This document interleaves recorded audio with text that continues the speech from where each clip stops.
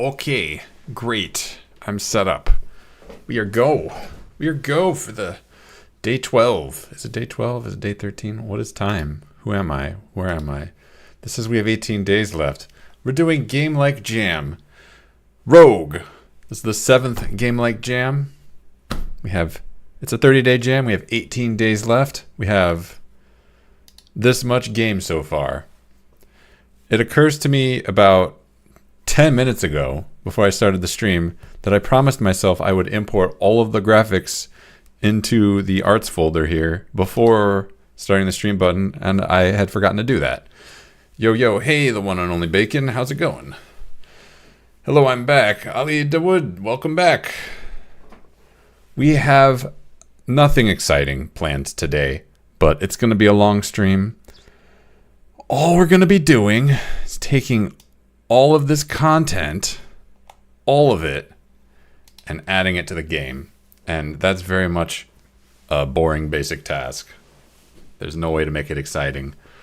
Pretty good, nice day 11 progress though, thanks. Unless you're talking about yourself, in which case, congrats. We need to add effects because a lot of the things that I've written down rely on effects existing and they don't exist yet. So I'm going to do that. And then I think that's the last thing to add. Then we can implement all mobs. Great.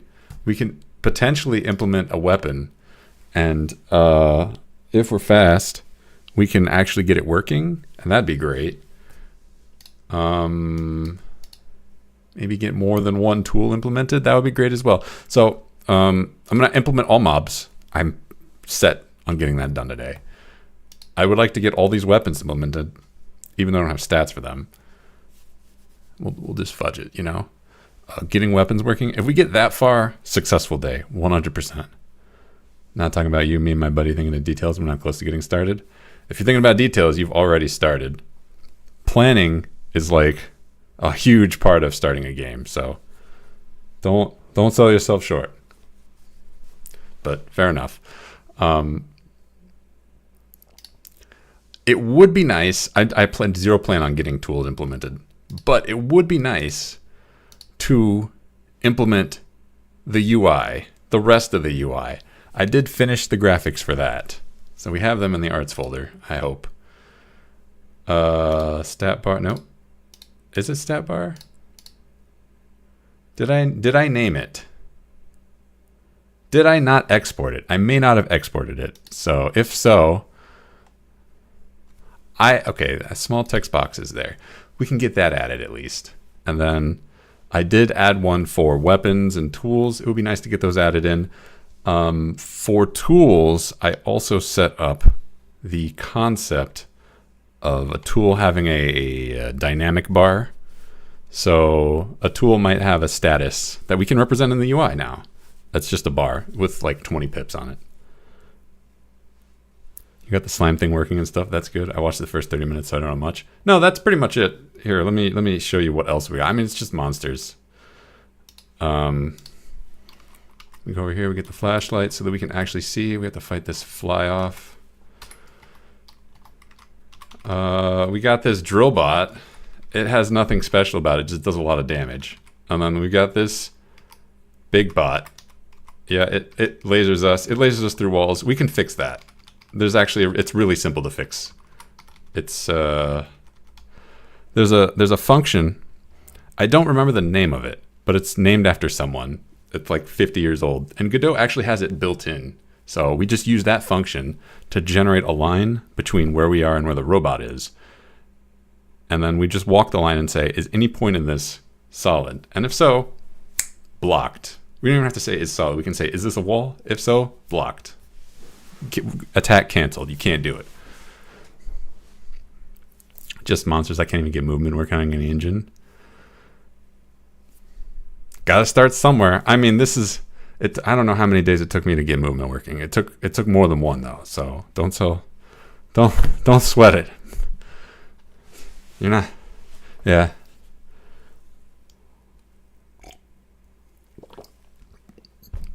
Anyway, before we proceed, let me check in checking in art. Let us implement effects. These are buffs and debuffs, and it actually took me a long time to think of the name for this thing. Create new effect. Are we calling it effect? No, I've already committed. Don't second guess. Just go. Effect. Extends. I don't care. It doesn't actually need to extend anything. Class name effect. What this is it's an ID. So an effect might be like poisoned. It might be like stunned. It might be like hasted. It's something. It's a flag. Var flag equals colon int. That's going to be an enum. We're going to go to our enums. We're going to add all the flags. This is also going to have a duration.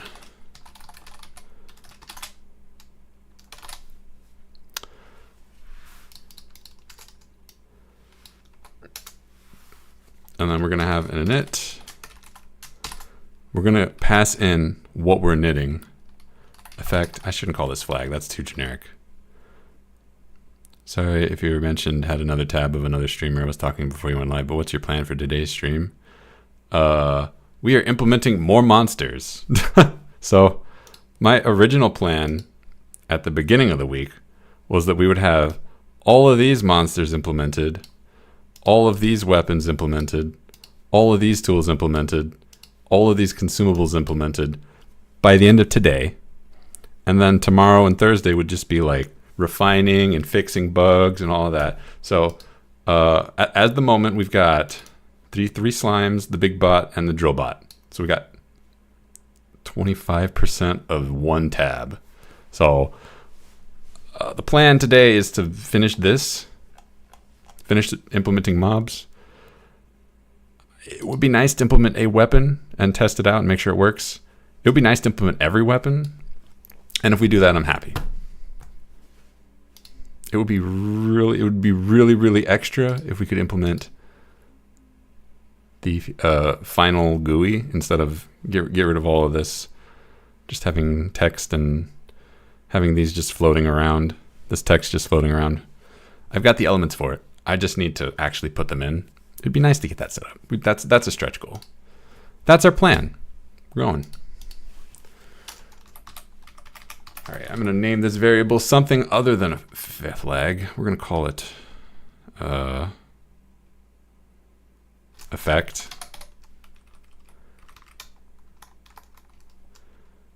Oh, I need to call this func. This is a function.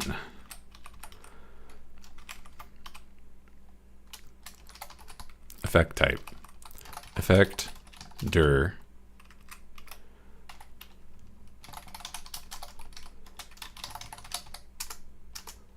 Duration equals dir. And then we want all functions to have a countdown function. Probably a better name for that.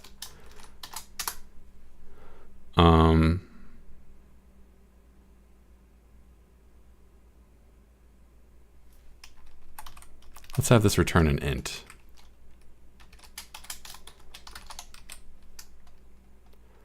Duration minus equals 1, return duration. The idea is, no. So the idea is that when this thing hits duration 0, it deletes itself. But in order for that to be true, this thing needs to know where it is. And yeah, I'm not confident about that. So maybe this is the function. This is the entire function. And then we go to our enums.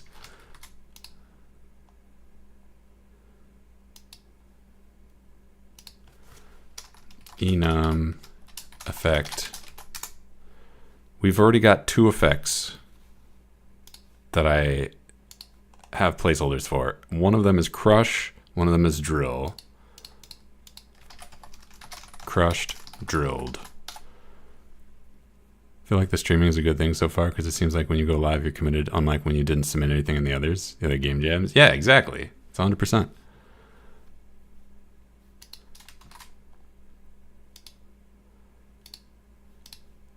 effects. Do we need helper functions?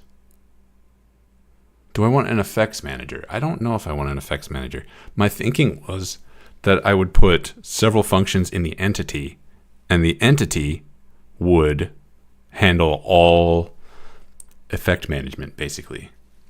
I would want, first of all, every entity. I think I already added this. Nope. So every entity has a list of effects. We've got effects. And then we're going to have some functions.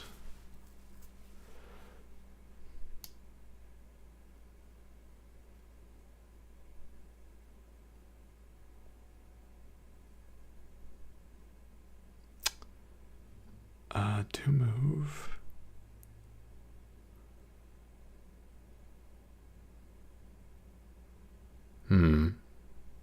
Notice there's this function here, take turn. Could I hook into that function somehow? So I want this to be, first of all, func add effect. Effect. Effect.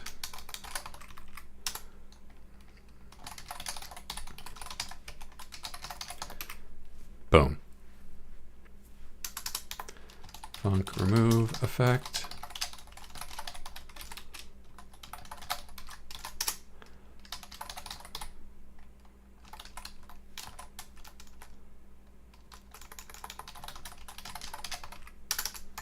Func has effect.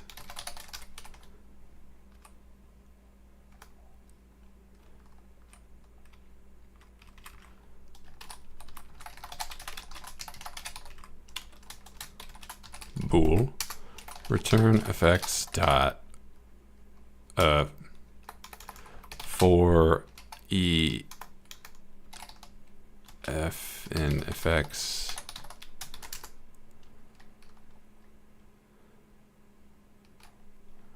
if effect dot effect type equals f dot effect type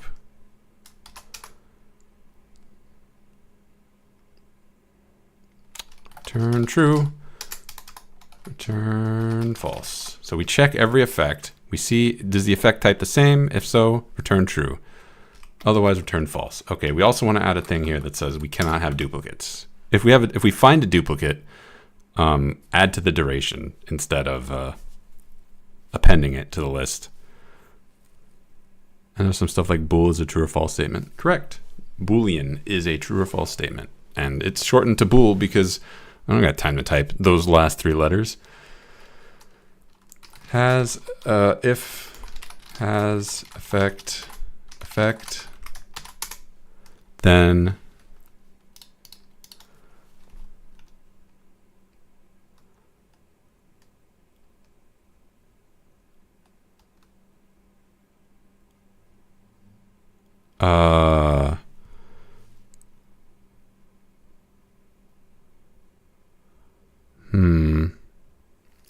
maybe instead of returning bool, we should actually return. No, I want has effect. Let's try func get effect. There's enough functions here that maybe I should have written an effects handler.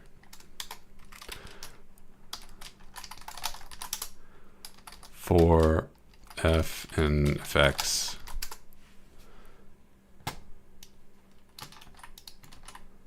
It's the same function, but we're returning the actual effect.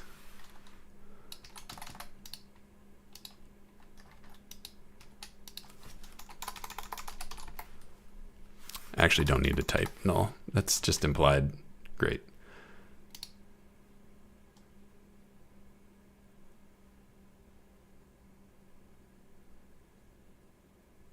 Oh, fair. Okay. If get effect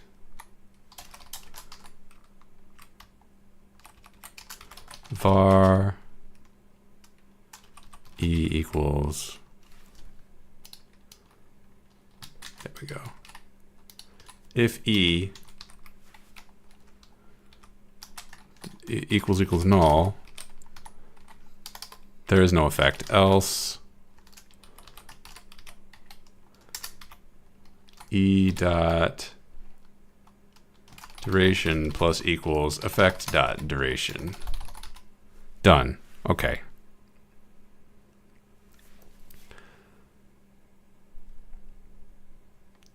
So the other functions I want to have are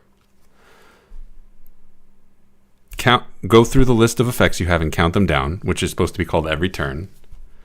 Func count down effects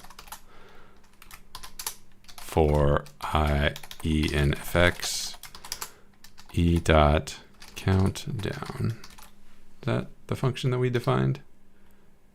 Yes. Var I equals if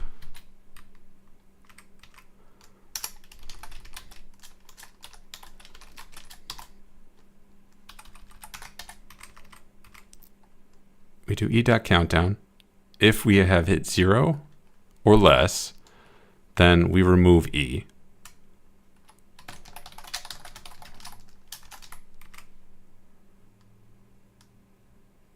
Oh, but we shouldn't do that in the middle of this for loop. Var to remove. What's that? To remove dot append e. And then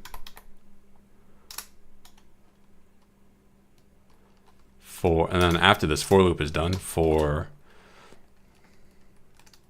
e in to remove from the effects thing.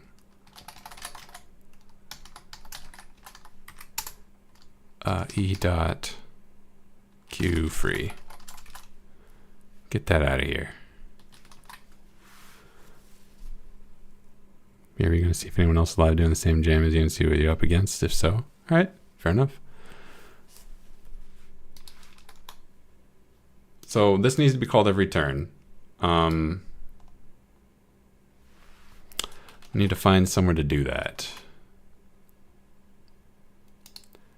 In the movement handler, player dot countdown effects. That counts it down for the player, but what about the mobs? Mob dot countdown effects. Cool, we did it. Now, that's it. We're done. We've implemented effects. All we have to do is create a new effect and all the placeholders, and it should work. There's no place in the UI to represent, you've gained an effect. Congrats, you were crushed.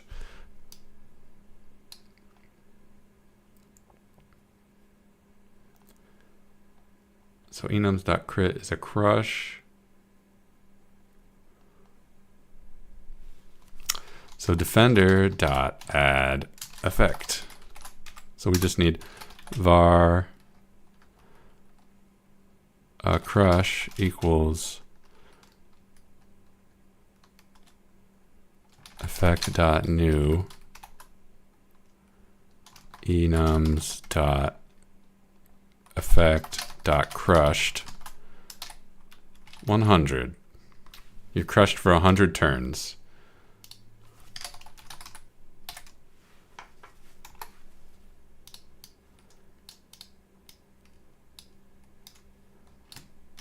And then we just do that over here. Drill.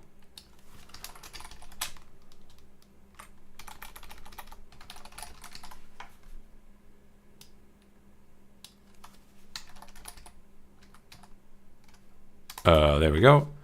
We do need to add a check for both of these effects now. So crushed targets cancel the first evade they roll. I'm just going to add this here. And then drilled targets take an additional crit every time they take damage. So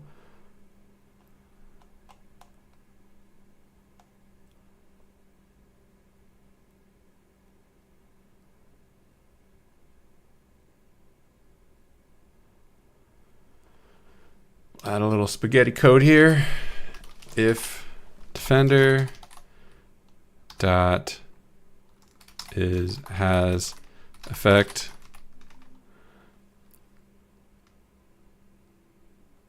oh, I shouldn't pass an effect here. I should pass the enum.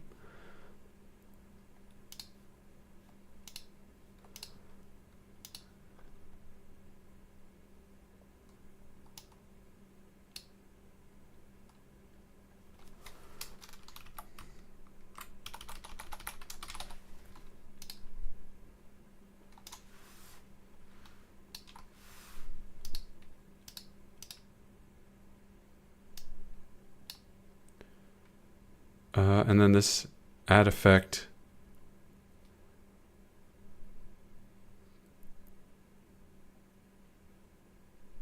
This get effect, that's fine. Maybe we should make this internal.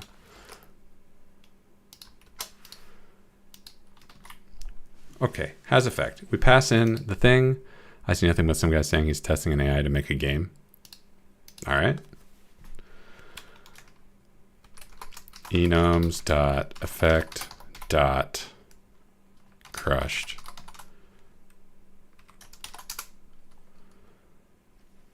We set a var that says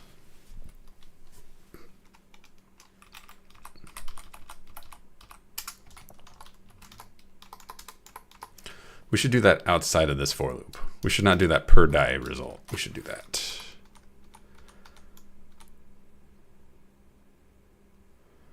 Maybe up here.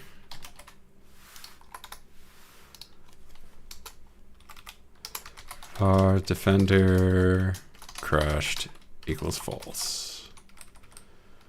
Defender crushed equals true. Hey, there's actually an easy way to do this.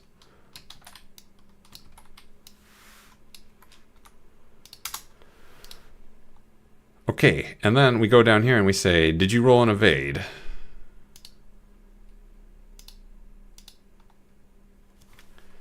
If crushed, defender crushed equals false, else elif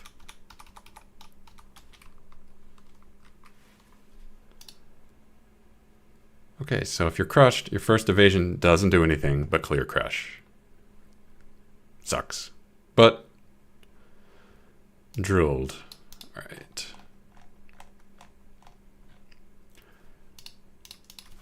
Var defender drilled equals defender dot has effect enums dot effect dot drilled.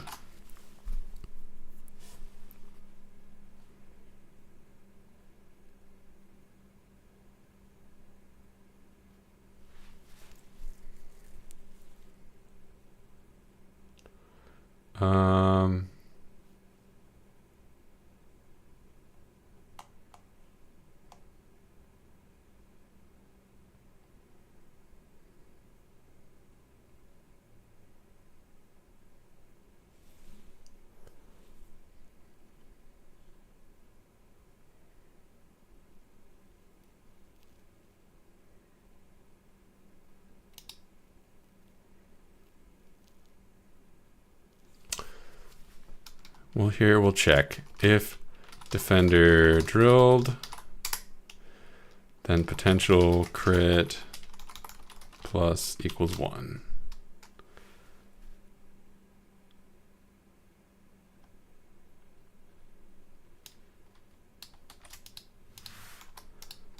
No, we'll do it outside of this check. So after the defender has rolled, if they're drilled, and potential crit is greater than 0, or potential damage is greater than 0.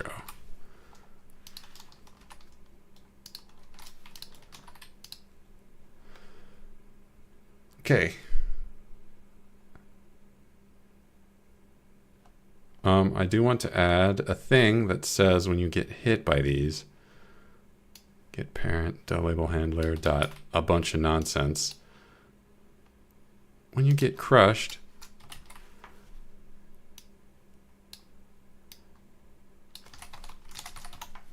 And when you get drilled, there's a message.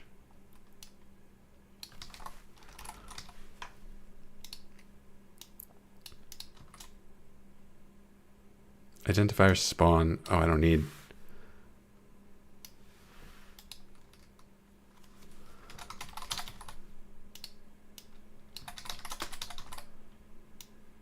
All right.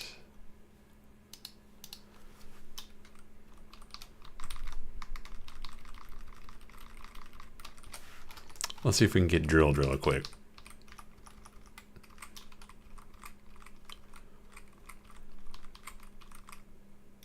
We got drilled. Oh, we're getting critted like crazy now. Yeah. Okay, so that definitely works. Can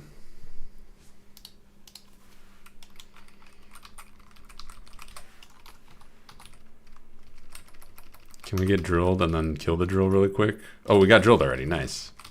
Kill the drill really quick. We should be drilled for like 1,000,000 turns. All right. This should crush us. There it is. Oh, and the spawn, the slime should just be spawning like crazy. Yeah. Okay, yeah. Okay. Yeah.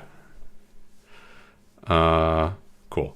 We're going to say that works. That is all we need to do. Okay, added effects.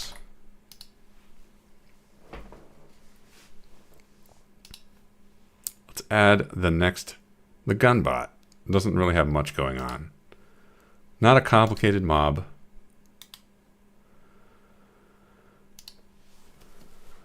Gun bot. It's got a gun.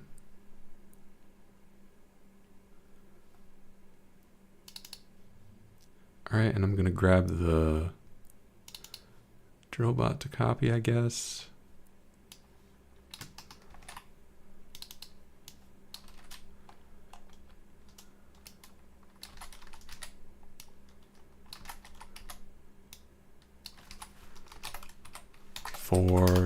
What was the 4-2 range attack 4? I should have grabbed the big robot to copy, because what is it called? Attack range. Oh, and I named it. Okay, it's fine. Everything's sloppy. It's fine. Gun range 4. And your special thing is you have a better attack die.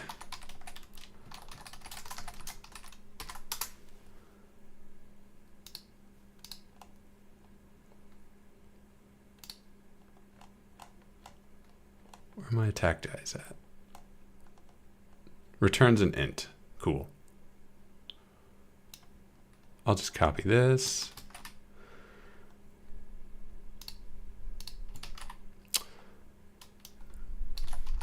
I think the gunbot had 3 frames, but let me check.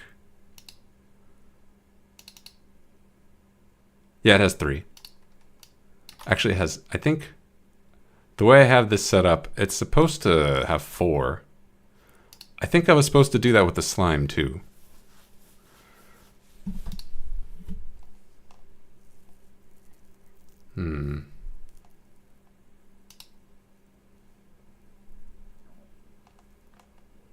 Where is the animate function? Where did I write that? Here it is. Res string h frame num. Number of columns in your sheet.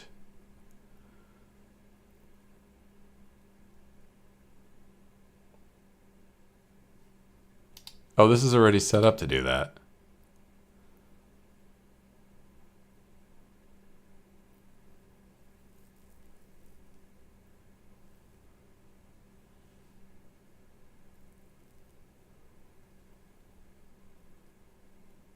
Doesn't that ruin the ones with only 2? Doesn't that ruin the big robot animation? Because this whole line of code adds all of the sprites in order. And then this one grabs the second one and it adds it again at the very end of this list. So that means the drill bot has 3 frames. It does the second one twice. Maybe I should add conditional code there that says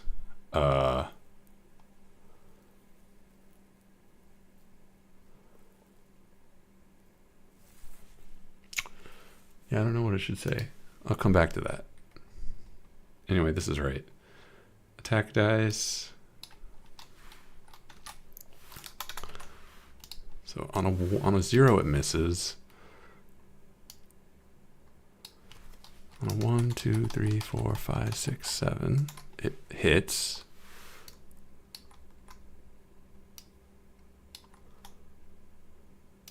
On an 8 and a 9 it crits.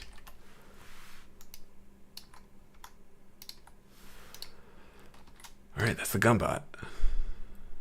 Let's actually add this to the level, and then let's see how it looks.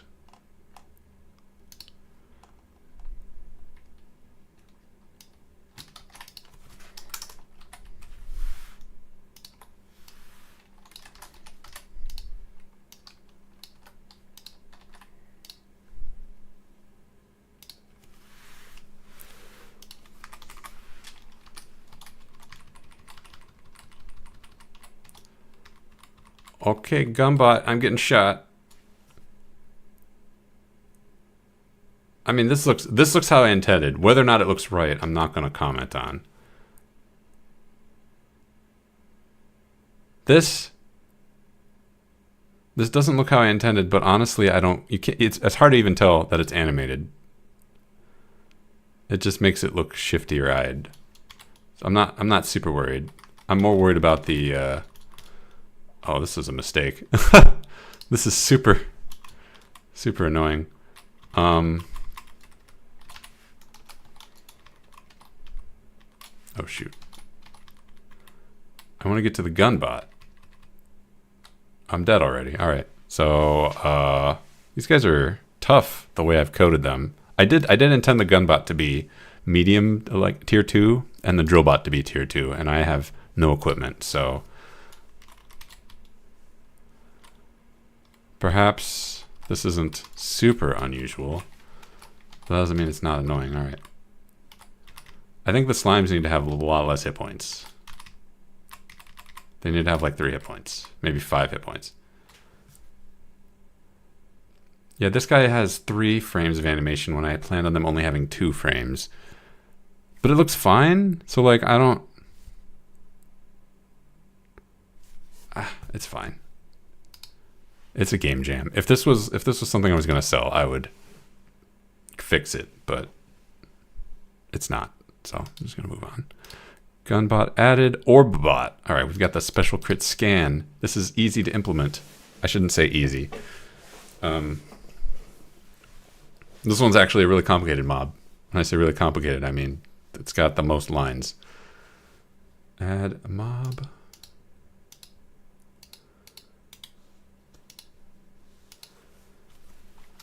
Orbbot. It's going to be very similar to the slimes, though, because all it does is spawn mobs on its crit. Okay. Let me grab the slime, since that is the thing that resembles.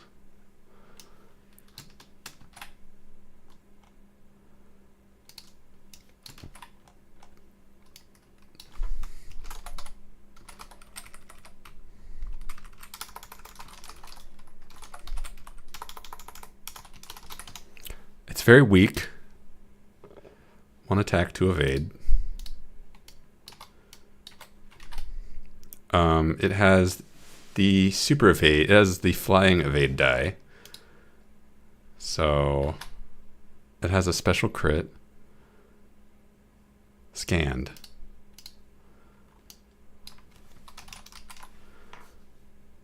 Go to the enums. We got to add that. Just kidding. I already have it. Good job, me. I'm the best. Those are done. We need to add the evade dies. Let me grab that from, I think the big bot has. Yeah.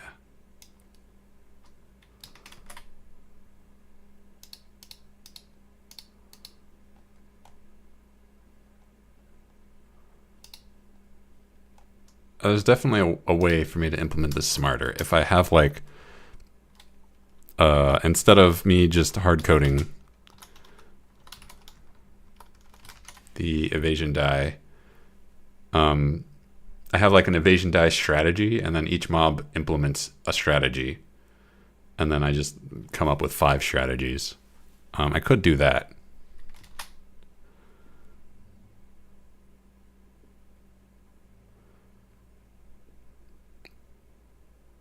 Let's see, super evade on. Okay, so this is a 5. So on 5, super evade. And I think we've already implemented that. On 4, evade. On 3, evade range. So it dodges if ranged. And then on 0, 1, and 2, turn enums.evasion.miss. Okay, that should be it. We just have to implement the scan crit now. Oh, he has a weaker attack die. Okay. Yeah, this thing does less damage. Or I shouldn't say it does less damage, but it crits more.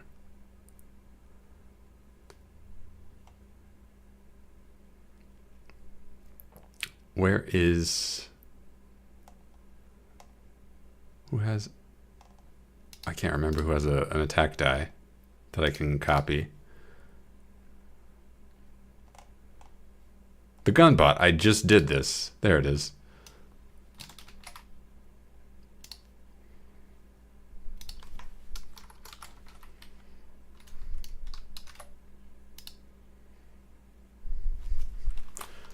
One, 2, 3, 4, 5. Okay, there we go. Orb bot.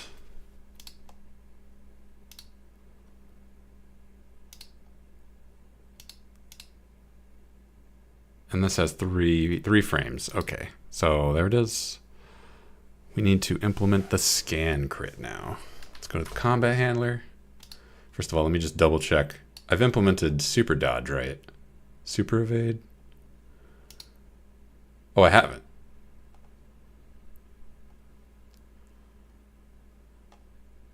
Why don't I just implement that right now?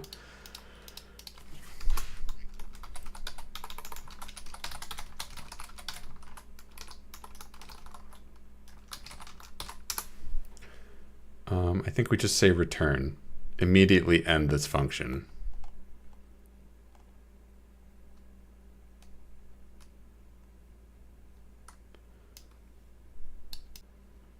OBS says I'm offline. Oh, it says I'm back now. Nope, I'm off. Hello? Come back?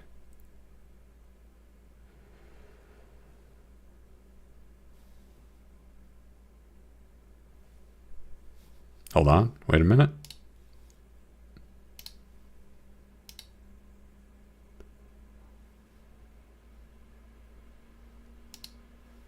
Yeah, okay, Twitch says I'm offline, but if I look at YouTube, yeah, YouTube, I'm still online for YouTube. What the heck? Go to the YouTube, it's still up. Well, how can I be down for one but up for the other? What is happening? Ugh. Well, I can't end this stream without, I can't like toggle Twitch without killing the YouTube stream because this is dumb. But, I mean, yeah, I'll just toggle the stream. Be right back.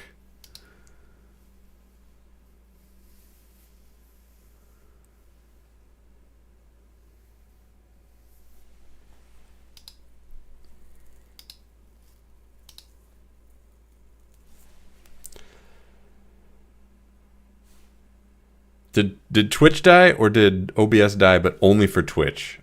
That's what I want to know. Because it does not make sense that Twitch would die, but YouTube would be fine. Anyway, let's keep going. We've got this attacker fully dodged, defender.entity name.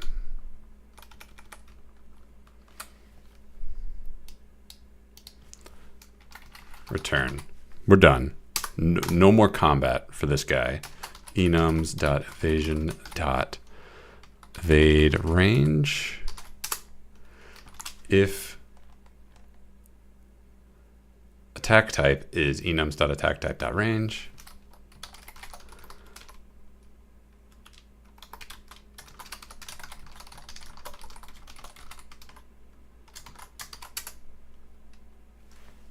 Potential damage minus. I'll just copy this.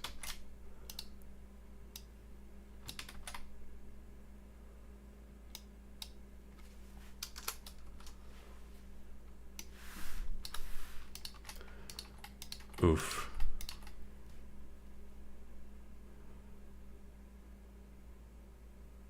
I love copy pasting code. That's a sign that I should move this into a function, but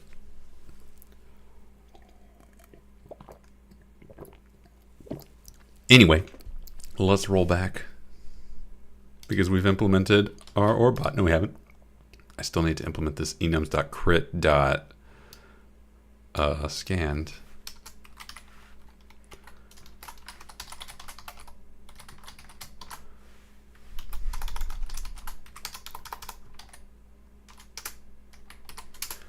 Var scan equals effect dot new enums dot effect dot scanned 10.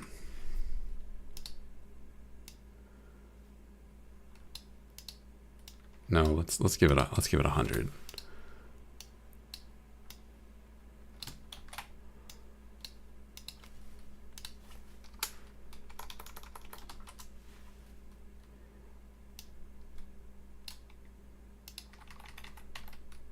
Scan.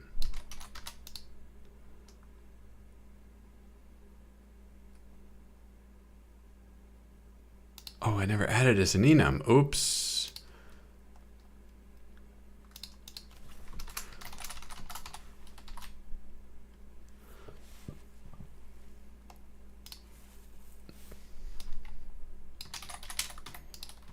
Okay, what does scanned do? We'll come back to that. Let's add this guy to the level and see him in action.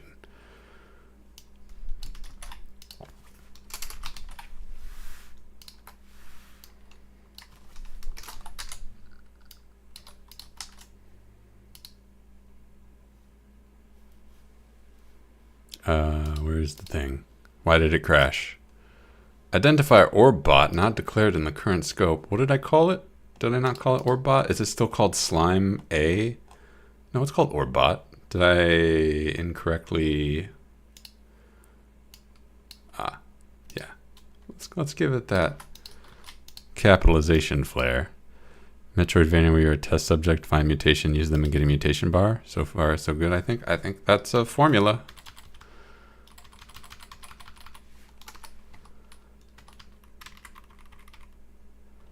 Oh, we're getting chased by an orb bot. Scout orb. Come on. I'm getting zapped. I feel like this guy should have a range attack. But maybe that's annoying. Okay, so now we're scouted. So scouted means that there's like a 1% chance every time you move that you spawn a hostile. What did I write down? I think it's a swarm bot is what I planned, but we haven't implemented that yet, so we'll come back.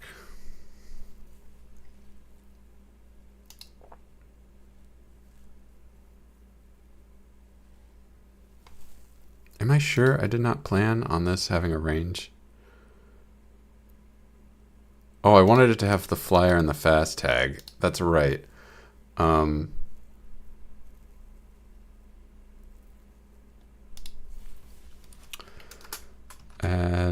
effect.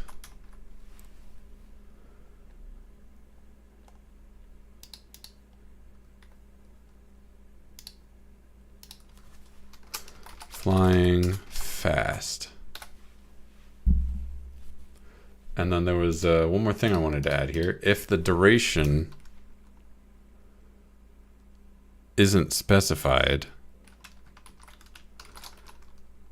999999999. What's max int in Godot?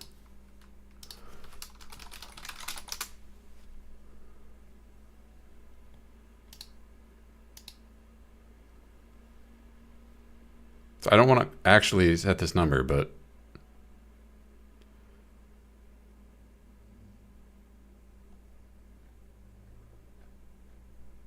I'll do it. I was hoping there'd be a constant preset.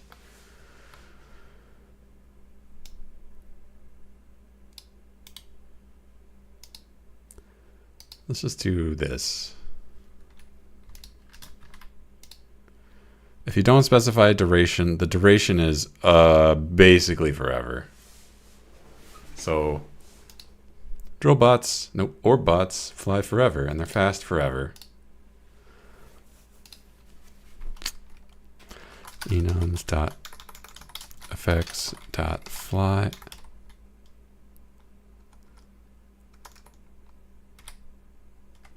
Flying.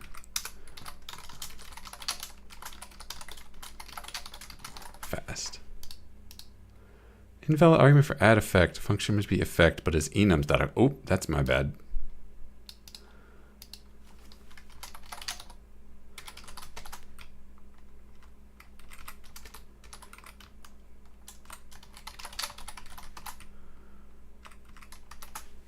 Can't just give it an enum. We have to give it an effect because that has the duration attached to it. The duration that we're not using. Okay. Here we go. What do these do? Don't worry about it. I'm worried about it, but I'm, you know, work in progress. Robo Slime is next.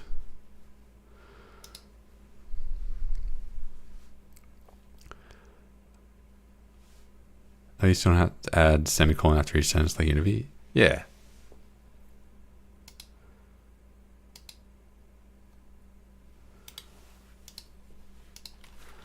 Robo Slime.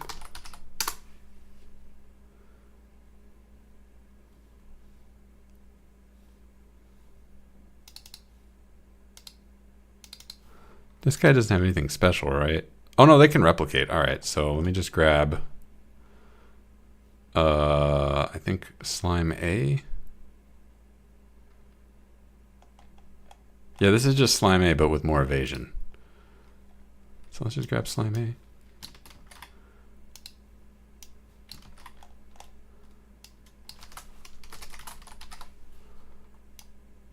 Did I add that to the art? I did. Could take you hours to figure out what to do, and then turns out you forgot a semicolon and you wasted so much time. Well, hopefully the compiler will tell you when you're missing a semicolon. That's theoretically the compiler's job. Okay, that's it.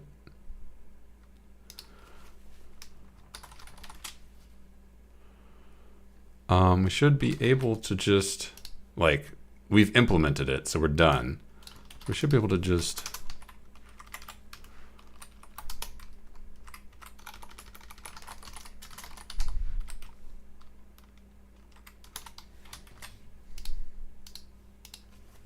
no clue, didn't pay much attention to it. Fair enough.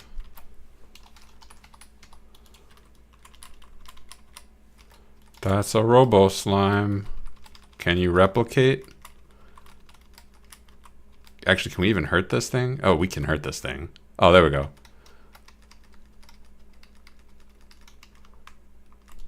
All right, can we do we stand a chance?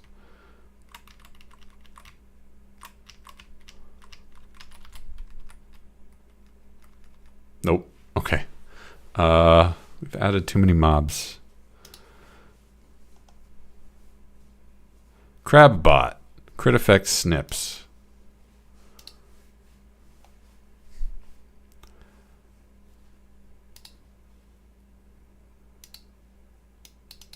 Hold on. Did I add the art for that? I think that's, no, I have Crabbot. Mobs.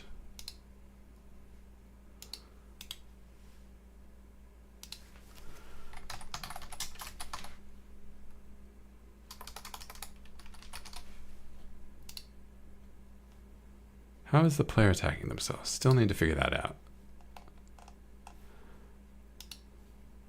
And this guy's just like the Slime A, which I think I already have on my clipboard. Nope.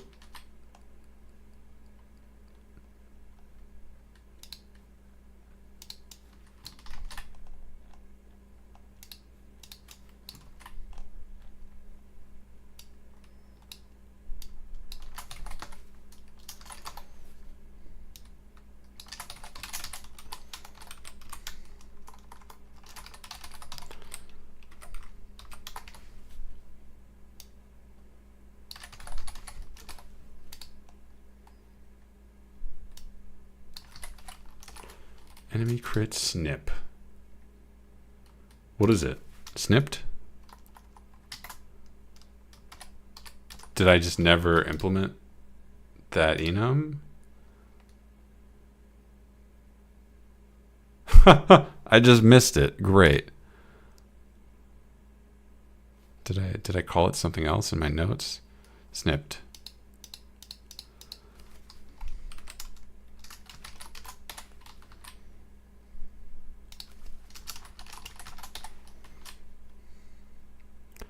In my opinion, I feel like adding more mobs later would be a smart move, but in this case it doesn't really matter. But you're defenseless, so yeah, you don't stand a chance yet. I mean, this is just one of those things you gotta do. I looked up adding mobs via JSON and just like defining things via JSON, and it's just as fragile and not necessarily a time save. It's a time save if you're going to be importing JSON from someone else, but like the way I'm doing it is not ideal. It's kind of messy, but it gets the job done, and it has to be done at some point. So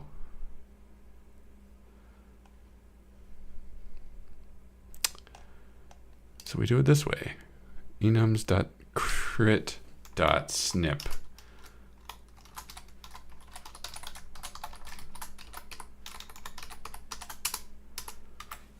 I think we need to add the enum effect snipped. Oh, I did it already. It's messy, but here's the thing. This could be your actual first game you add in the jam. Yeah.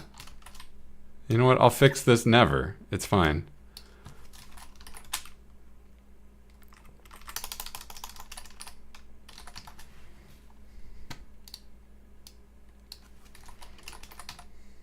Snip. Okay. That can't be the verb. Lacerated.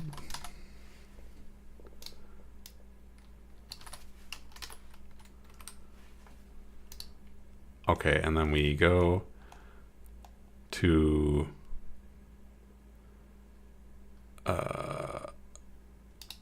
here. If I should do a check here. Var defender snipped.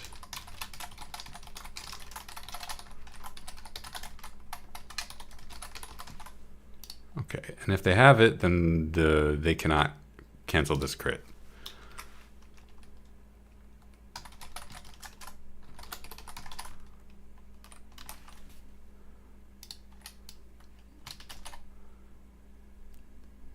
And then we have to do that down here too, because that's a problem that we've made for ourselves. Okay, implemented. Did I spawn the crab bot? I don't think I did. And I think I've spawned too many things. So let's comment most of these out.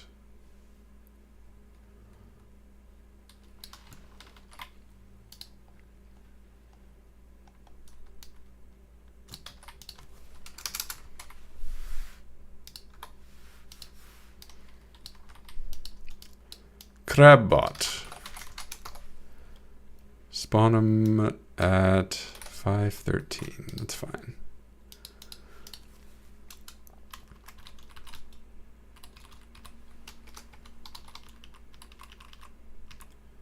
One, two. Okay, I need to get pinched. Okay.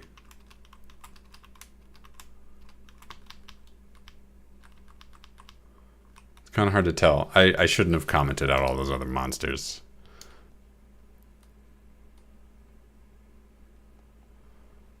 I'm gonna assume it works. It's not complicated code.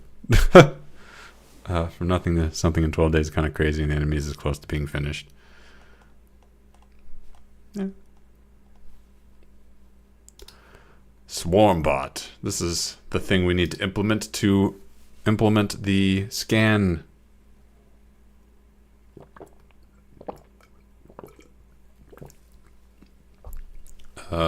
Effect. Okay.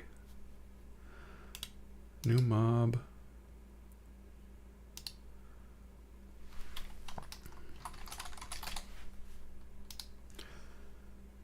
Swarmbot. Let's take our, I think these guys are like really small. Oh, they have a ranged attack? I gave them a ranged attack? Ooh. I feel like that belongs on the orb bot. Past me, I don't know. I don't trust me, but I'm going to do it. We're going to, balancing happens at the very end. So all of these stats, just trust the process. Cool. This isn't what I'm supposed to copy. This is what I'm supposed to copy. Go to the swarm bot.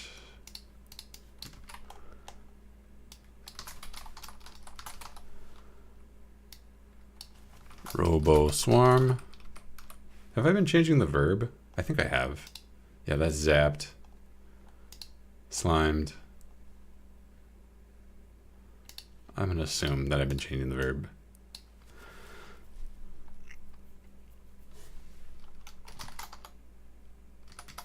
Lasered. Swarmbot.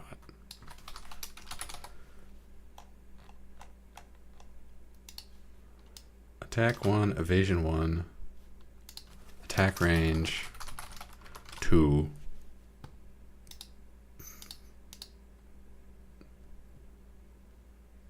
Oh, Swarmbots.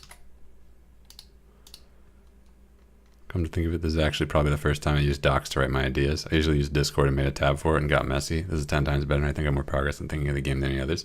Oh yeah, write things down in a doc is highly advantageous. Would recommend. There's actually only 2 Swarmbot textures. Okay, that's fine.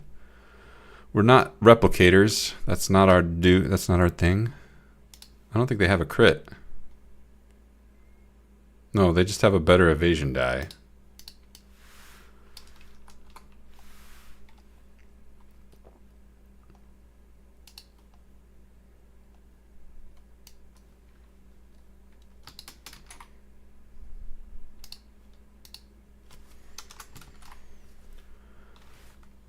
Okay, so they have a better evasion die, so they only miss on a 1. Or they only miss that. 1, 2 is an evade. 3, 4, 5 is a scatter.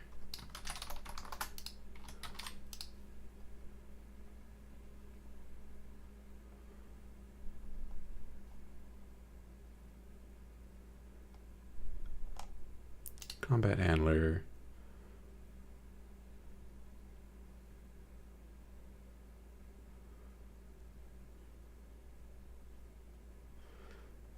Enums dot scatter.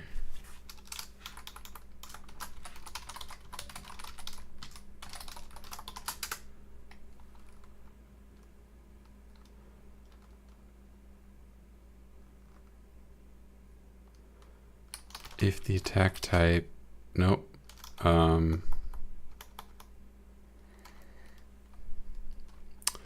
If potential damage is greater than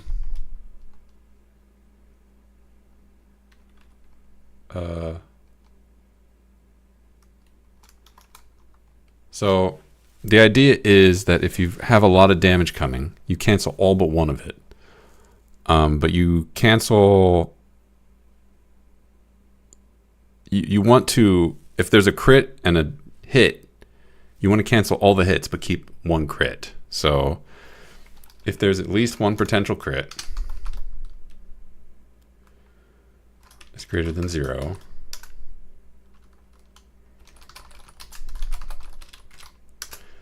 Potential damage equals 0. If potential, else if damage is greater than 1, potential damage equals 1. Okay.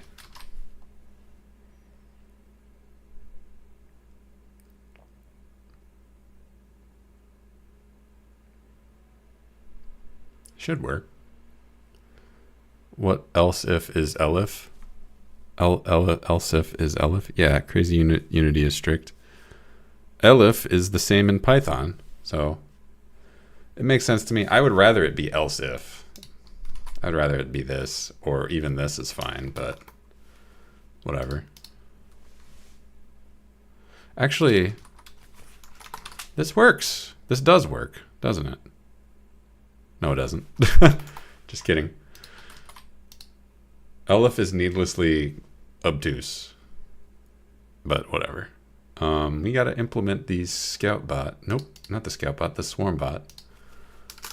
Mob equals swarm bot dot new mob dot position. Oh, why am I typing?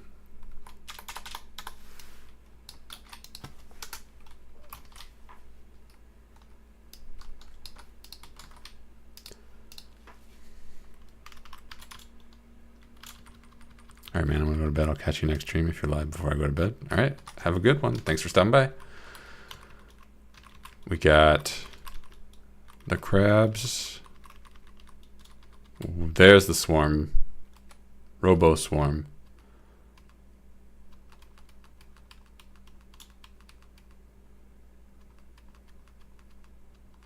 It's really hard for me to tell if that's working when my attack is 1. So I can't. They can scatter, but I'm doing 1 damage anyway. So let me give myself more damage. Let me open the player. Player. Oh, I have 2 attack. My bad. What if I have 10 attack?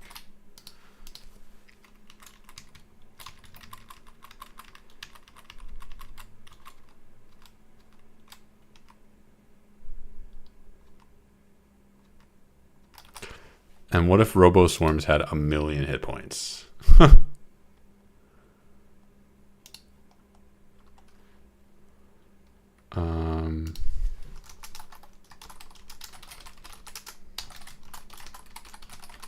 Just for testing purposes. Okay, statistically, I should not be hitting them for 1 that often, so player punch for 1 damage, for 2 damage. For 5 damage.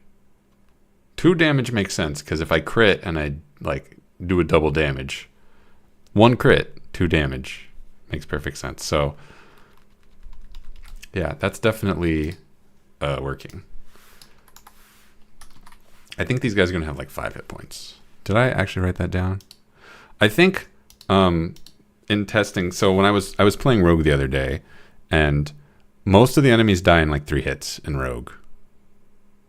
So I think I need to scale all the hit points of everything down to make the gameplay a little faster. But again, balance will happen later. Did I really not set my evasion to 2?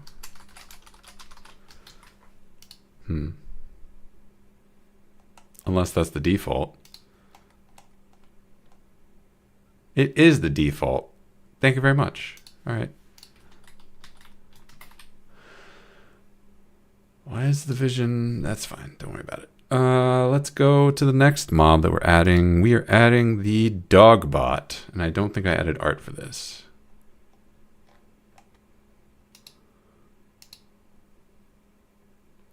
Nope.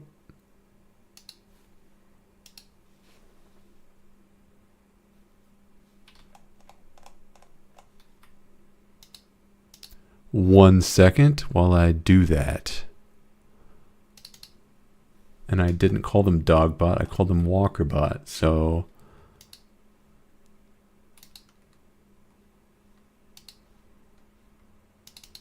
so be it. And then we make the script.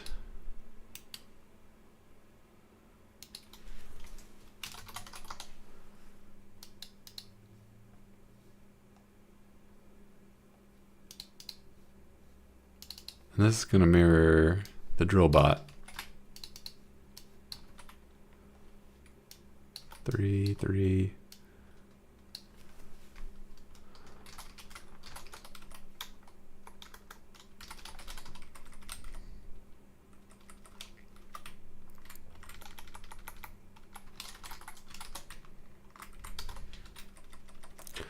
And their special effect is kick. Oh, they have the fast tag too. Okay, I gotta get that in. Add effect, new effect dot new enums dot effect dot fast.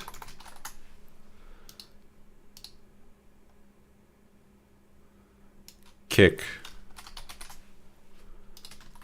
And then we go to the combat handler and we say when you get kicked, you get pushed back a square.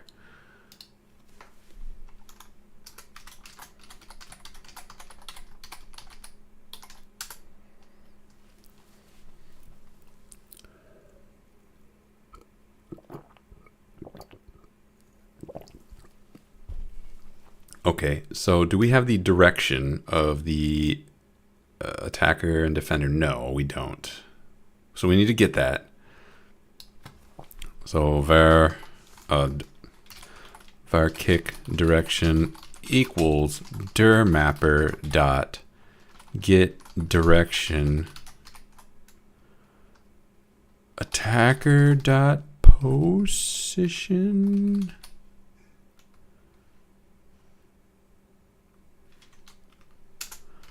Our attacker loc equals dir mapper, nope, grid mapper dot pixel to grid attacker dot position. Unless this is something that this already accounts for, it does not. Okay, cool.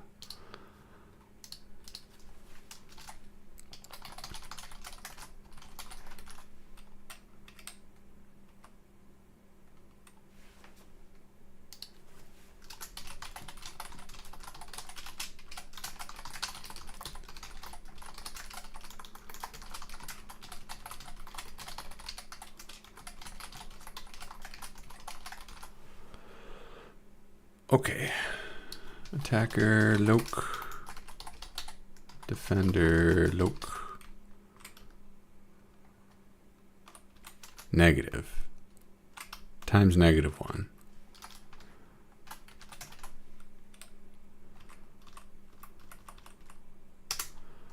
Okay, all we have to do now is grab the A star map. Var A star map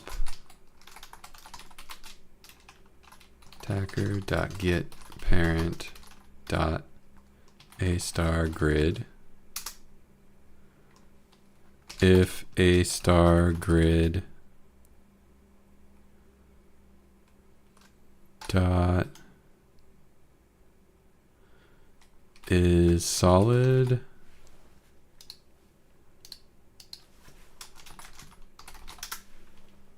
That's not the function. What is it? Shoot.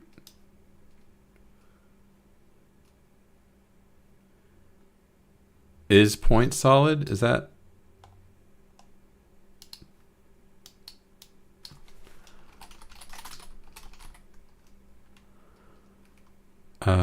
Defender loc plus kick direction. If it's solid, do an additional damage to the defender.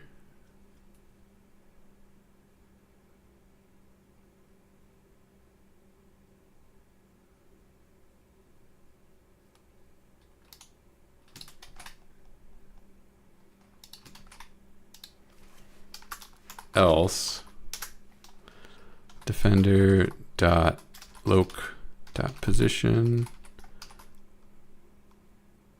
Did I have a move function? Oh, so many things I should have done.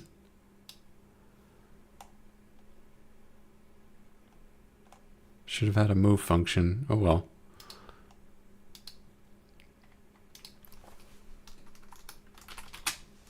Equals defender.position equals grid mapper dot pixel to grid Am I sure I don't have a move function? Movement handler, do move.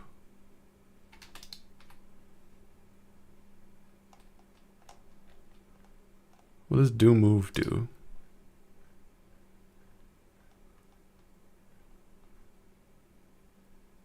Well, I can't rely on it. Oh, wait. No, I can.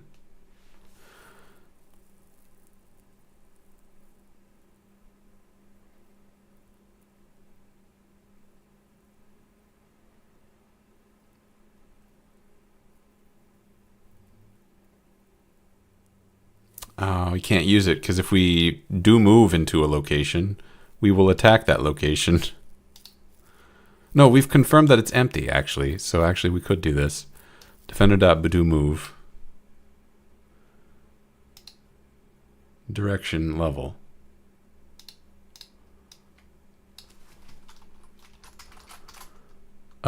Kick direction. Defender.get parent. So does that work? Are we going to get kicked around if we spawn a dog bot?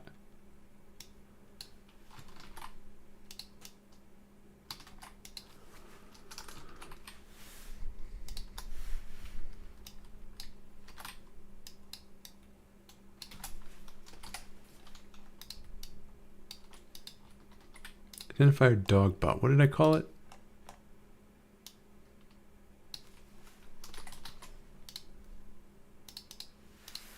Let's get kicked.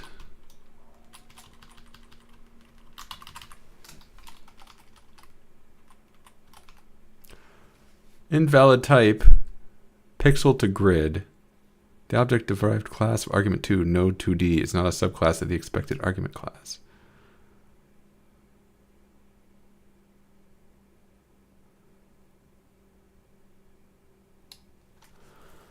All right. Well, what we could do instead is get parent.level. All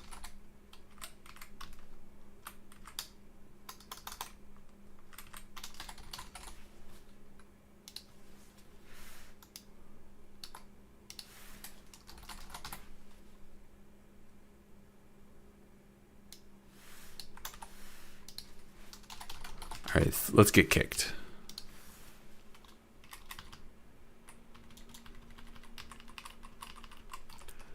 Oh, oh, oh, oh, oh, oh, oh, oh, oh, oh, oh, oh, oh, oh, oh. Am I going to get kicked?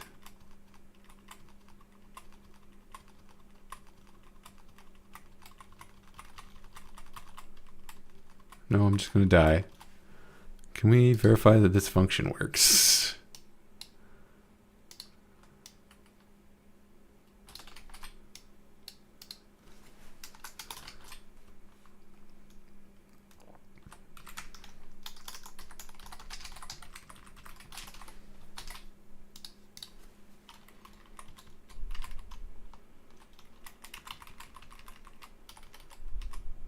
Oh, I'm getting kicked.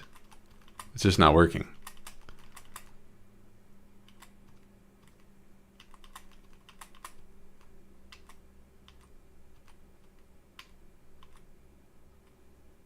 Do I look kicked away? I do not. Are we calling this function?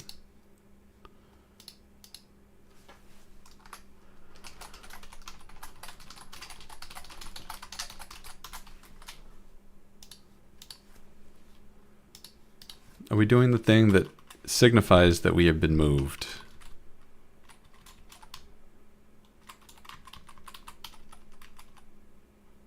Nope.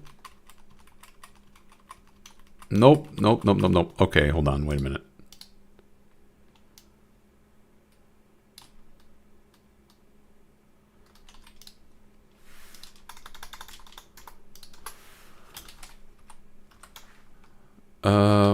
What point are we checking?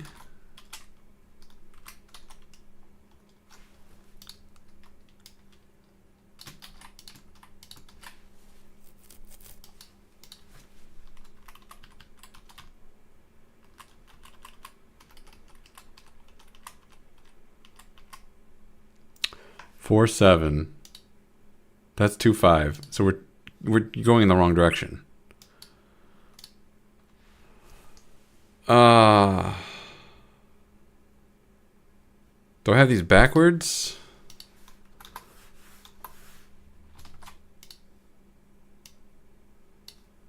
Oh, I have them backwards. Okay.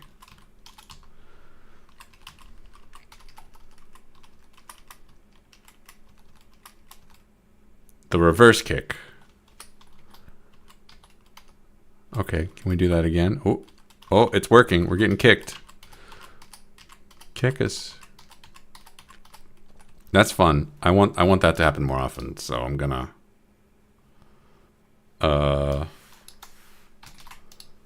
executive decision that happens more often. 1, 2, 3.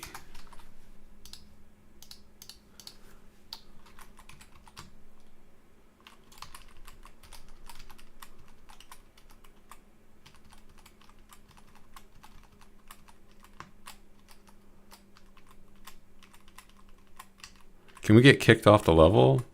Yeah, we can. Cool, great. We can get kicked in the items and be forced to pick them up. Oh. Oh, that's... Alright, I like this. Hold on, I want to fight one more. Alright, cool. But next mob. Oh boy. We've got the butterfly.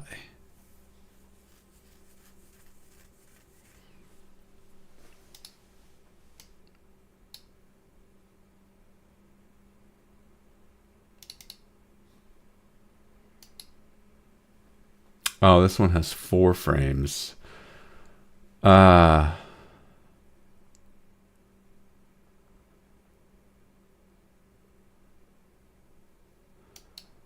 Okay, so export the image there, add the script here. A beautiful butterfly. It's hostile, don't ask why.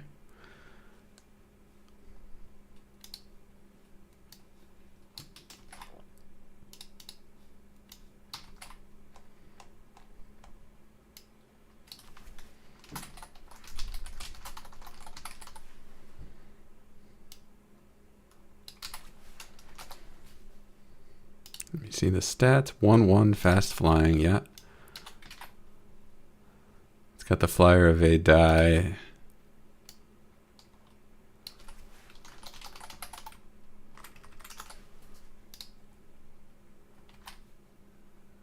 It shouldn't have a weaker attack die.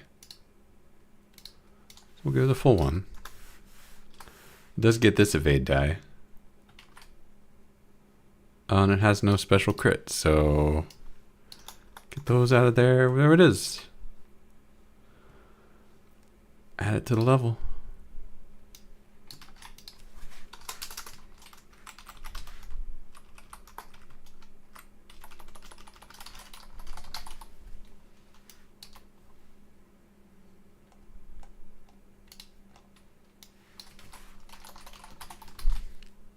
The animation's gonna be wrong. Hey. Can't wait to fight this kicker.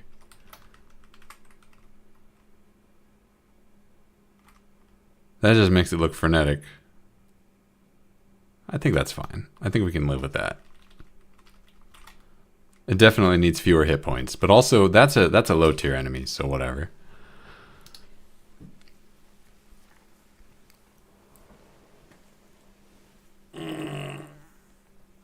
Oh, I need my coding cap. There we go. A little more snug now. Next. Crab. Can't evade crits, so we're just going to take the Robo Crab. It's just the worst Robo Crab.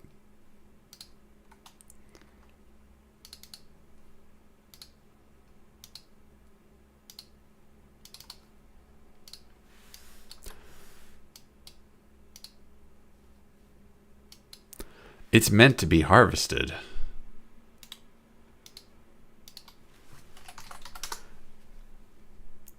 On some level, every enemy that we're making is meant to die. That is its purpose. So we shouldn't feel too weird that we've made a really sad sack here. Grab.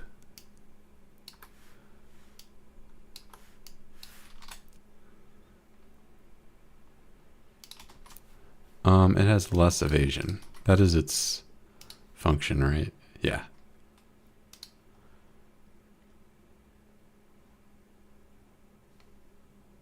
Add crab.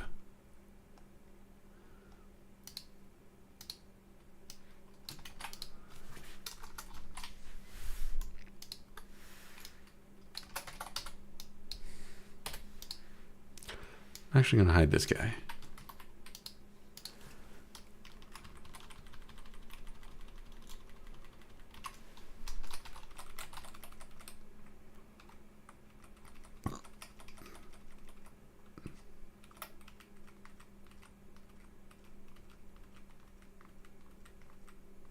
Cool. Simple. Low tier enemy.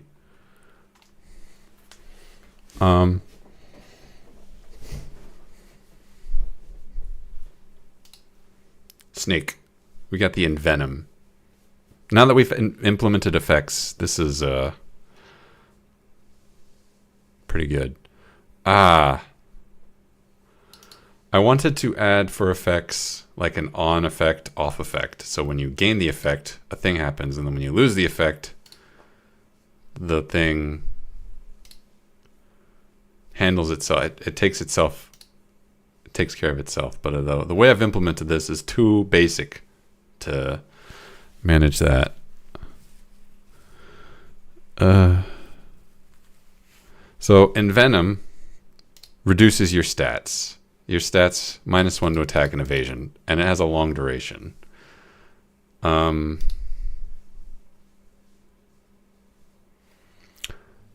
right, let's just get it over with. Snake.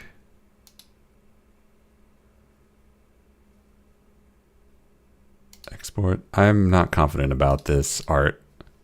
I'm especially not confident about this art. I'm not confident about any of my art, but I'm gonna be really upset if I spend all this time coding and then decide I'm not gonna keep the snake because of the art. But the chance of that is not low. Snake. What enemy is this most like? Grabbot.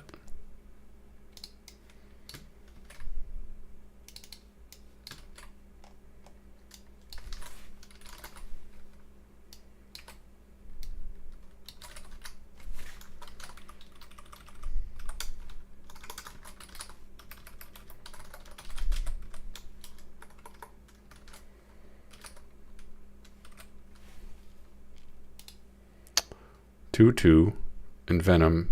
This has a special evasion die.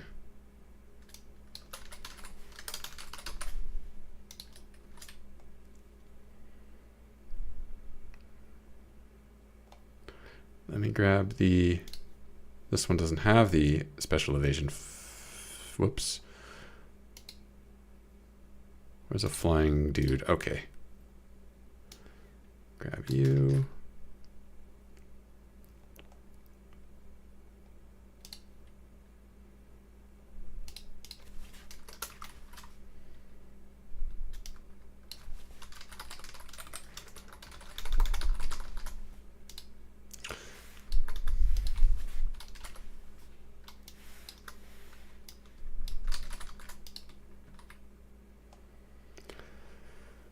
Okay, and we go into our combat mapper, combat hamburger, just blah.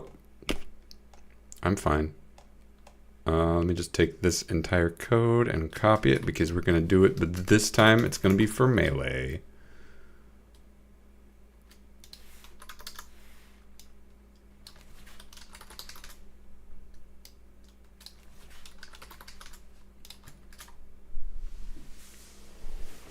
Great. Snake. How you doing?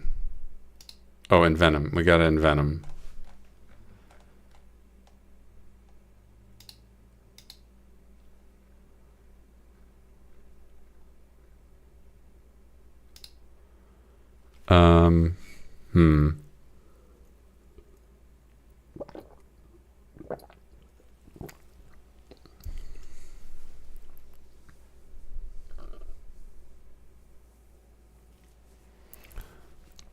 We could have it to where the combat handler says,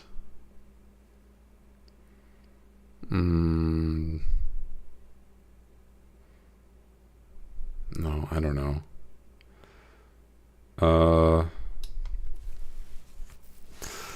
Enums.crit.envenom.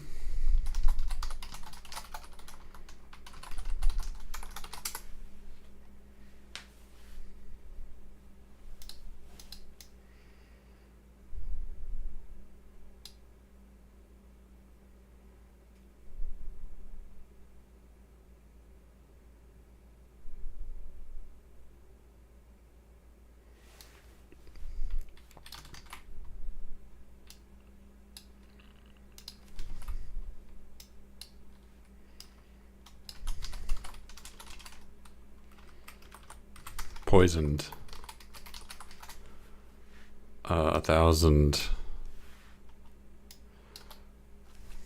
2,500 turns.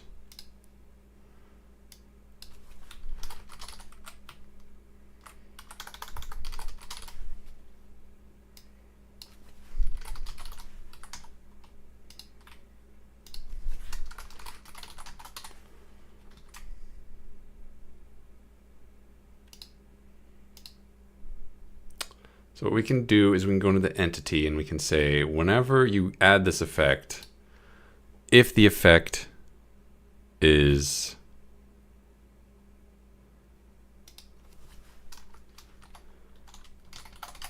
dot effect type equals enums dot effect dot poisoned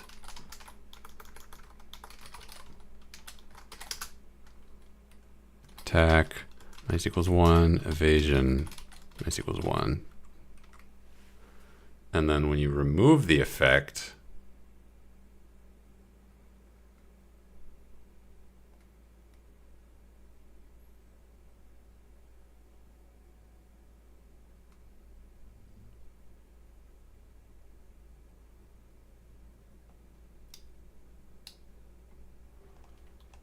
this should be calling the remove effect function.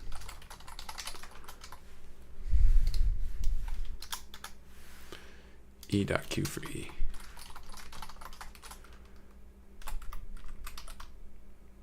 Effect.QFree.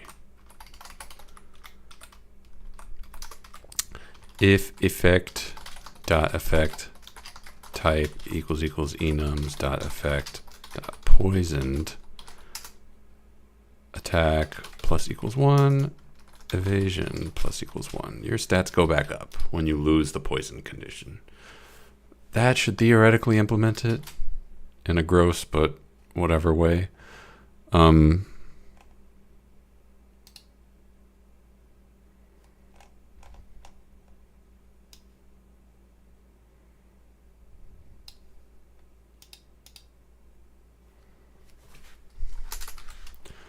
Print attacker num of dice equals attacker dot attack. Print attacker num evasion equals attacker dot evasion. Just to see it in action. Add mob snake.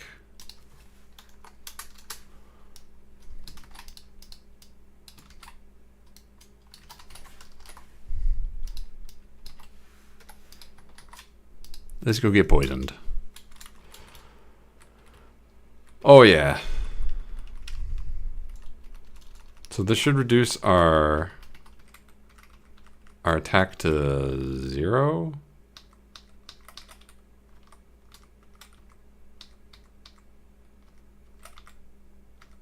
Yeah, okay, I see that our stats have been dropped to 1.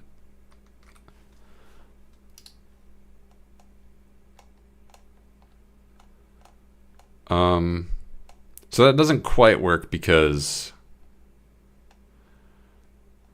I expect weapons are going to adjust that. So I actually don't want to do the way that I did it. I want to move it into the handler. I do want to move it into the handler. So let me undo all the work that I just did. Entity. Get that out of here. Get this out of here. Okay, so what we're going to do is go to the combat handler. So instead of directly var attacker die num die attacker dot attack. How did I do that? Var defender num die equals defender dot evasion.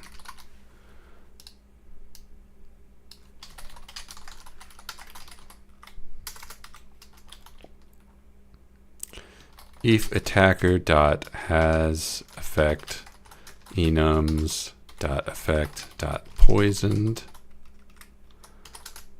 attacker num die minus equals 1. If defender num die equals defender dot evasion. That's not the thing. Has effect enums dot effect dot poisoned.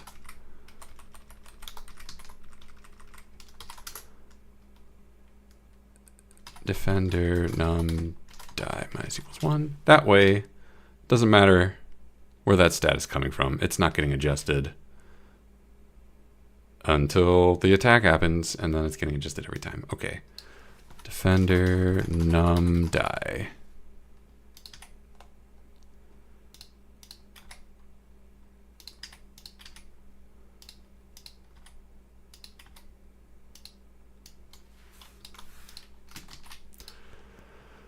There we go. I'm just going to assume that works, but just in case it doesn't, I'm going to pretend like I'm testing it, but not really test it. You know, I'm actually just playing the game.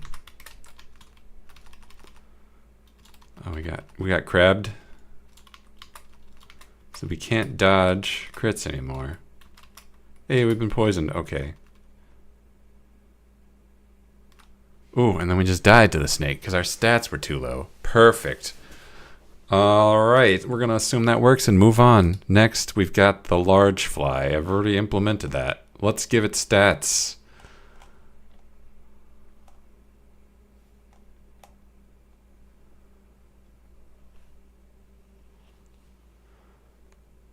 Green fly.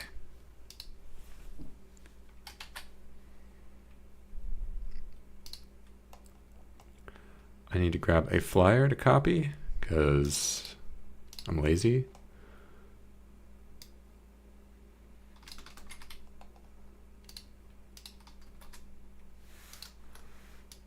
Okay, we don't need this. We'll give it that. Go back to the orb bot. We're going to give it the same attack die. We're going to give it this evasion die, though.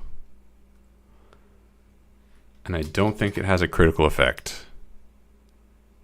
Nope. It's just hard to shoot.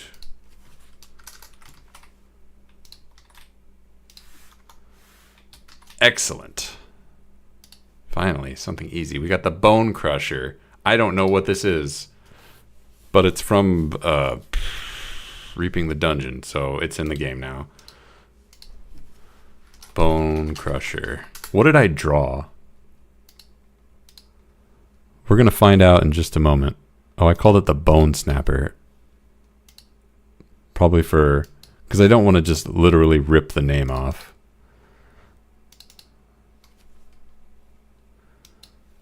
Call it the Bone Snapper, that's fine. Rename.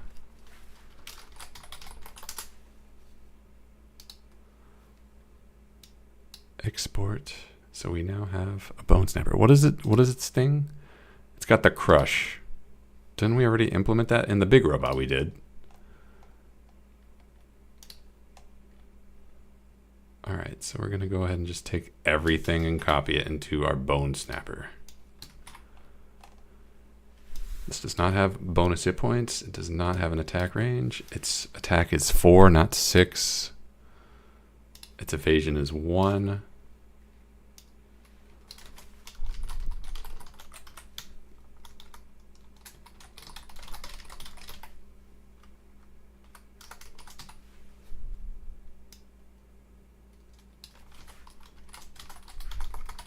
One word. Bone snapper. It has 3 frames. I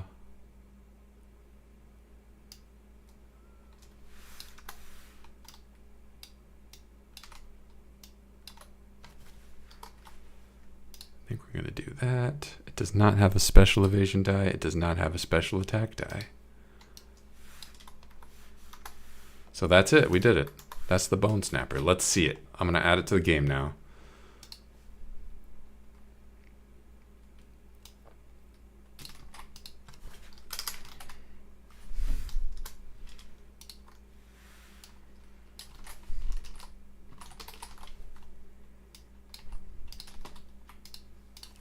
We have to fight our way through the mob of, well, tiny animals. There it is. Can you explain what that creature is? It's a bone snapper.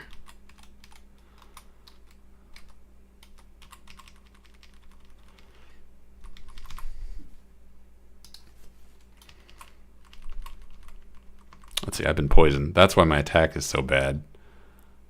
No, my bones. Okay. Enough memes.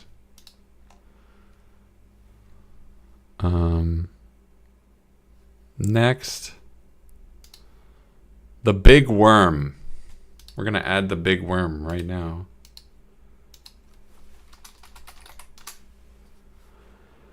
What's this guy? He's got the block evasion. And the special crit overwhelm and lots of hit points. All right, let's go ahead and export the big worm.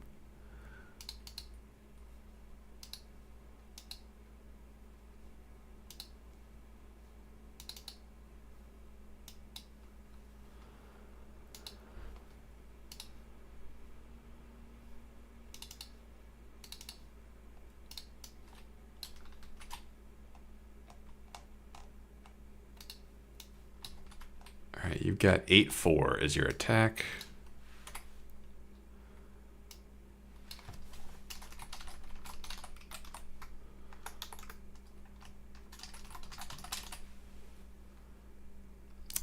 You don't have an attack range.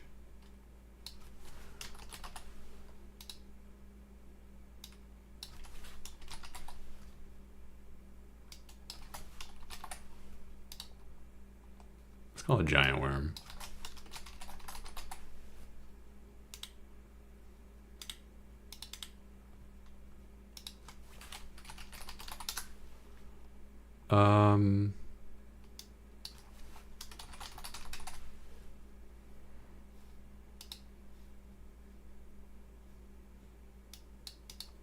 I think we can just reuse this die. That's totally fine. I didn't actually write it has a special evasion, improved evasion die, but that's implied. We need to implement overwhelm, which is very easy to implement because it's just two regular crits. Enemies.crit overwhelm in our enums. Oh, I already did it. Excellent.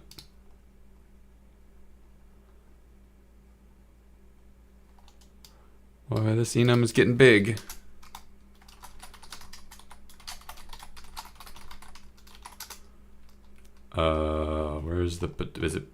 Here it is. Potential damage plus equals 3.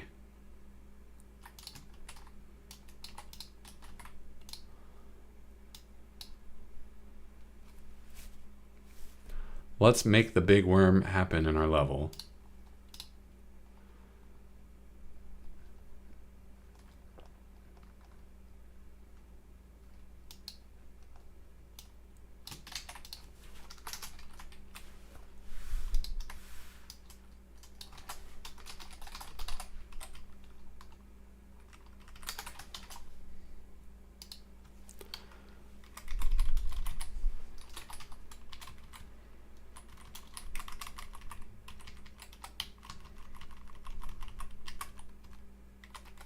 We're gonna fight through the stuff that I didn't disable. All right, we got the bone snapper who's gonna snap our bones. I don't want to get poisoned, so I'm actually gonna run away from this guy.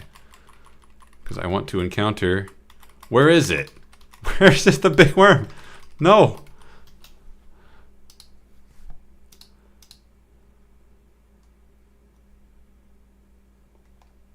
Oh my goodness.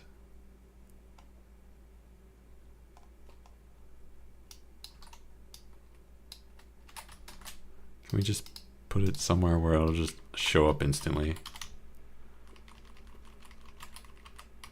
That's not a worm. Ugh.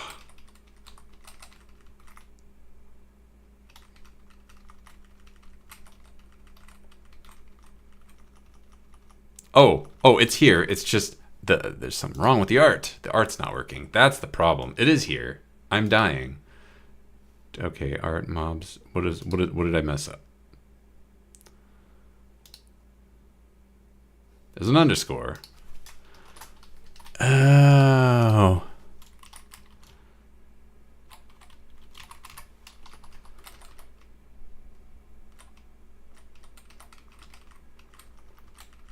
Hello.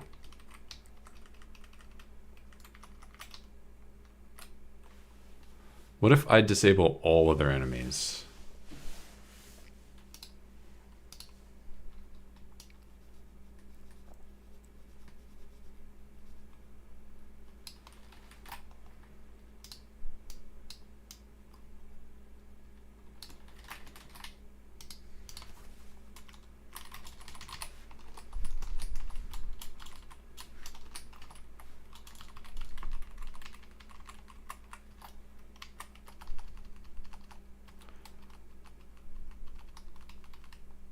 Do I stand a chance? No. It's way too big. Great. That's exactly what I want. This is the mob that the game spawns when I want you to stop playing the game. All right, we got the Vapor Beast. We got to add now. Also, an enemy from Reaping the Dungeon. Because why not?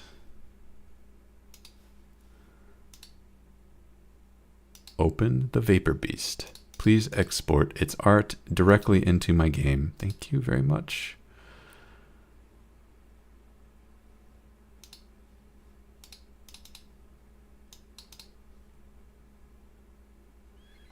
Vapor Beast. Oh, great. Vapor Beast. Oh, this thing has 1, 2, 3, 4, 5, 6. This has 6 animation frames. Prepare to be underwhelmed.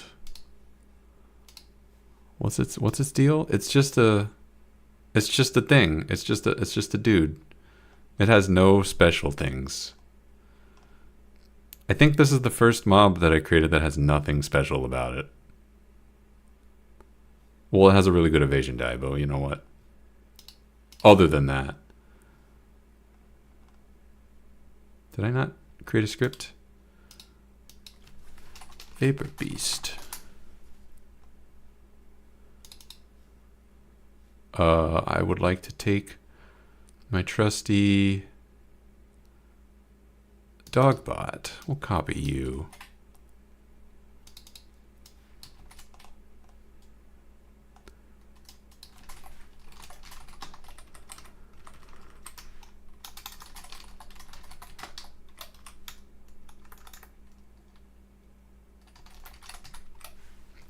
What's your deal? 2, 4. You have a really good evasion die.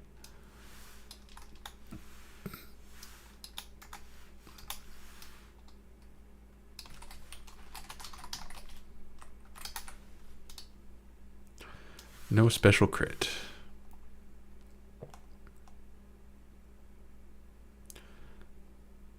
I can't remember who has a good evasion die, but I remember who has an evasion die. This guy.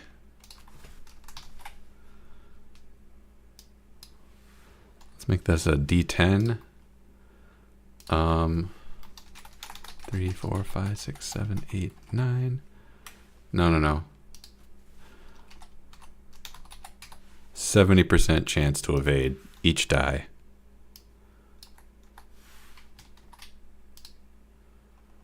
That's it. That's the guy. This is the entire mob. Level. Spawn him and see what happens. Next to the giant worm, that'll probably kill me way before this thing.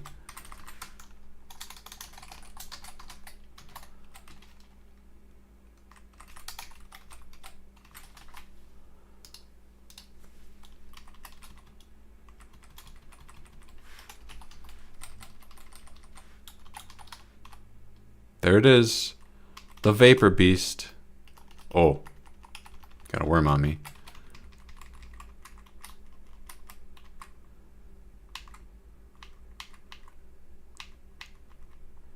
I can't even hit it. I can't even hit it. It's too evasive. All right. I bet I'm going to have to change that. Coming soon. Next is the Rogue Eye. It's just the eye. No, it is the Rogue Eye. I'm sorry. Open Rogue Eye. If you've played Rogue, you know this monster. If you've not played Rogue, this is a very iconic monster. Export. It's got an eye beam.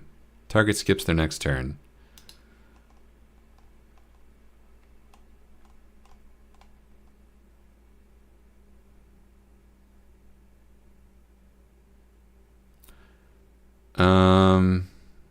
Right.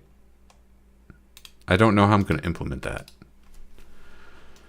Rogue Eye. Let's get our Orb Bot. Nope. Let's get our Swarm Bot because they have a range attack. Yeah.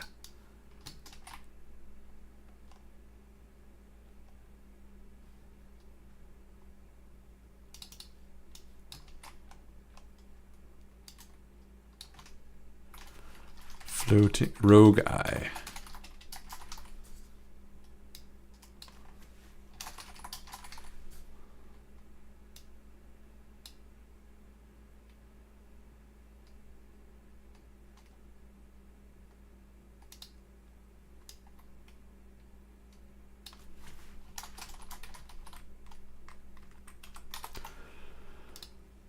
And this thing has 3 attack, 1 evasion, and low hit points.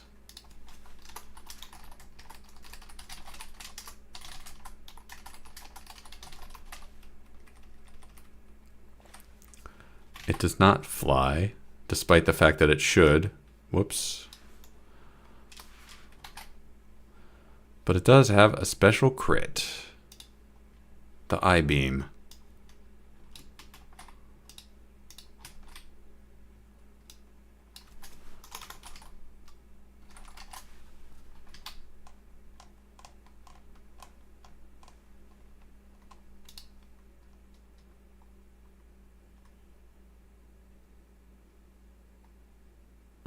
Enums.crit.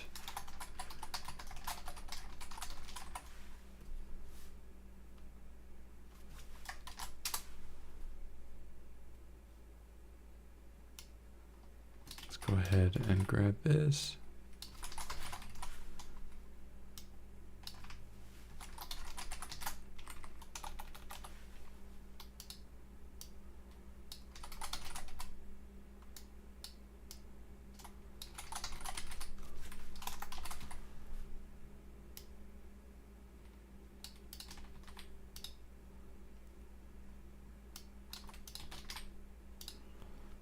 Okay, and while you're eye beamed, you skip your turn.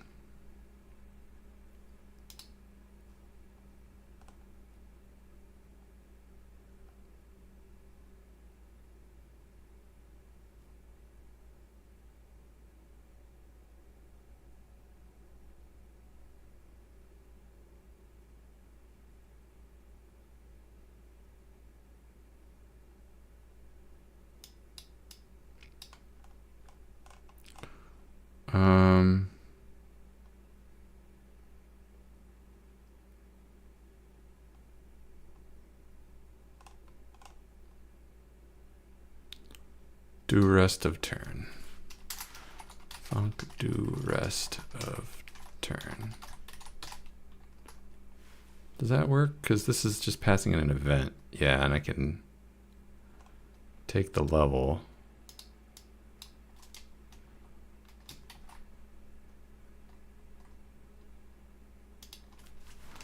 Level. Okay, and then we'll just do rest of turn level, and then we'll go over here.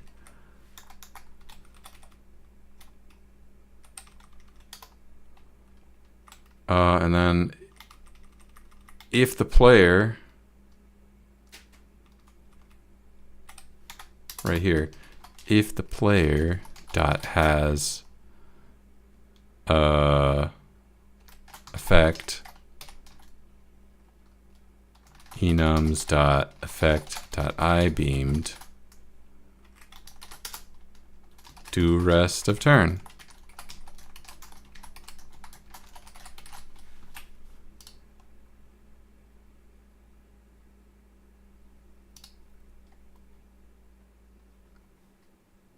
Did I not write that enum?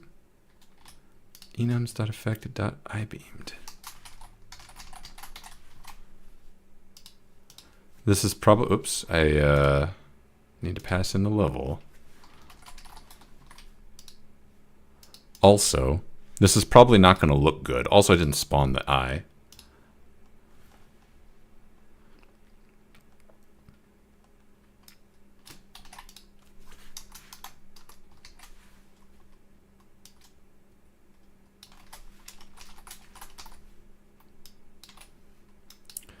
Okay, enough of this.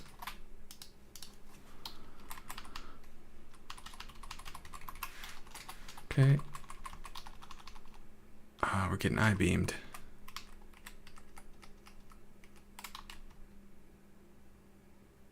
It's basically impossible for me to hurt that. Can we get I-beamed? Will it happen? Oh. Game crashed. Invalid call, non-existent function, queue free and base ref counted.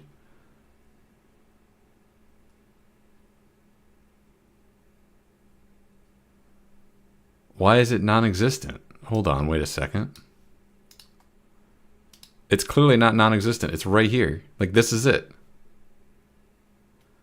It is a ref counted though, so I don't need to queue free it. I did not think about that. Effect implements ref counted. Inherits. What's the extends? So we don't need to free it. It automatically frees itself through the magic of however that function works. So we can just never call that function and we're good. Entity, entity, entity, entity.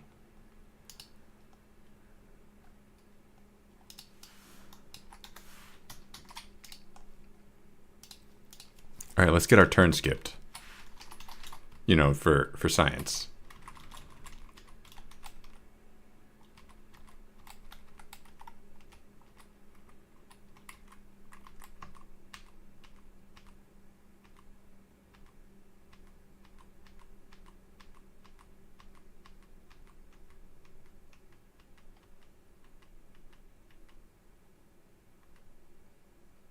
There it is. Okay. We just got drained and lasered. I mean, it works, so that's really all I wanted to test. But, I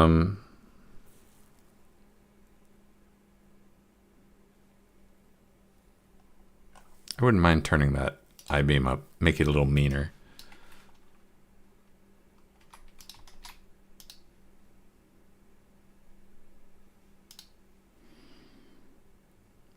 Okay, anyway. We have to add the Kestrel, the big flyer. I mean, it's not big. And we gotta add the bat, and then we're done. We added all the combat. Kestrel.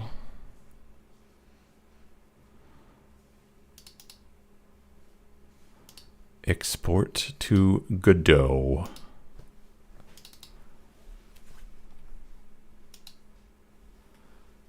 We go here into our favorite folder, the mobs folder, and we add the Kestrel. We're going to implement that by taking an existing flyer, not the green fly, because I think, no, we did update this to be a flyer. Kestrel.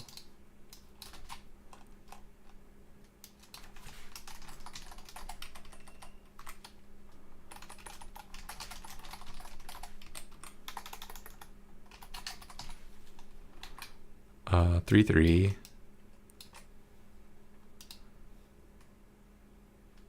And that's it. We did it. Kestrel.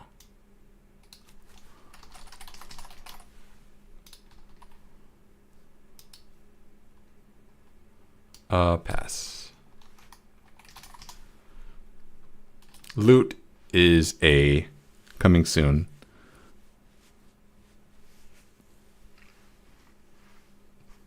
Bum bum bum bum bum bum bum bum bum bum bum. Mob kestrel.new. Copy the thing, add it there, and then we type in our favorite coordinates. Oops, I forgot to grab the flashlight. There it is. What is... Oh, it has no crit. It's just fully dodging my attacks. That's fine. Alright, and then the thing we can't beat because our weapon is too small. Oof. Maybe we should tone down the Vapor Beast's evasion die.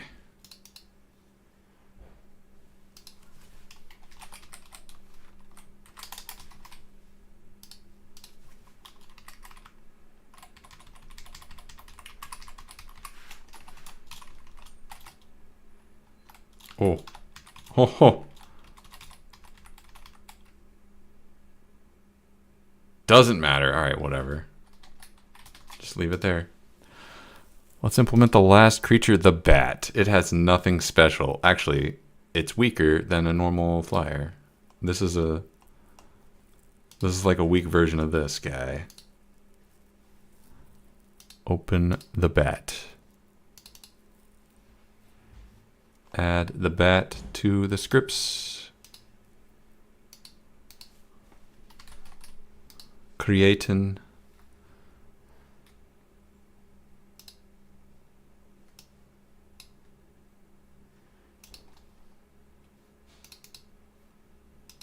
Export.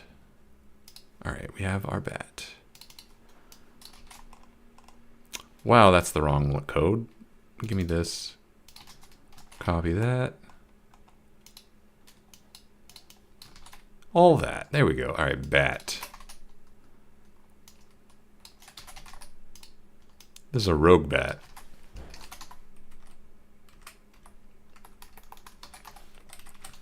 What is this thing?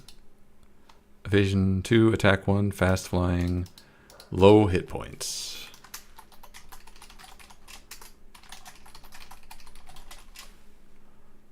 Okay. Mob's bat. It does have 3 things. This should not drop anything. All right, we're done. We did it. We added every mob. Let's add it to the level to test to see if we've added it to the level.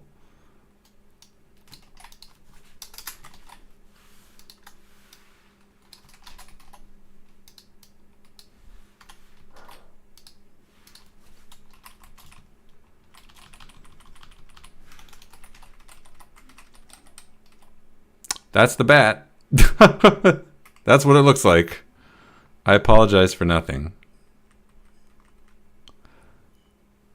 That has transparency. That has full transparency. It didn't look like it had any transparency, but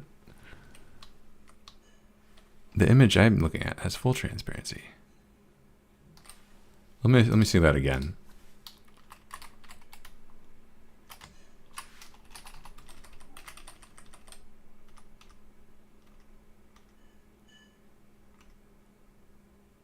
Does it look like it doesn't have any transparency?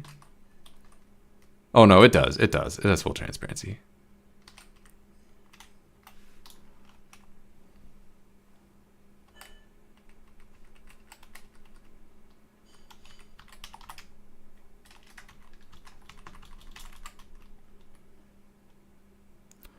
Okay, this is not gameplay, so I need to work on that tail end of the game jam. Gonna adjust all the stats so that you don't hold the key button into the creatures to kill them. Hopefully it takes like up to 5 key presses and then the combat's over.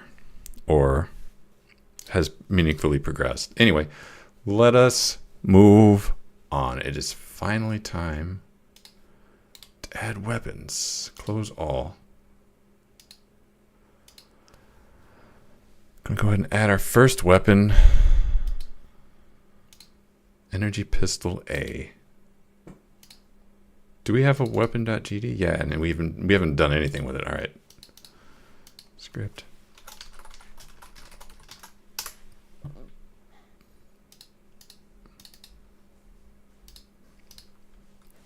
Okay, so we got to think about how do weapons work. We want to reference them every time we attack, so they need to be hooked into the combat handler. Combat handler is probably going to be like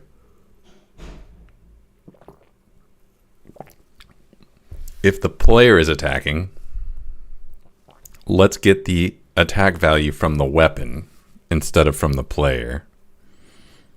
And then we'll call weapon on attack. So like the weapon. So we should have, okay, we should have a function get attack abstract func get attack abstract func on attack abstract func can attack bool. Nope. There we go. Returns a bool. Returns an int. Okay, so we need to implement these functions. What other functions do we need? So we're an item. So we get everything that an item gets for free, which is an inventory string. There's a step on function we don't care about. There's a remove self from inventory function. It may be the case that we want to have functions that, weapons that delete themselves. So we will only call that. So if the weapon is here in the belt, then we can call this function. But if the weapon is equipped, we want to call a different function. So func remove self from readied equipped weapons. And then we'll just like pass that get parent delete item from belt. And then we'll have to go into the combat handler. No, the inventory handler. Where is that? It's under the player. So here we got this delete item from belt. We're going to have delete item from weapons. Cool. I copied the wrong thing. No, I copied the right thing.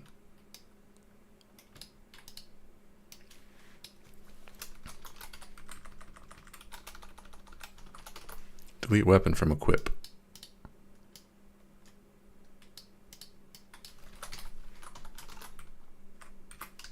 We can have a really long function name. There's no law against it. All right. Weapon slots. Dot erase item. We can make this a weapon actually.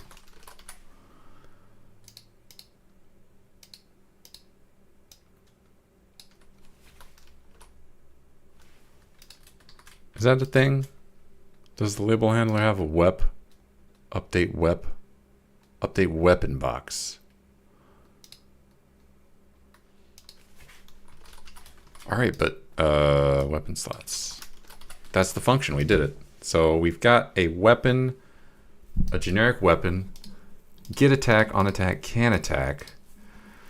We might want to have like a get ammo function or like a get cost. No, we don't.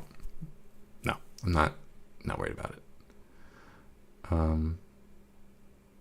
So anyway, we've got this weapon. We should give it a name. Naming things is hard. So I'm just gonna call it Energy Pistol A for now, and then we'll refactor it later. We need to implement 3 functions. Func get attack.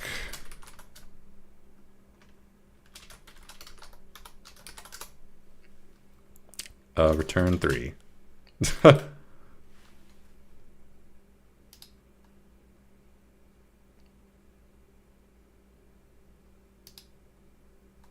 That doesn't feel right, but I don't know how else.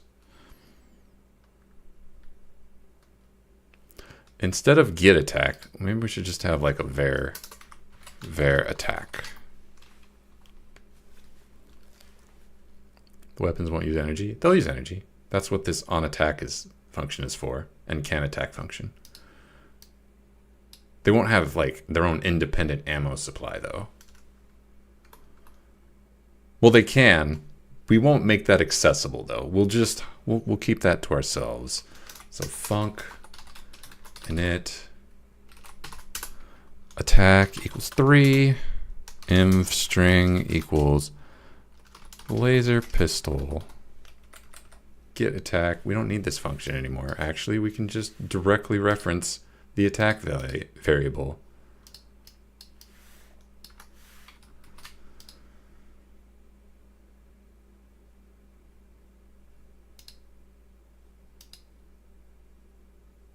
Why is it complaining? Oh, well, okay, yeah. Func on attack.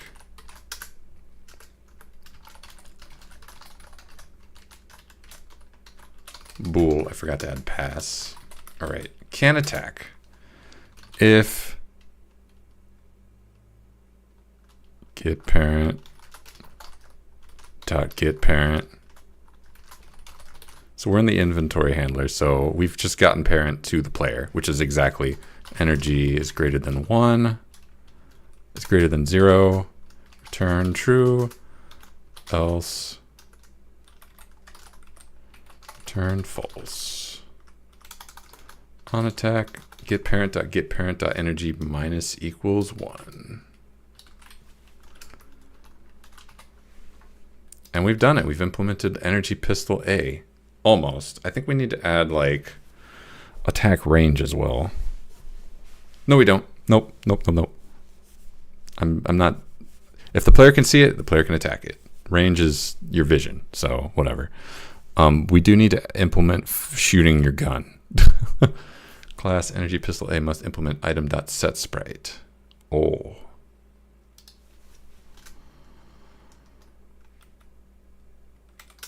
Func set. I can't remember why I did this.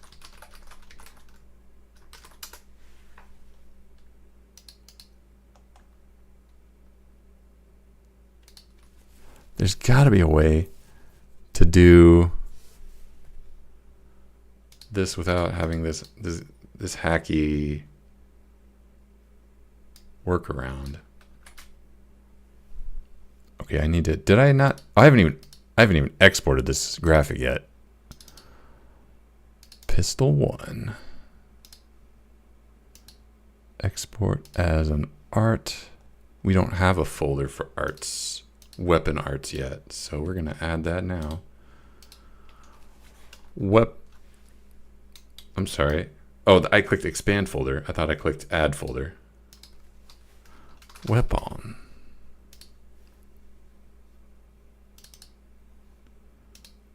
Export. Okay, we've added the weapon.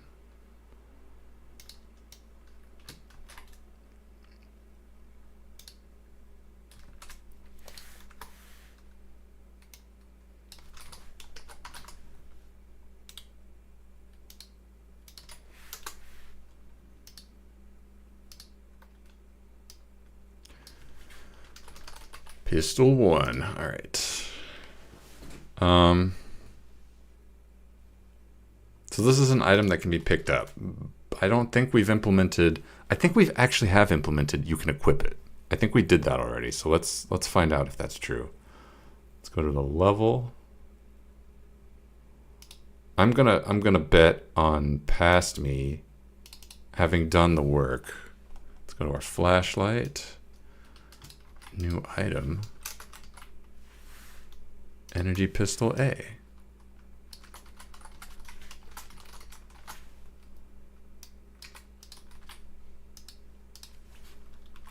Okay. Did I? Oh, I did equip it. Okay. We have the energy pistol. We have no way of activating it. And I see the numbers are messed up, but that's okay.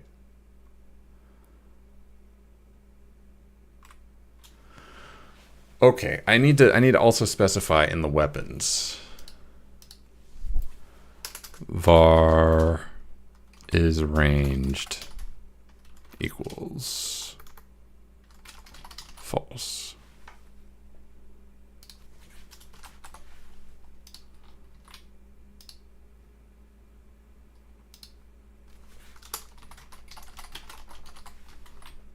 All right. That will matter for the combat handlers. So now we need to add keys. First of all, label handler. Update weapon box. I see. I copied the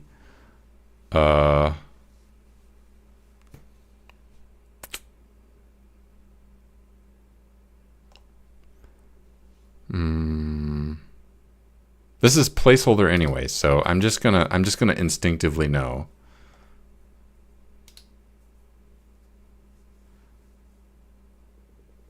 Yeah, that's fine.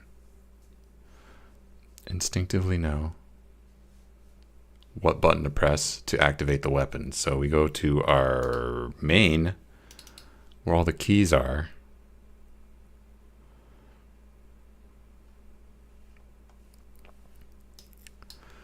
And then we'll make it so that if you press P3 or P4, you'll activate the weapon slot.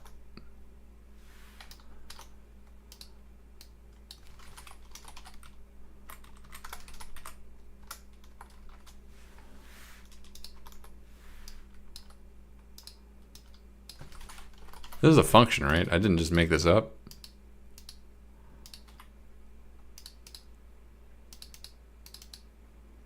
Oh my gosh.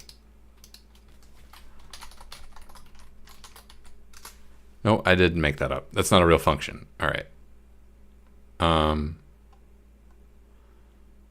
What have I done for code currently? I've got equip tool, equip weapon, unequip weapon, set active weapon. Oh, set active weapon. That's what I want.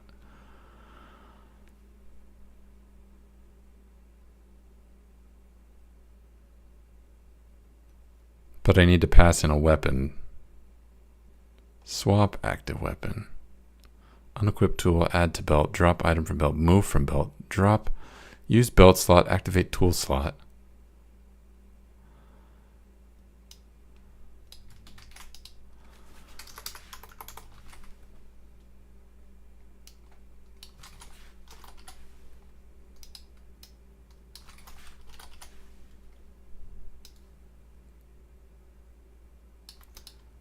Set active weapon.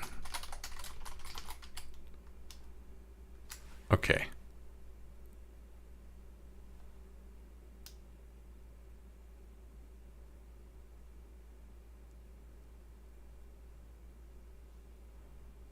I think all I actually need to do is set active weapon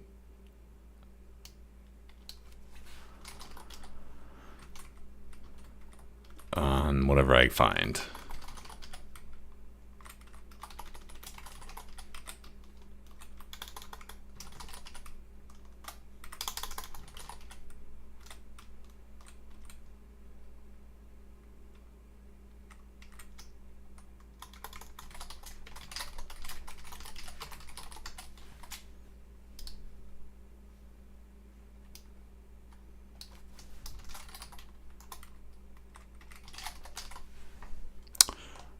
Or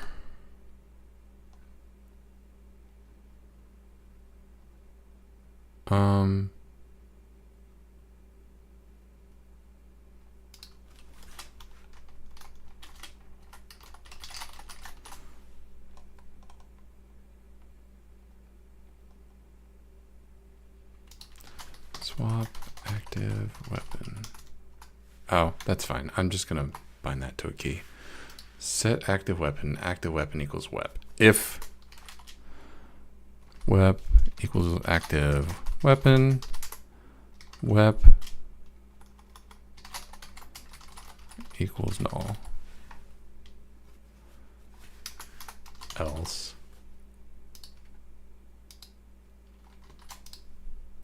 Okay, so now we got the laser pistol. Let's equip it.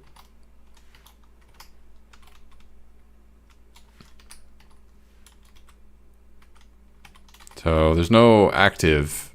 There's no like you activated your weapon because I have not implemented that yet. But what if I print you've activated your weapon? Good job.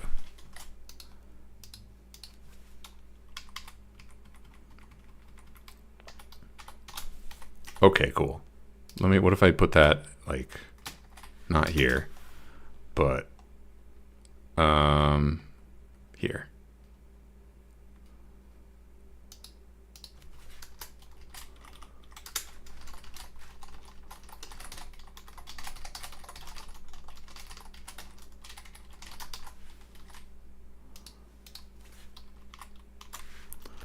Okay, laser pistol is active. Oh, it's not, because I'm pressing the wrong button. All right, so we are activating and deactivating our weapon. Good job. Good job, us.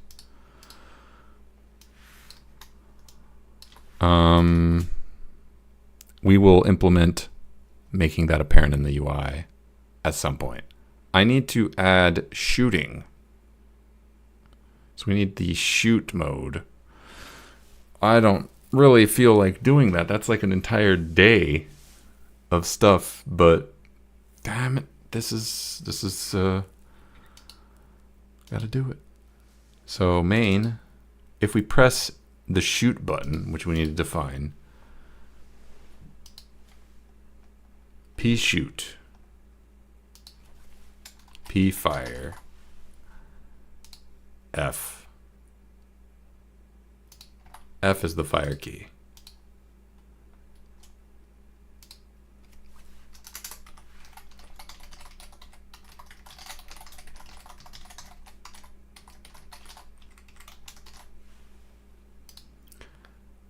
We need to go to the movement handler because shooting is a form of movement.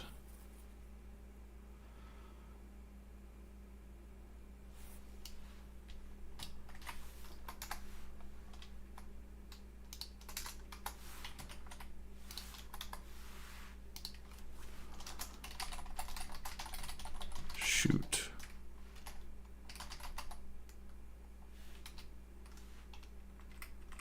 Label handler.takeTurn. What is that function? Why did I do that?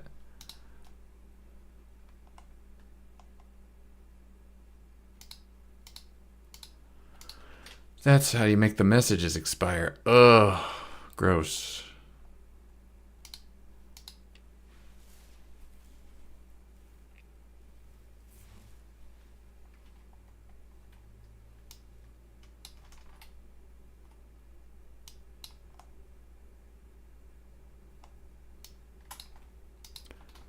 Okay. I'm gonna go to the movement handler now.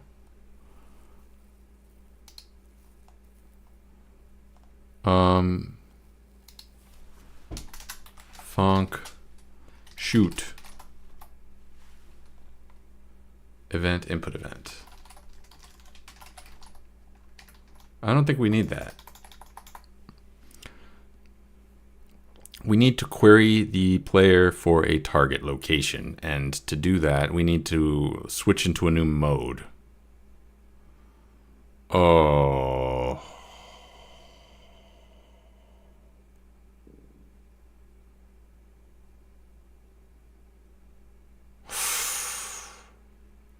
Okay. Go back to main. If we press P fire, we're not doing this. We're actually setting the input mode.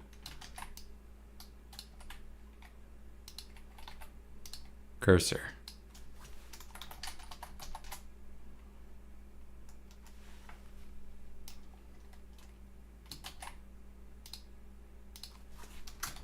Select target to shoot. Or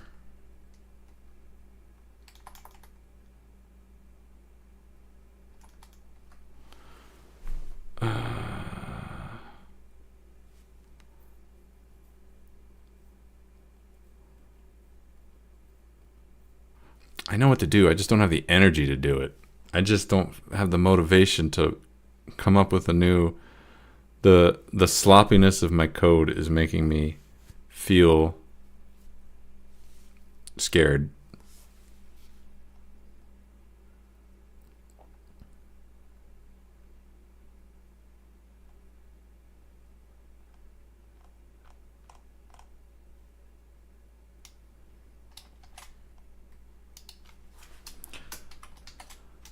All right.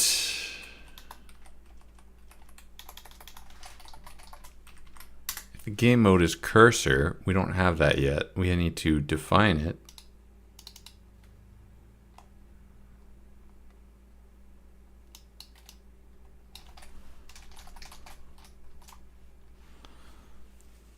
We should actually not name it cursor. We should name it like shoot.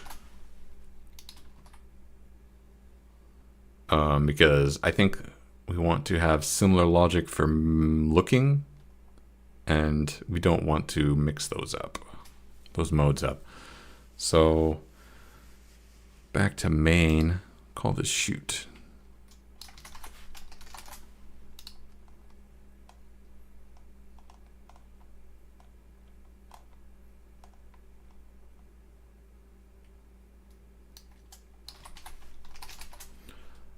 And then we got to grab all of these.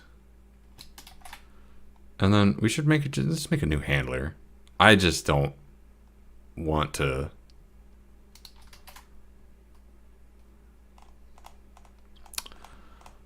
I just don't want to do this. I'm resisting doing this. Add child node. Cursor. Handler. Oh, yeah, no, that's fair. We should make a node, and then we should call it cursor handler.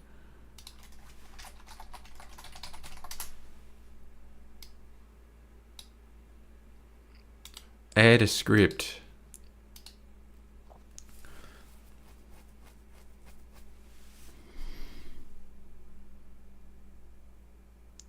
So we've got a cursor.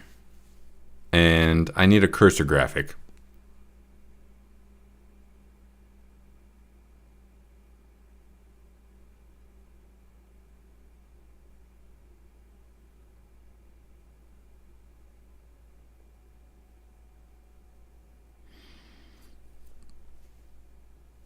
No, come on, get motivation, do this. Variable cursor loc equals, I don't know, the middle of the screen.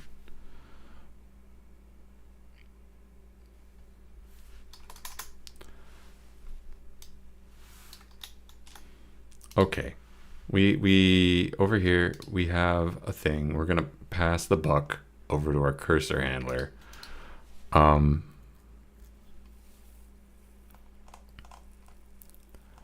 Set cursor pose. Func set cursor pose position. Cursor loc equals position.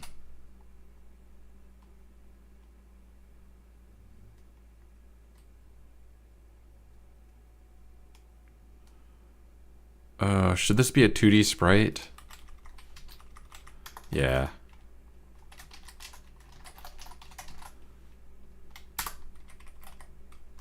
Cursor dot position equals position. Easy enough. All right, we go to main. When we press the P fire button, we need to go into our cursor handler. I haven't done this in a while.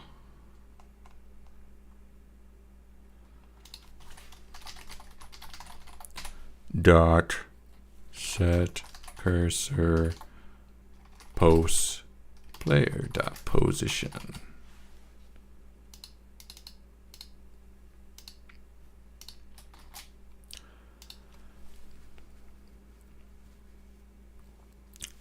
And then we need like enable cursor. Maybe instead of set cursor post, it should be like activate cursor.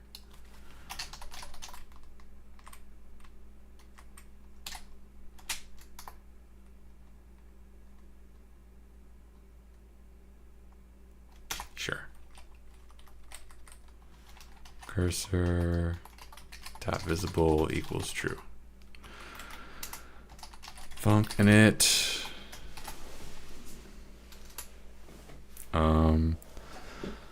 Cursor.visible equals false. Sprite 2D. Where's my exit?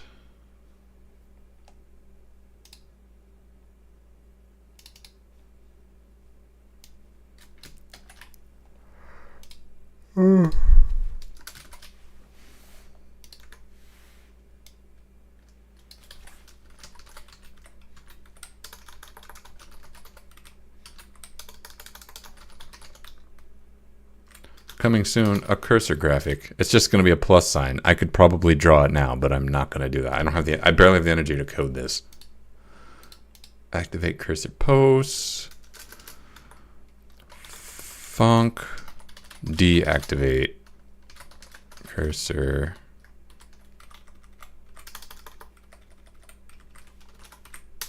Cursor dot visible equals false.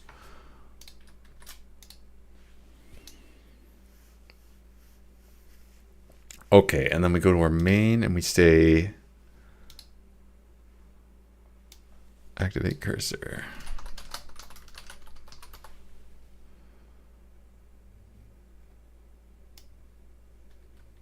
And then when we press P fire down here,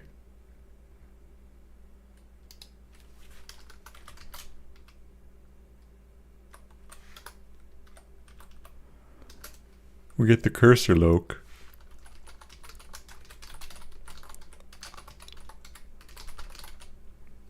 Something. Pass this to the combat handler. Yep. Switch enums.gamemode.move input mode. I think we also need to do like a movement take turn. Movement handler dot do rest of turn.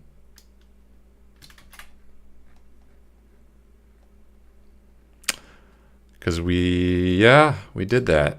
That's the world we've carved for ourselves.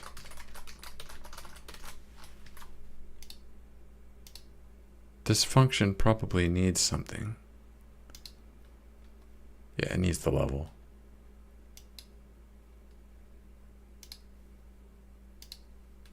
We have the level, right? I can just type this.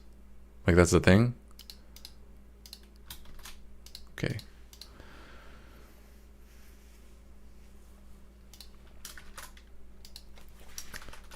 To do actually fire the weapon.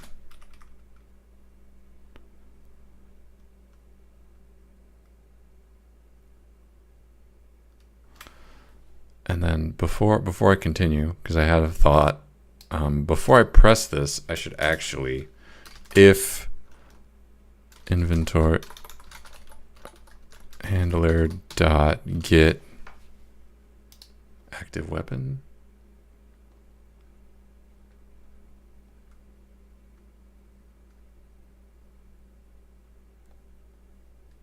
I don't have a get active weapon.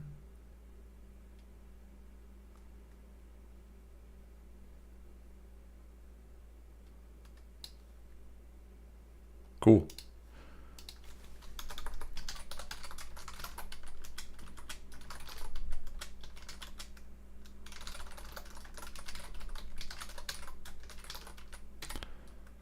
Can fire. Then we do all this.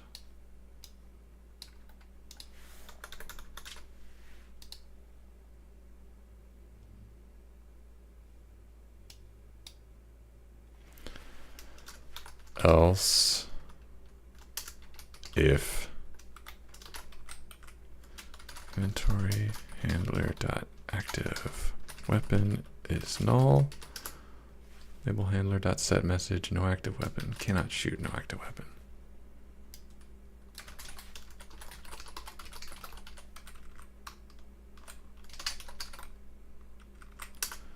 Else weapon cannot shoot.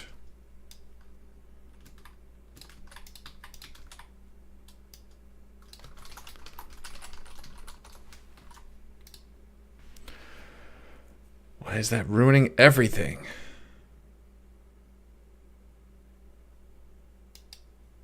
Equals equals null. Mixed use of tabs and spaces for indentation. What?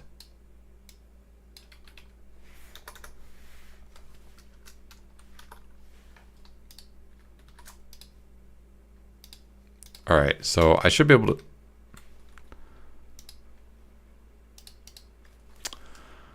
pass. I should be able to just press F and it'll inventory handler not declared in the current scope. What the heck? Oh, it's a player thing. Player.inventory handler.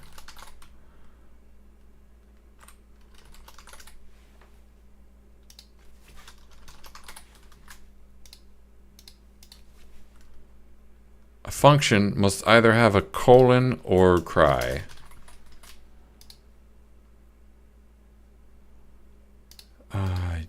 I just can't. Invalid assignment. What? What do you mean? Oh, it's because I haven't declared it yet.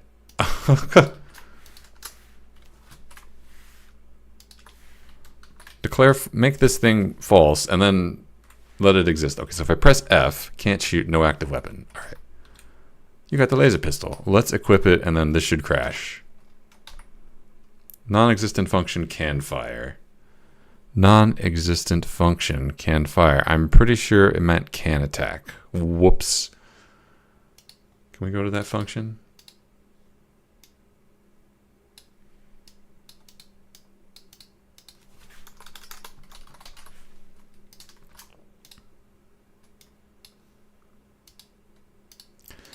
Okay, so we simply pick up our laser pistol. Select target to shoot. Cool. So we got the message, but we haven't implemented cursor mode yet. So here we go. Here we go.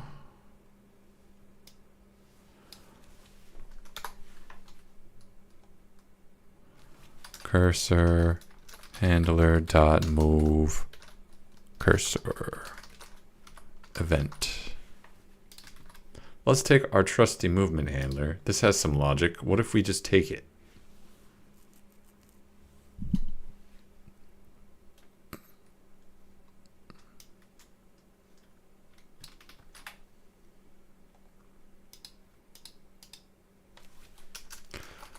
Move cursor. Event input event. Oh, we have to cursor dot do move.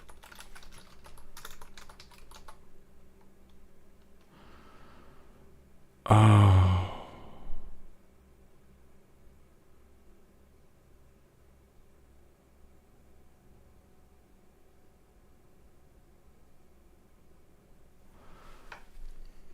All right. Cursor curpos equals cursor dot position grid mapper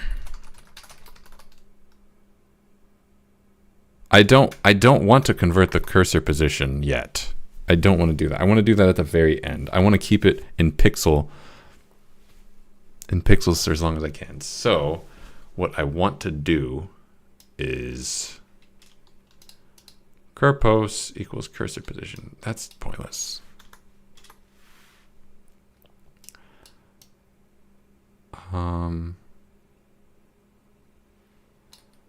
I want the grid mapper here.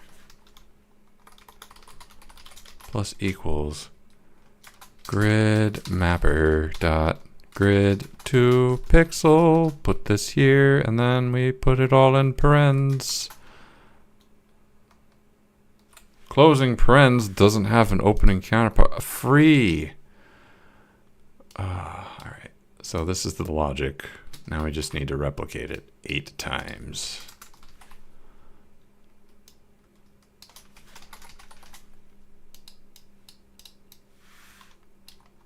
And before I replicate it, no, it's too late. I've already begun. I was like, I should test this to make sure this code works before I just replicate it pointlessly.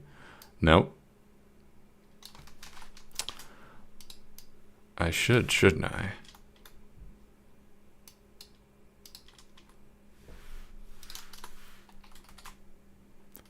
Down.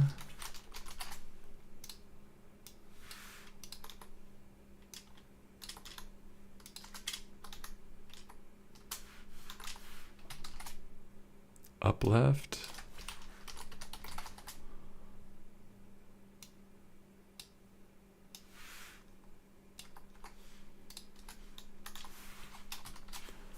Up right. Oh.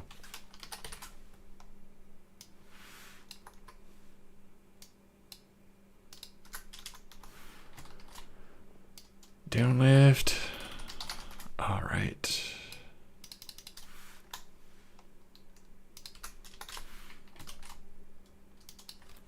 Down right. All right, we did it. Func move cursor is set. Are we actually calling it correctly? We are.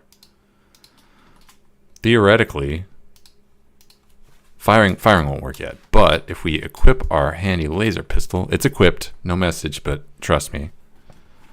We press F. Okay, nothing's happening. I was hoping that a cursor would appear.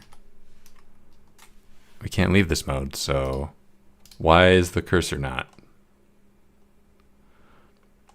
Let me try going to the cursor handler. Cursor, let's make this a different color.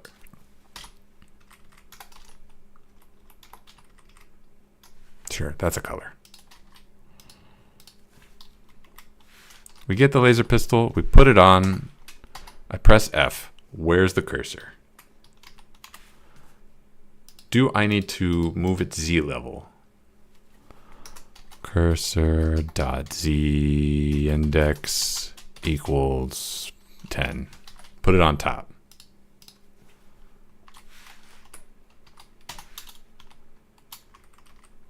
Okay, I need to press F. Still no cursor. Oh, did I ever? No, cursor.visible is true. What if I do this?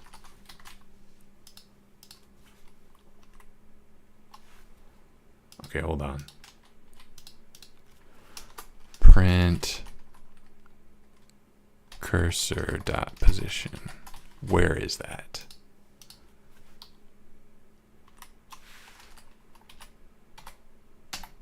$56.40. Isn't that like? Why can't I see it? Am I dumb? I don't get to see it.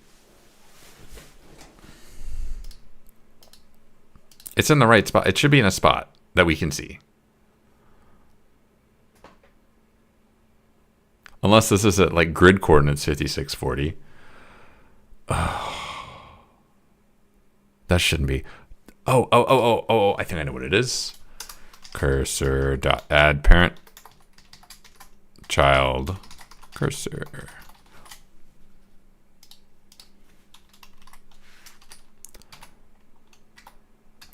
There it is. We never added it as a child. Okay, so yay, I can move it around. Does that look like I'm moving it around correctly? No, it does not. Why is the movement so cursed? All right, left, left, left, left. Up left, up left, up left, up, up, up, up. The logic is there.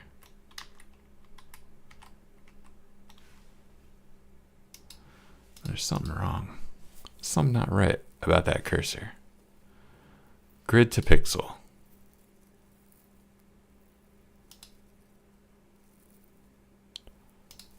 Okay. If I go left, print the cursor position, and then print this nonsense.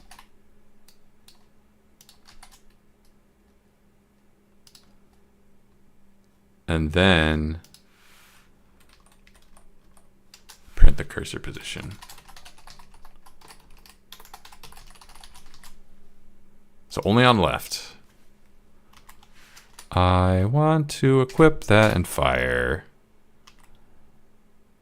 -8. 8? That's not right.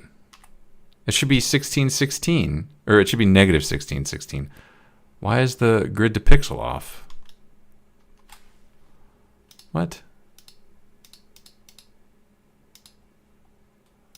This should be -16. 16. Actually, it should be...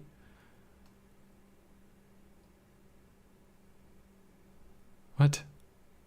Hold on. So, okay, so this is definitely the problem right here.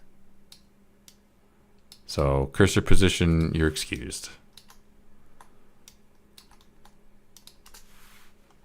Also, I think I'm printing... Yeah, I don't need to print that anymore. Cursor position, you're good. Print me the dir mapper. What is this? Should just return like 1 -1 0.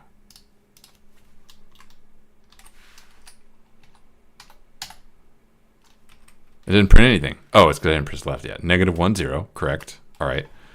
And then it's converting -1 0 to -8 8, which is wrong. That's incredibly wrong, actually. Grid mapper. Have you been bugged this whole time? Pixel to grid. No, grid to pixel takes a vector 2i and a tile map layer. Tile map to local.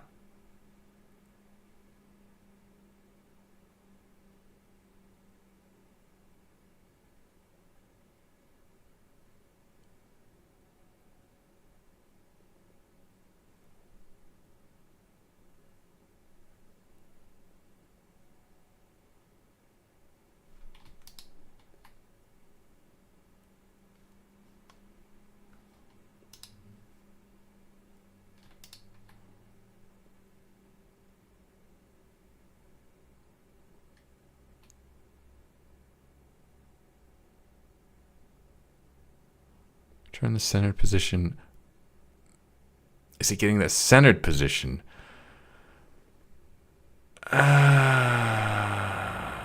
So this function never worked. And we've just never noticed because this is the first time we're calling it.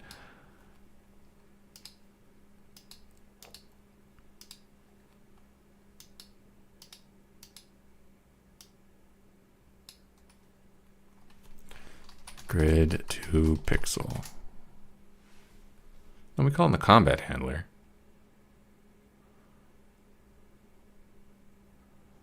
All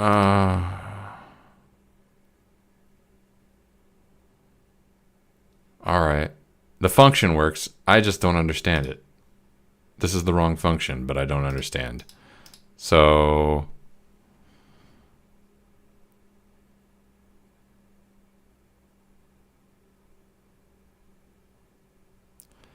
why don't, instead of this function, grid to pixel,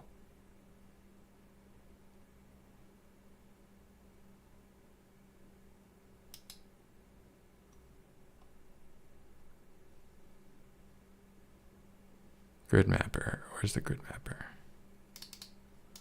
Static func, multiply grid to pixel, grid vector to I. Return vector 2 grid 0 times 16 grid 1 times 16. So instead of grid to pixel, we'll call mult grid to pixel, which is, I don't even know. This is, I should not be writing code while I'm this demotivated. Mult. Oh, don't pretend. Oh, that's actually fair. Yeah, no, that function doesn't have. Let's make it up. No, let's actually zap that. I'm just gonna test this.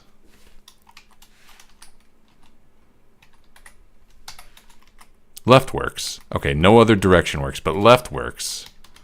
Perfect.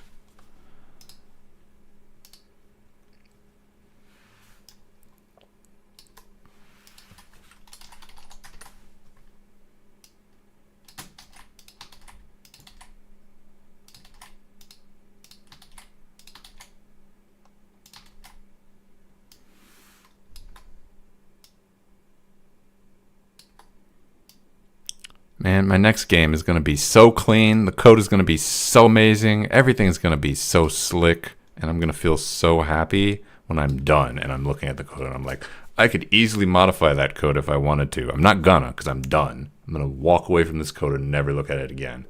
But I'm glad that I did it right. Because when I walk away from this code, I'm going to be like, oh, thank God. Oh, thank God. It's going to be like ripping a Band-Aid off. Thank God I never have to look at this again. That should make every direction work. Let's put on our flashlight so that we can see. Let's put on our laser pistol, equip it, press the target. Okay, we can, okay, so left, left, right, right, up, down, up, left, down, right, down, left. Okay, all directions work as you'd expect. So we have a cursor now. So we need to decide on a few keys. So F would be a, oh. I don't, okay, so if I press F again, oh, that's right, I did set that up. So if we press F again, that shoots. There's got to be other ways to shoot. Any other button actually should just cancel. If we're in shoot mode and we press an arrow key, we should move. If we press any other key, it should be like canceled. To do, actually fire the weapon. Cool. Combat handler dot fire. Attack. Oh, that's not going to work. We need to get the mob at location level. Level dot get mob. Do we have that function?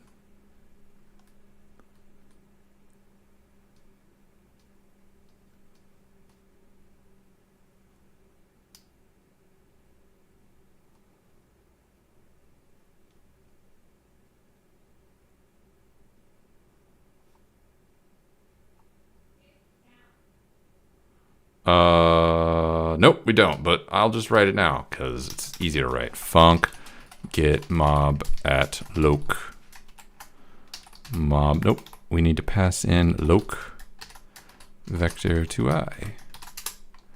For mob in mobs, if mob dot position grid mapper dot pixel to grid self equals loc return mob.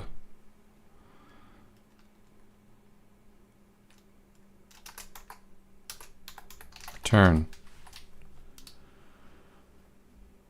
expected identifier after dot for attribute access. Of course you'd expect that.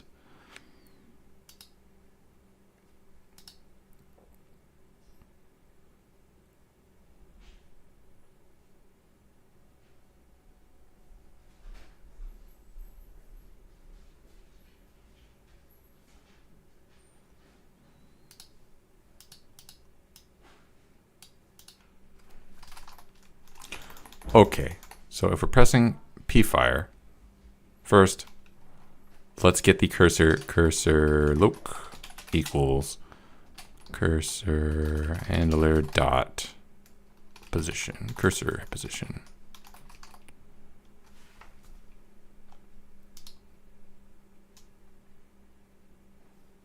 Dot cursor dot position.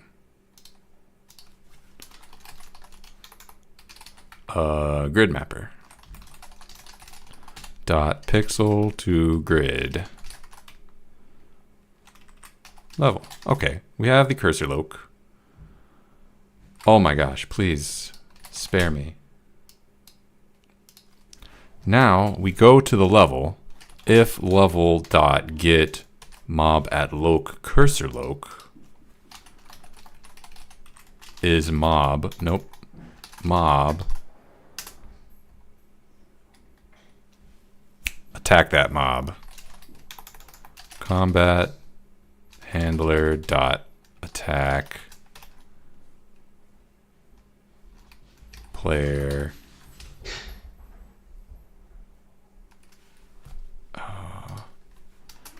var mob at loc equals this mess.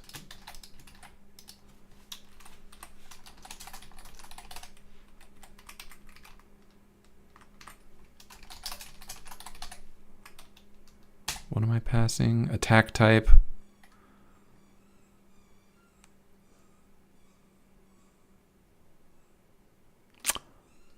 Since we're firing, this has to be a ranged weapon, which is something we should have checked when we were entering this mode. So enums.attack type.ranged. This has to be ranged.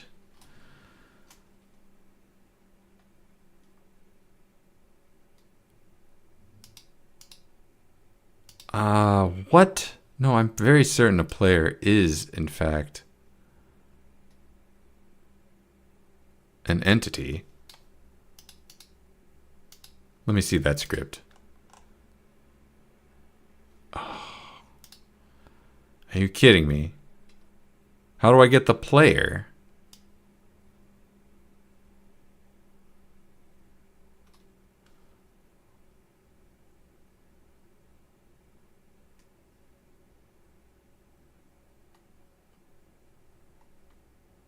Which part of this is the script? Oh no. I have to think, and I don't have the brain power to think right now. Player is a character body 2D. Player is not an entity. This whole time, I thought you were an entity, but you're not.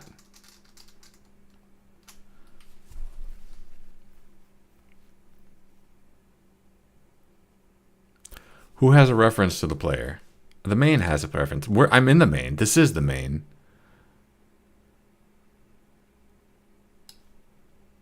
Let me see that. Okay, what's in the character body 2D? We have a collision shape. We have a sprite. We have an inventory handler.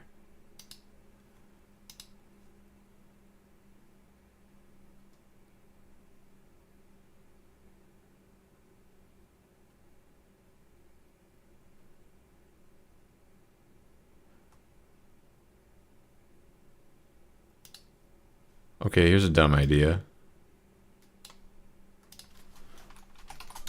Trust me, this is a player. What do you mean expected to call? What?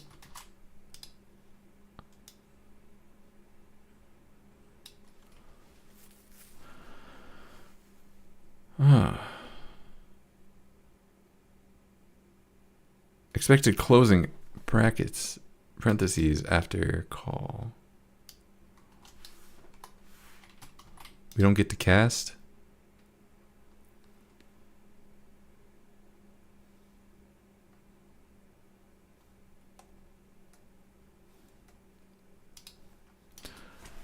Godot cast object.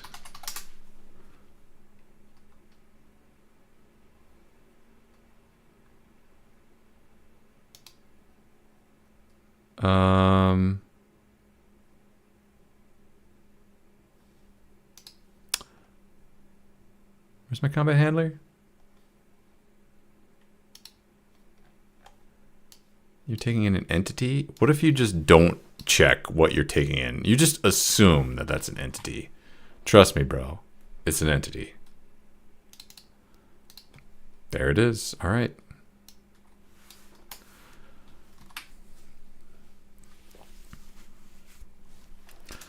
Level dot draw line attack. The start is the player dot position. The end is the, I mean, it's the cursor loc.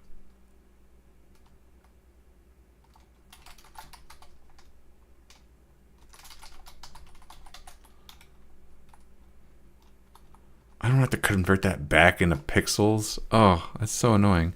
Mob at loc. Grid mapper dot mob grid to pixel mob at loc level. Cool. We're just doing all the math. So there's more to do, but I need the motivation of seeing it in action. Fire. Cannot convert argument 1 from object to vector 2i. This is an object, isn't it? Whoops. Let's do cursor loc.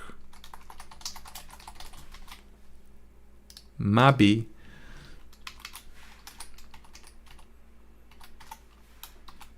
Fire. Yeah, okay. Well, that's... I was hoping for a beam.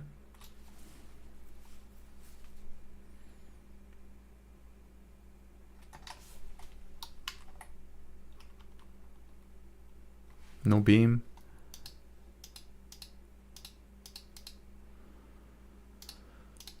Let's try it. Let's try it. Let's be a little further away.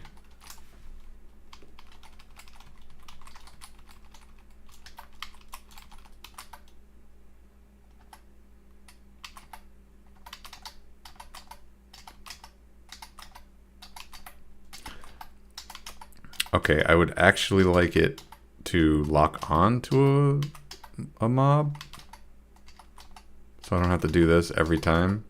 Tedious. Oop. I should also probably limit where it can move to.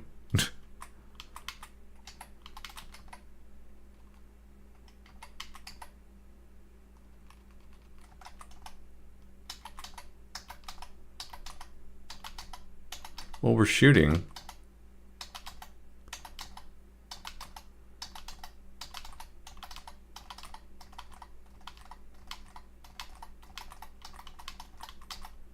Okay. We need to clean up the cursor.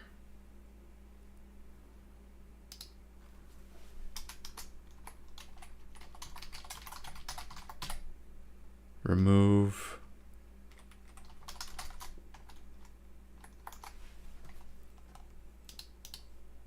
Deactivate cursor.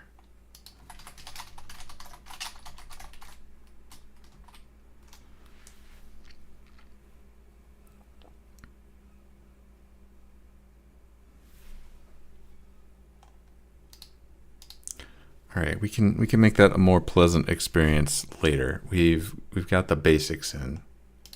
I want this line attack to work. I think what's happening is part of do rest of turn is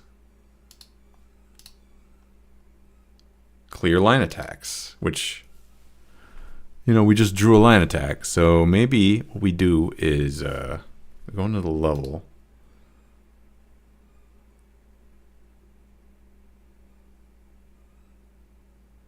Go back to the movement handler. Clear line attacks. Let's put this at the bottom.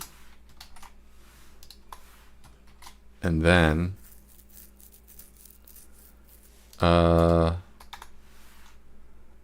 where is my level handler? Nope, just kidding. Where is my level? Here it is. All right. So when we draw a line attack,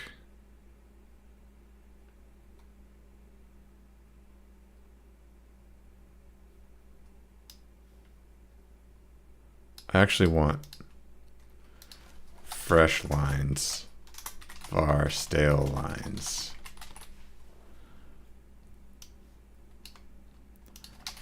Fresh lines dot append.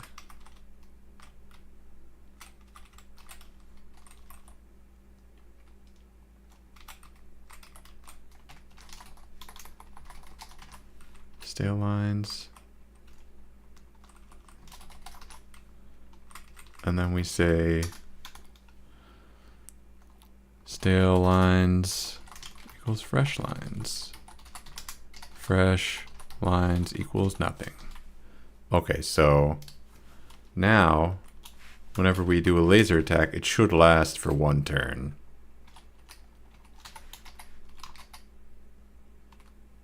Yep.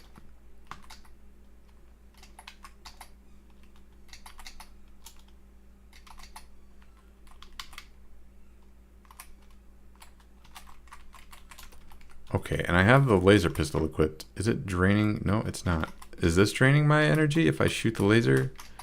No, it's not. It's fine though. We'll do that right now. Combat handler. If this is the player,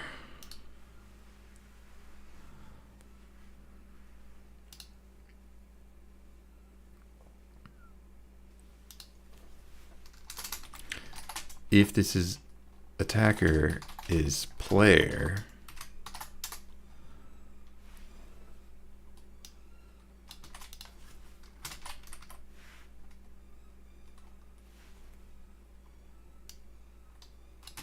I think we should put this up here. That way it doesn't affect mobs. If the attacker is the player, then player dot attacker dot inventory handler dot get active weapon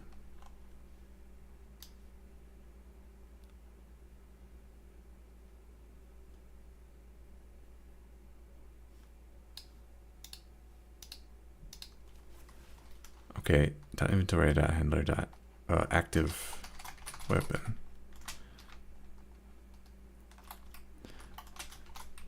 If there's an active weapon,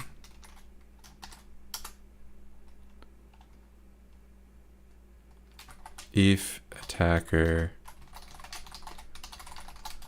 handler dot active weapon dot can shoot, can fire, what was it? I forgot. Can attack.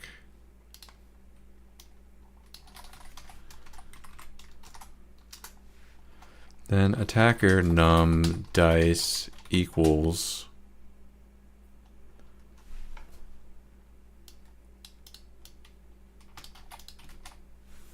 the weapons thing, attack,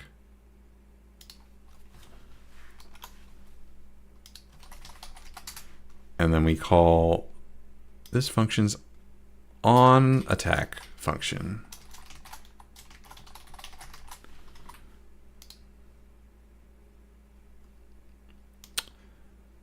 And we can do that.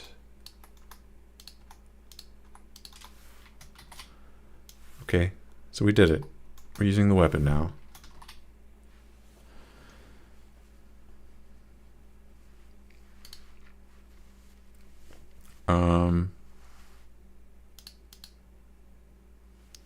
We can just demo that this works by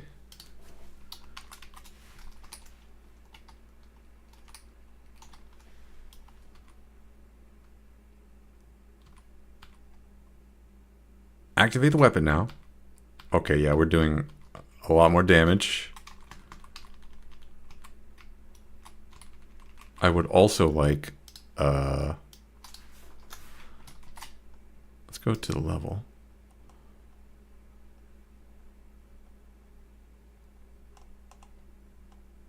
When we're making an attack, if we're using a weapon,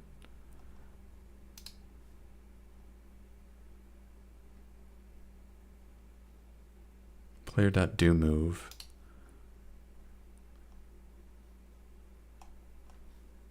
entity? Where's entity? Where is entity? If the player is making an attack and they're using a ranged weapon, but they're mashing into a thing, it's still a ranged attack. So we want to draw a line. So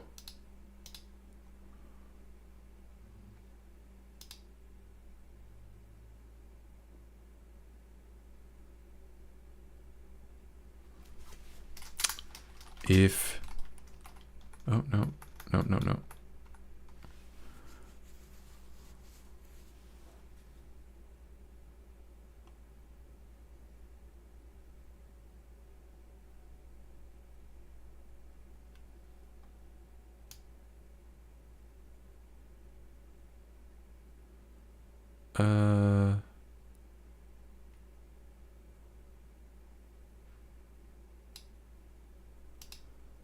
If you try and walk into the thing, we're doing attack. But if self is player and self dot inventory handler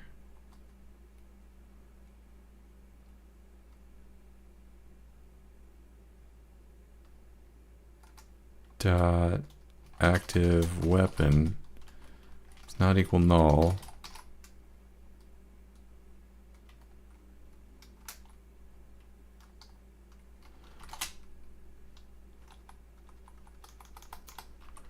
and self dot inventory handler dot active weapon dot is ranged,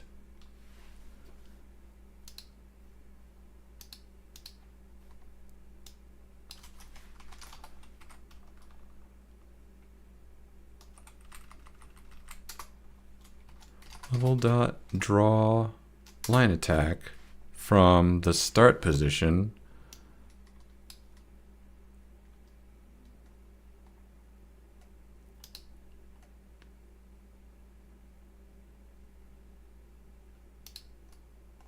have the start position already? Starting loc. Okay. That's too many tabs. All right.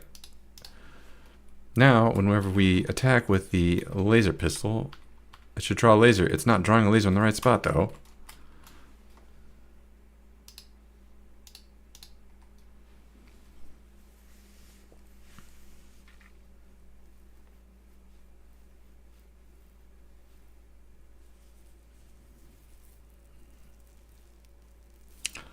Well, that's weird.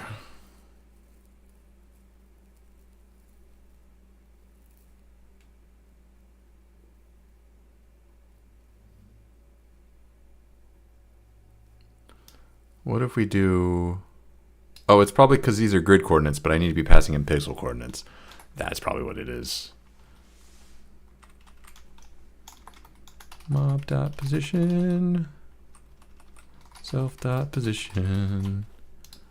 Bum bum ba bum bum bum bum bum bum. All right, we did it. We shot a laser, and we did it. We shot another laser. We can't stop shooting lasers.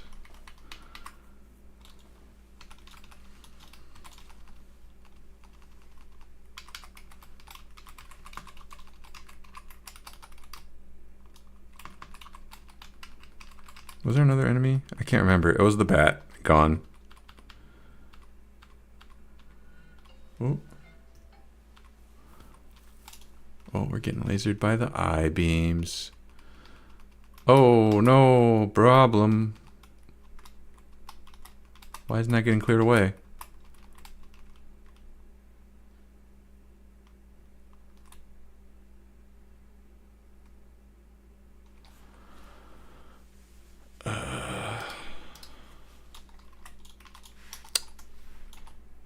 Let's fix that.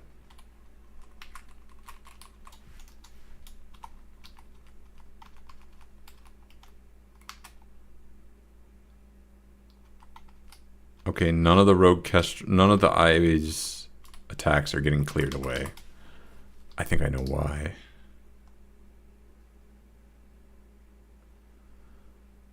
Level.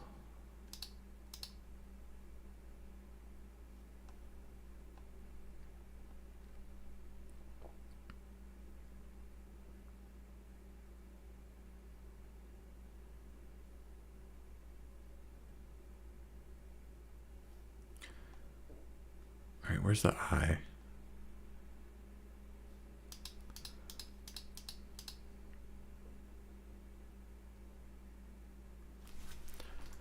Print cleared line.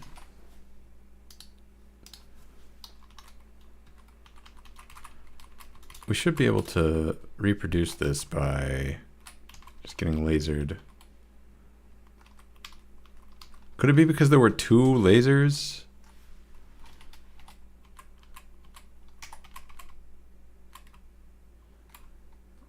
Even with the laser, I still can't kill this thing. All right.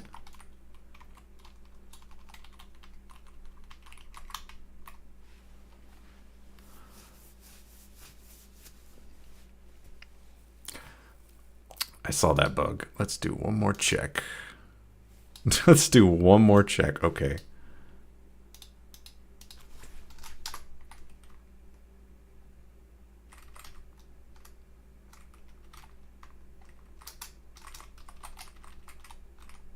We can't format? We can't do this? Expected colon after. I'm pretty sure we can. I'm pretty sure we can.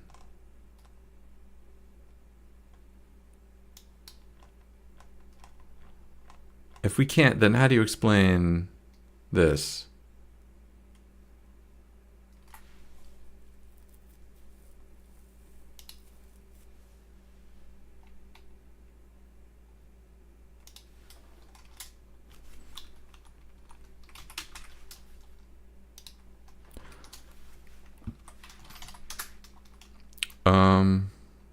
Not yet. That's too late. Let's do it here. Self.inventory handler.active weapon.can attack. And there we go. This is a function. Let's go to our function and just check. Can attack, yes. Okay, that fixes. When we're out of power, we will no longer shoot lasers.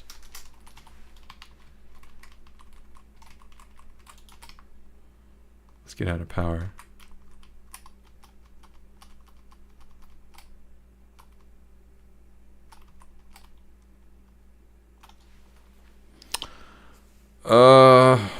Why are the lines not being cleared?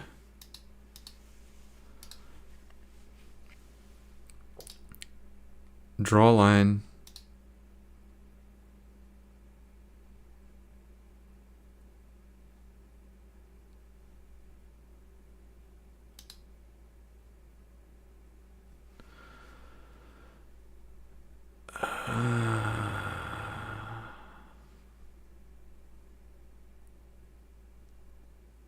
It's getting added as a child, but it's not getting added to fresh lines. Fresh lines is getting cleared after this.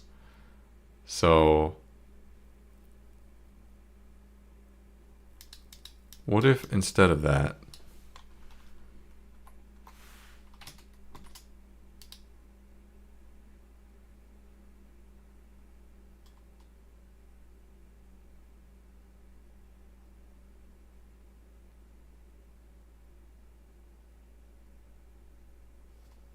that shouldn't work. This should break.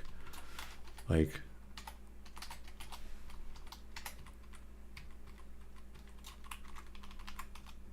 I just don't get lasers at all. Okay. Is that an improvement? No.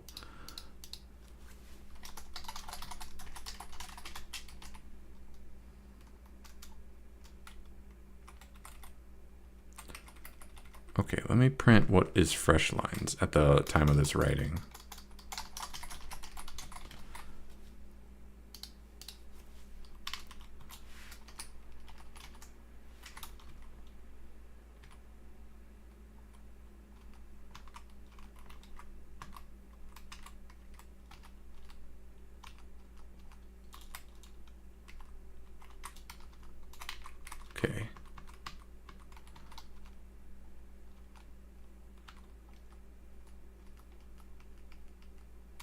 Oh, wait a minute.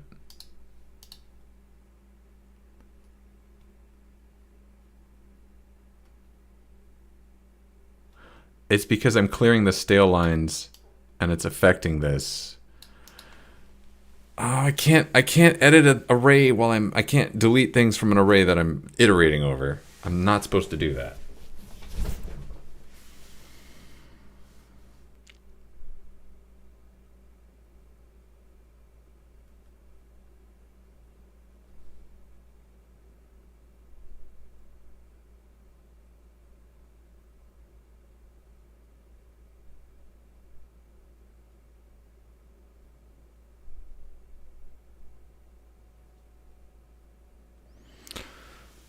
I don't know how to solve this. What? How have I? But I've definitely run into this problem before. That's why I did this item promises thing. But how am I resolving the item problem?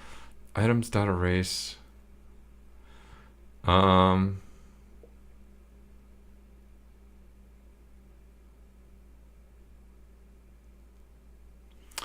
I could do is for line and fresh lines.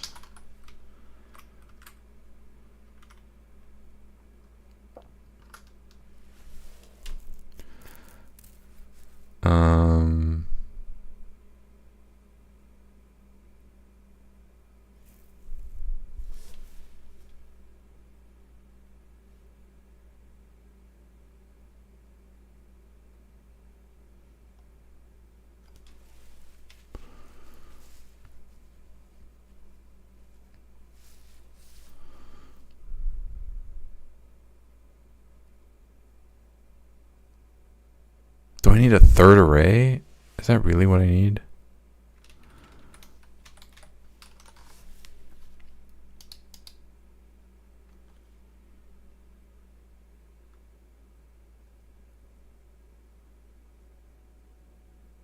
All right. Var erased lines equals bump. Erased lines dot append line.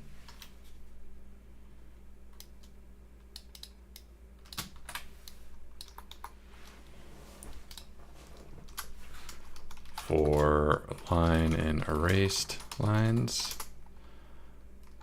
stale lines dot erase line dot queue Oh, I hope that fixes it, because otherwise I don't know. This doesn't feel like it should be a core problem. Well, I fixed it, but I tested that in a really dumb way. That should be proof that it's fixed. All right, let's use this laser. I think it's fixed. Yeah, I think that was the problem.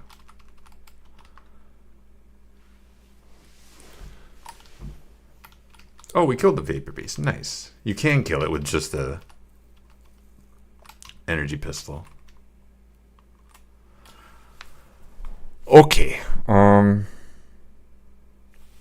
So that's weapons implemented. The UI sucks, but it's implemented.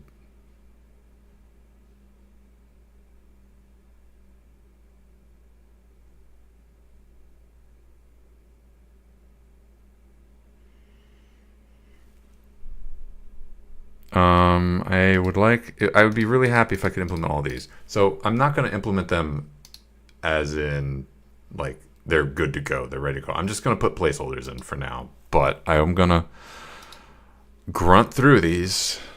Add script. Energy pistol. Why am I capitalizing them? That's how it should be. Rename energy pistol A. Energy pistola. Right? Because none of the mobs. This is. I need to write a style guide for myself to respect my. I'm just all over the place. Write a style guide for self.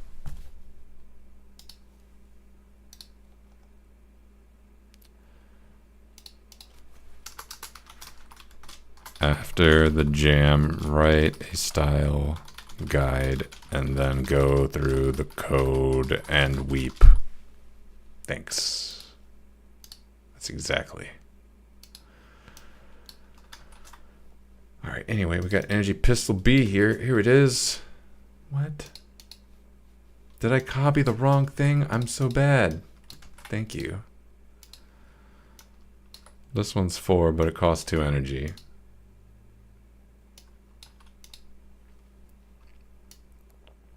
Pistol 2. Let me open up Pistol 2. Let me export Pistol 2.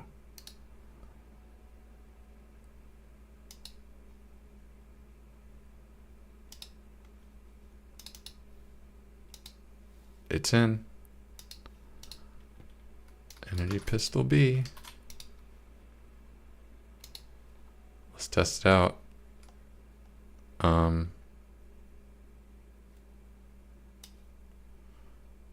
So just to test it out, I'm just going to do this. Oh, well. Sure, why not? This should do more damage, but it drains more energy. I didn't equip it.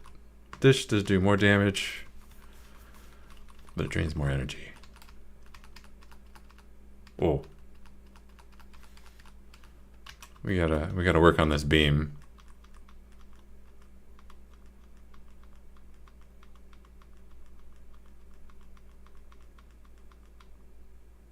All right, we're out of energy, so our attack sucks. Great. Let's go ahead and add Energy Pistol C now.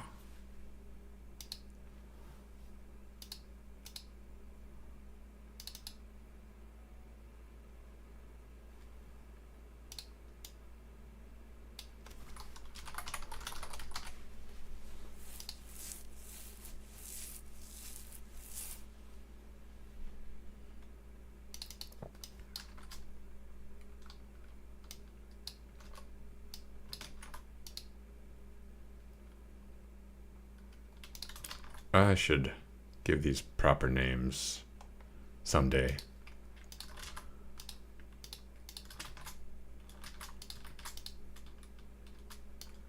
Subtract 3. You need to have at least 2 energy to shoot this thing, and this uses Pistol 3. Did I export it? Let's find out the easiest way I know how. I did not export it. Please export that file. Export. All right. Please show me what that looks like. Please show me what that looks like. There it is. That looks like Pistol C. That's a Pistol C right there. Just drain my energy.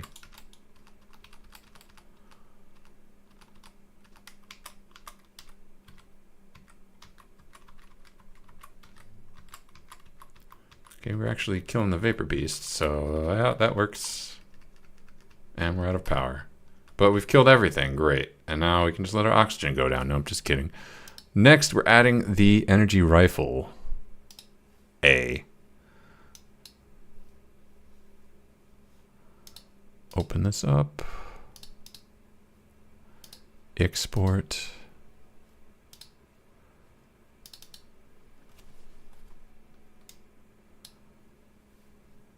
All right.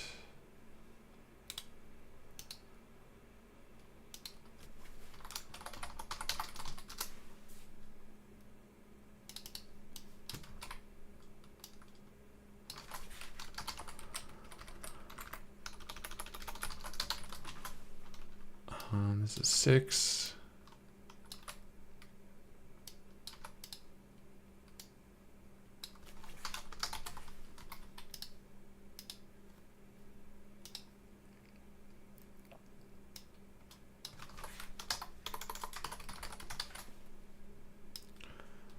Can we just add a new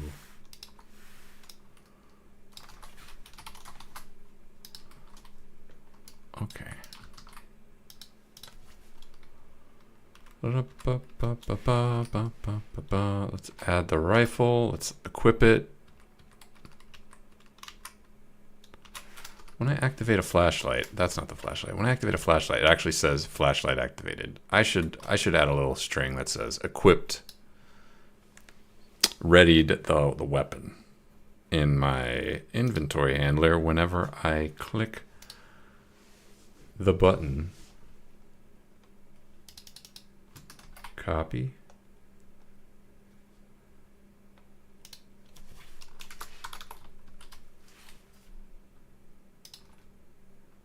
Readied.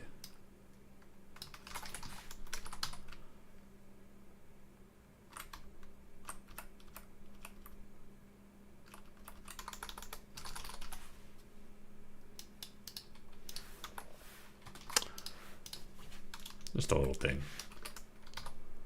Readied laser pistol C. Readied laser rifle A.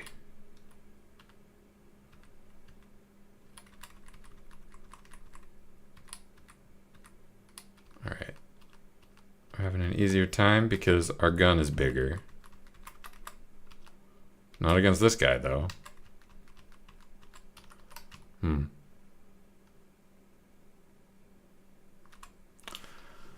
right. Laser rifle B.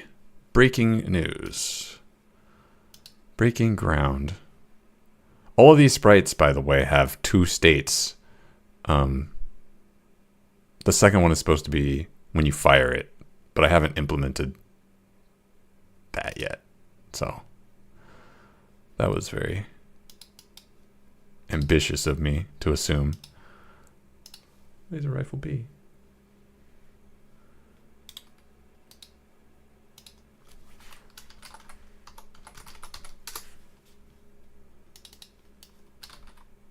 Oh.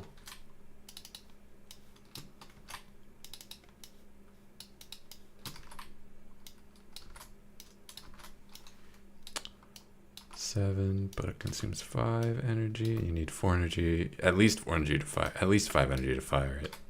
There we go. Let's go to our level. Verify that we can spawn it. Did I not export? Oh, I didn't. Yeah, okay.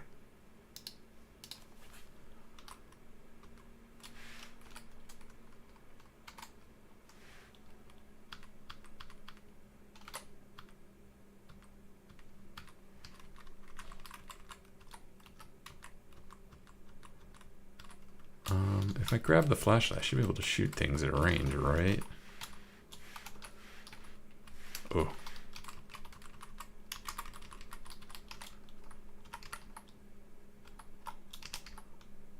Punched rogue eye for 5 damage.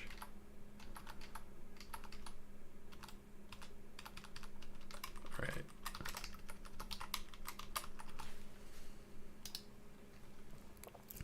It's time for rifle C.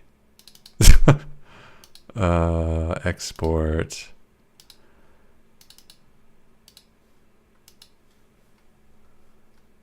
Add.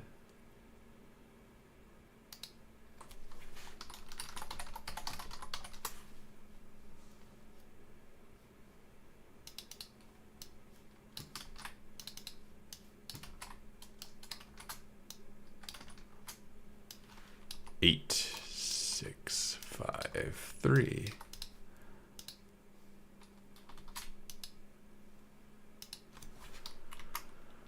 Whoops.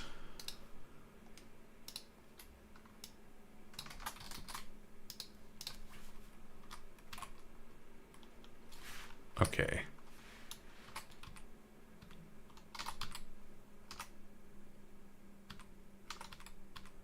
I need a message for when no weapon is readied. Set active weapon.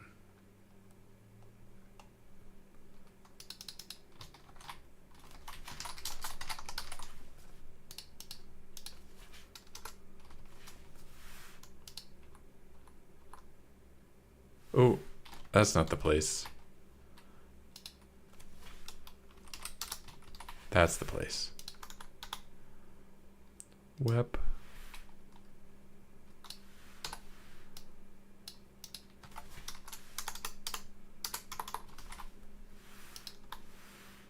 Unreadied.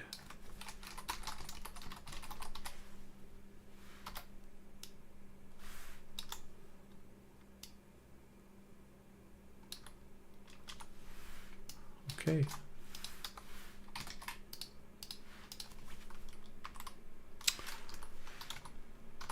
Readied, unreadied weapon. Readied, unreadied.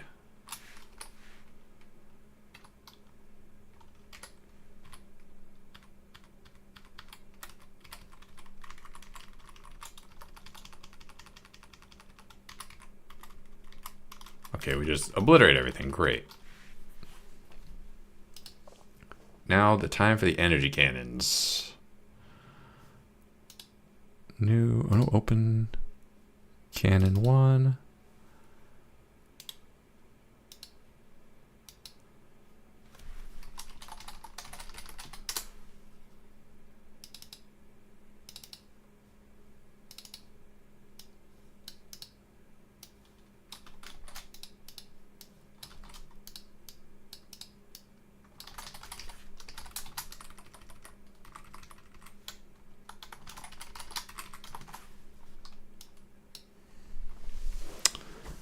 Um, 16, I don't know.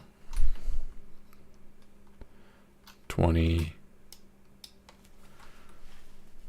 19. Did I export this? Cannon 1?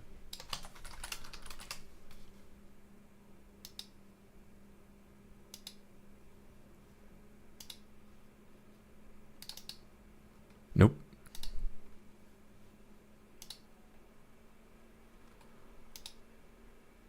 Okay. Bum, bum, bum, bum, bum.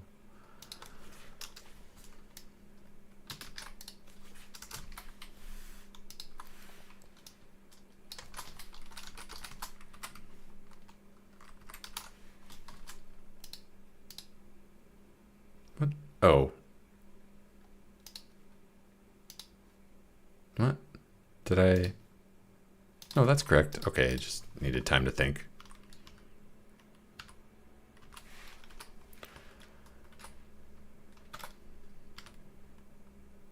Fully dodged. Great. Awesome. Oh, yeah. Okay, don't use this on the flyers.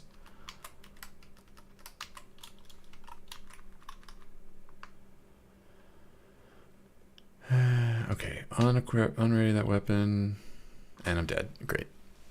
Cool. Useless weapon for flyers. I mean, it's not useless, but... Energy Cannon B.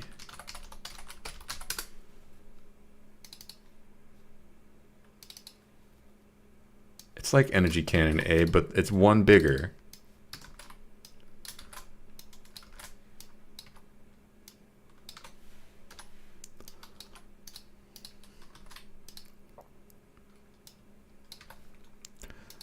Okay, and then I export because I am smart.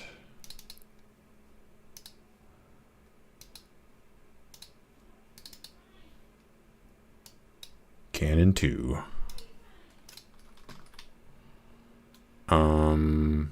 Level...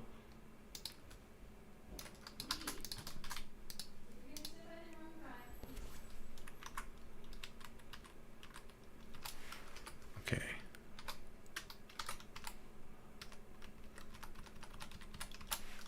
What happens if I equip too many weapons? Okay, it swaps them out intelligently. Good.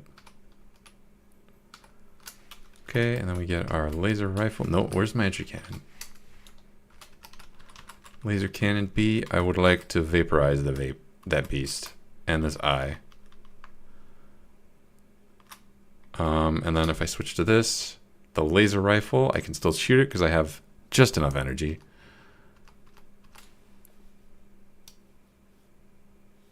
Cool.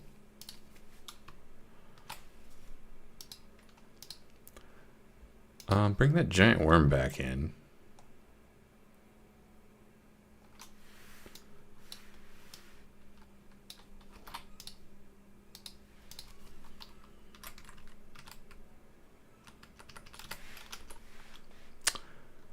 Laser cannon B.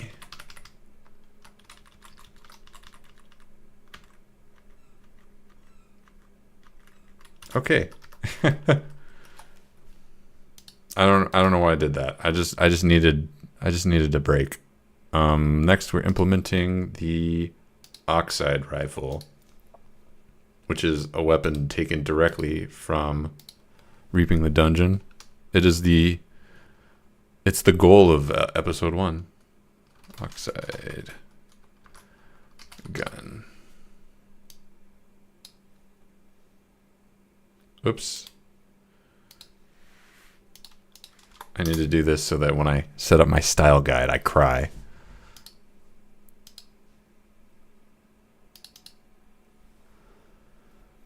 Okay, we go to our favorite energy rifle.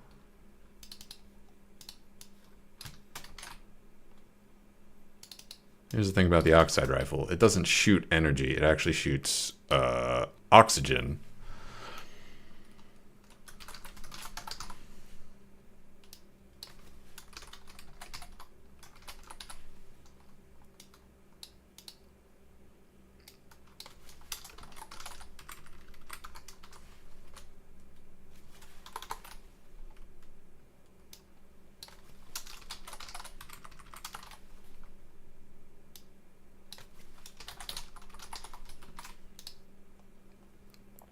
So if we go to our level and we add this in and we see what happens.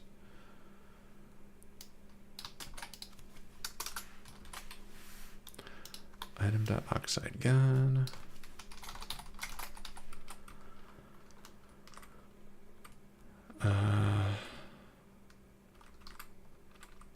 Two, 4, is there anything there? No, there isn't.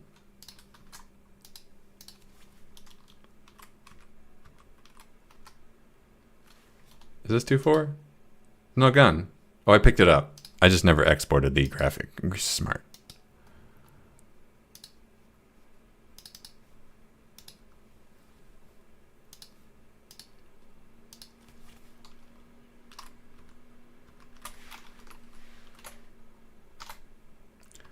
All right, and this is shooting our oxygen, which is all just totally fine.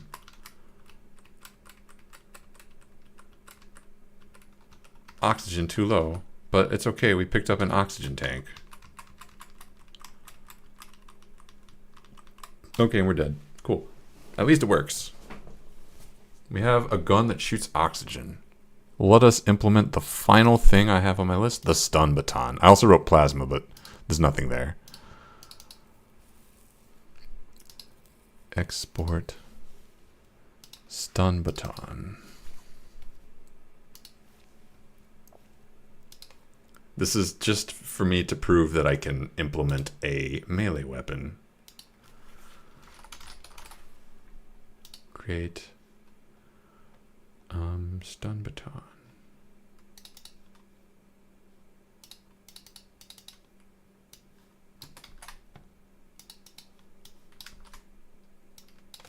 False.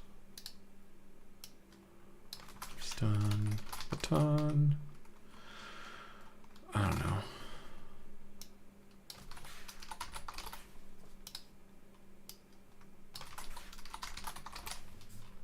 Boom. All weapons implemented.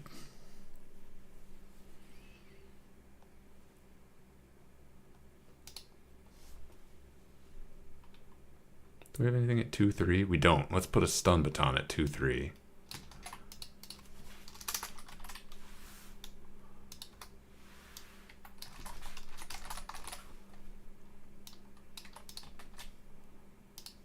Heyo, right. There it is. Stun baton, get in my thing. And this is a melee weapon, so it never shoots a beam. Also, it's not actually activated. Oh, we can't beat a giant worm with a stun baton. Or can we? We call that luck. No, we call that having a lot of hit points. All right, we're dead. Cool. That is it. I've done it. I've added all the weapons. What else do I need to add? All the tools. Oh, I'm not even ready. I'm not even ready. I'm not ready at all.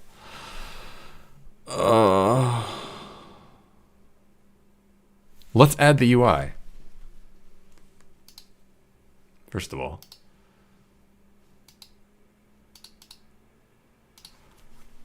Added mobs, ranged attacks, and weapons.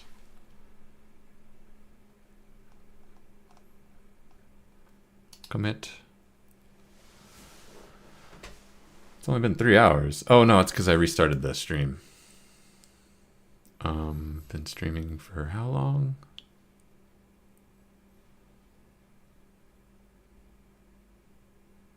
I think 4 hours, so decent pace. Not something that I would say is fast.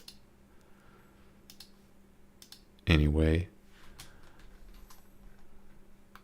over here we have the UI HP. We're gonna add a sprite 2D.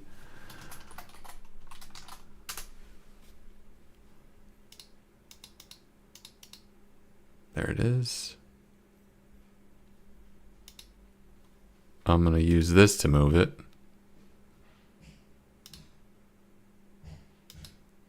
Oh, first I need to add the... Did I export them? I think I did.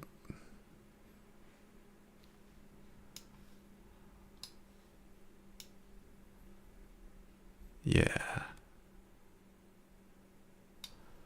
So we're going to do that, and then we're going to take our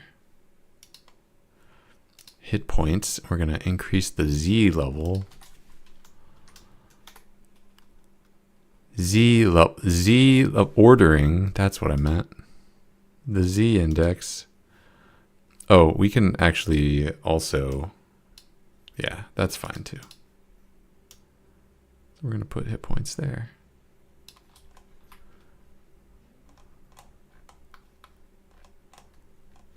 I would like this right there. Let's see it. No, it needs to be moved over a bit. Also, that doesn't look nearly as good as I thought it would. Hiding the dot. Well,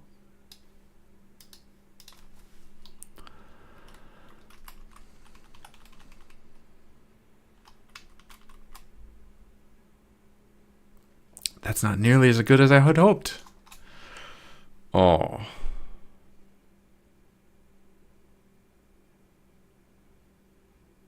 Damn.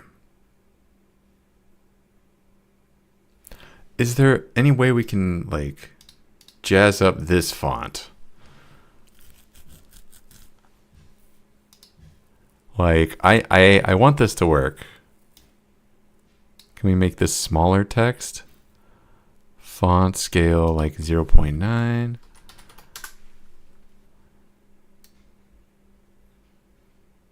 And then actually I might have to make it like 0.75.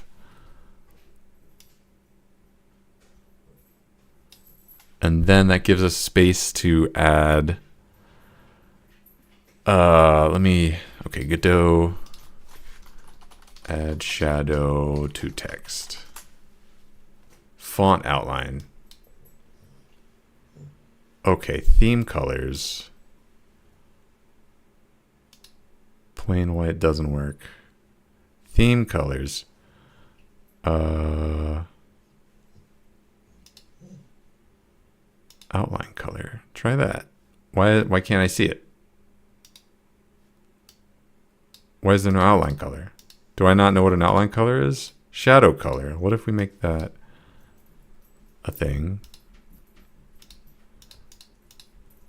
I did it. Oh, I need to increase the alpha. Yeah, that's fair. Oh, that's decent. Whoa, that looks not bad. No, that looks atrocious at that zoom. Let's unzoom it.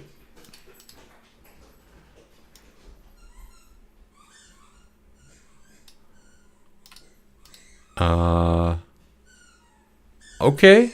I don't hate that. I don't hate that. That's fine. Why is the outline color missing? What if I set it to like that? Red outline, please. And then obviously we can curse this color. What if we, okay, what if we color the text?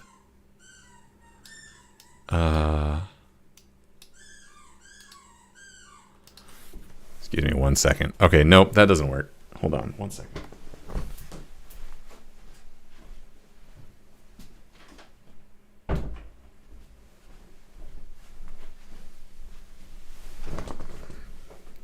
White was fine.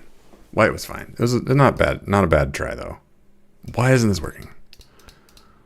Okay, let's go to font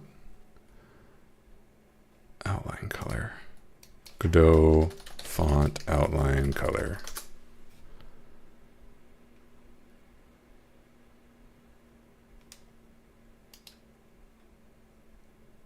Set size. For the color to be visible, you have to go to constant, set the outline size. Okay.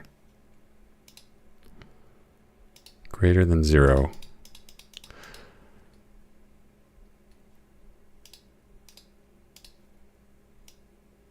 Well, that's exciting. Oh, do I like that?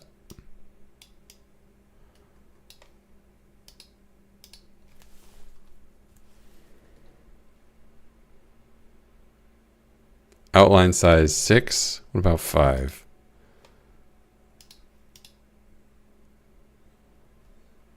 It's a lot more subtle at 5. What about at 10?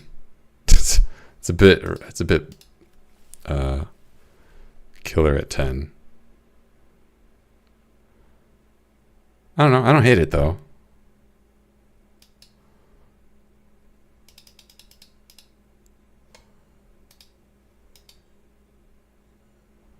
I think why did this, oh, it's because I hit the reset button.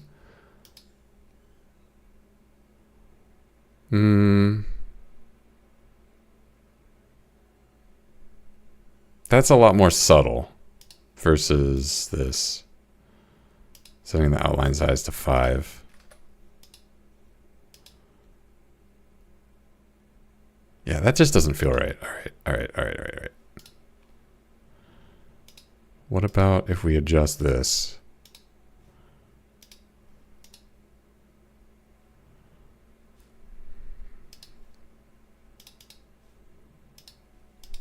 I don't hate it. Oh, I still have this on. Oh, I'm sorry. I still have this on.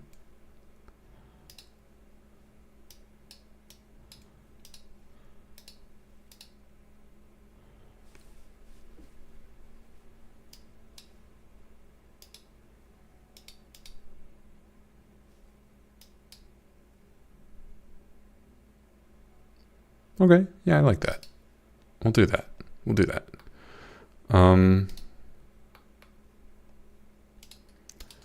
Bar. Copy. Paste. Oh, very cool. It actually put it exactly.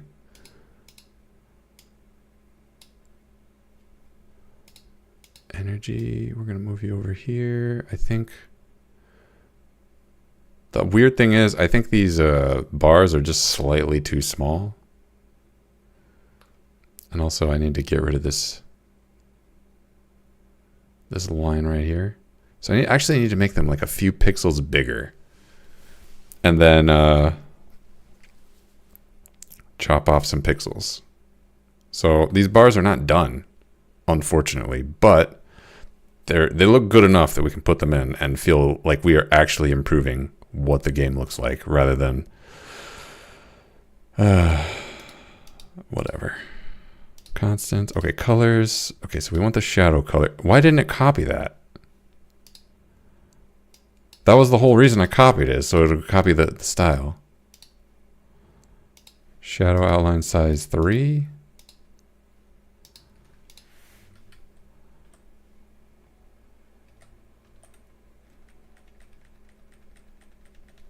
And we might want to make this like 50 pixels bigger, because I don't like the text bumping up against this thing.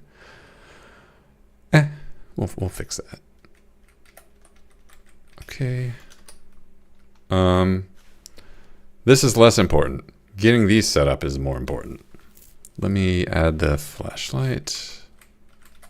Watch the energy go down. Get eaten by a worm. Yeah. All right, and then we copy this, even though that doesn't accomplish anything, and we put it here.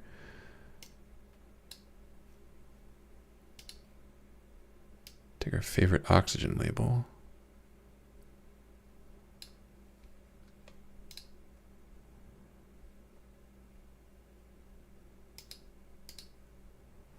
What?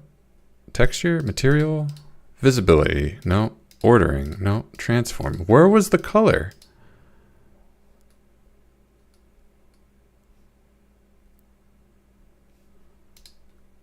Oh no, it's gone.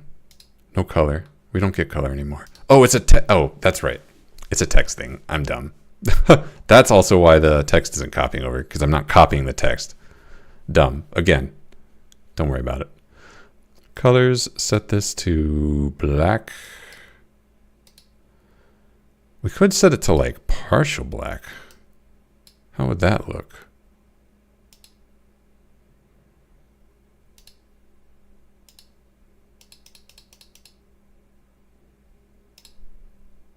Set it to 5. How does that look? I don't think that's an improvement. We'll just stick with what works.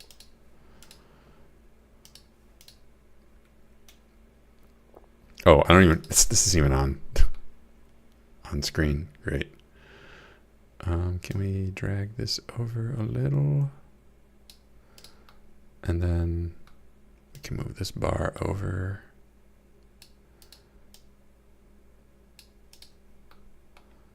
Okay. How does that look? Not better. Not better at all. It looks very slapped together. I think these bars should go on top.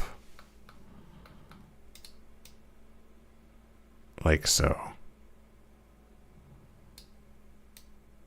Oh my gosh, no. Do not. Move the whole thing, please.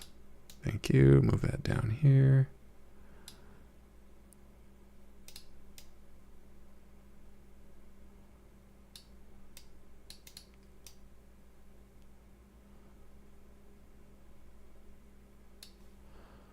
All right. We'll get it pixel perfect when this is actually like good.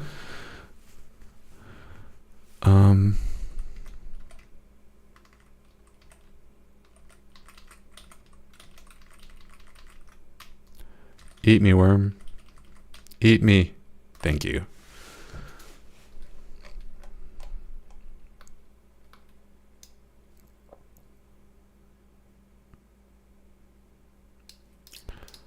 Okay.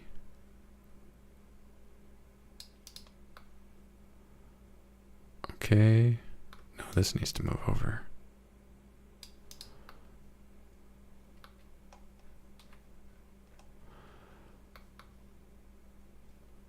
Okay. Let me open up, because I did not export the other UI elements that I made. So web bar first. No, toolbar first.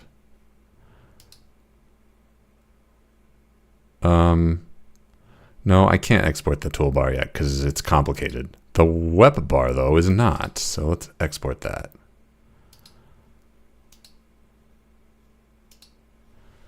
Web bar. Export. And then we got the little active crystal that tells us, is this active or not?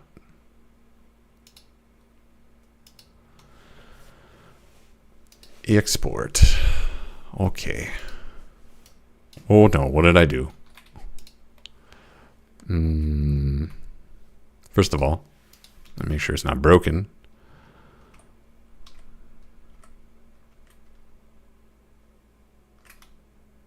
Does the bars? I think the bars do look better on top, but it's also like this UI is probably would have been better if someone talented had drawn it. Not to say the person who drew this isn't talented, but their art was not designed for this. So yeah, I misspoke. If I was talented, I could make this art look good, but that is not the world we live in. So let's take the web bar.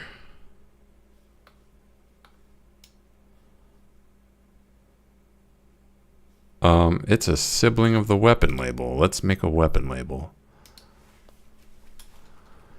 Canvas group. Get in there. Oh, we can't. There we go. We're going to get rid of the weapon label. Well, Sprite 2D.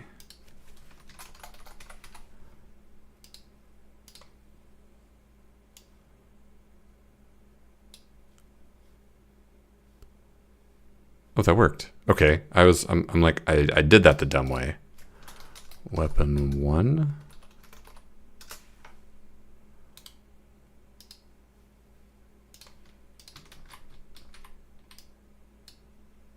Oh, cool. It even names it for you. Cool. Smart. Weapon 2. All right. Well, let's take our canvas group. UI weapon. Oh, come on. Be kind. Come on. All right.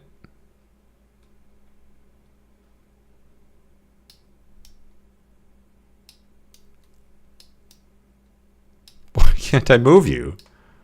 No, you can't grab. You can't move the UI weapon. Thank you. We're gonna put it down here. First of all, get rid of this.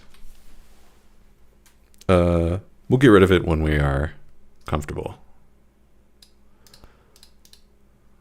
Okay, we've got weapon 1 here.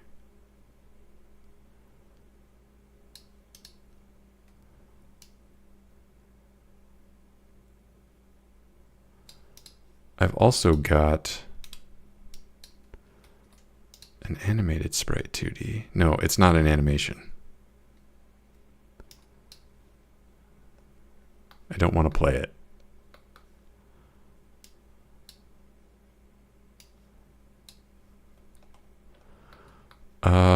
Animation. There are 2 H frames. Let's put that there. Open 1 active.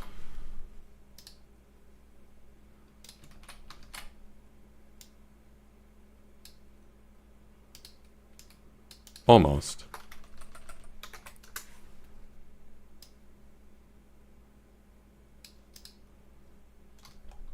Okay, hold on. Can I get a grid? That's how you get a grid. All right. Okay, that's not helpful in any way, shape, or form. Please, thank you. Go away.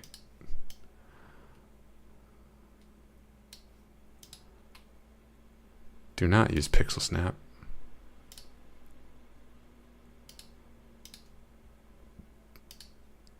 Or I guess pixel snap is fine. I just want to see the grid. I don't want to... Like, I'm sure the grid is very helpful for aligning elements. Next time, I'm going to look up how to align elements in the grid. I'm not going to take it too seriously, though, because we got to make these functional before we can, you know, feel good. Can we move this so that...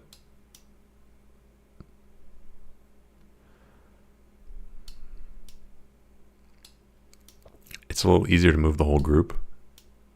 That would be nice. Like that. Okay. Now what I got to do is put a text box here.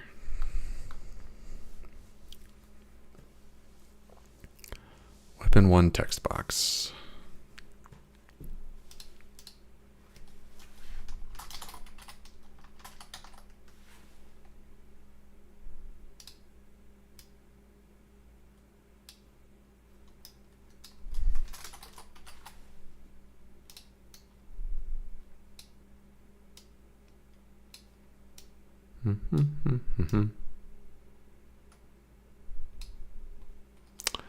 Just a reminder, we have to set the shadow on this text because we can't just have that for free. We have to pay a penance every time. Give me that shadow 3. Oop, -3. Oh my goodness. What is happening? 3. Thank you. Let's copy this. Put it in these. Into text.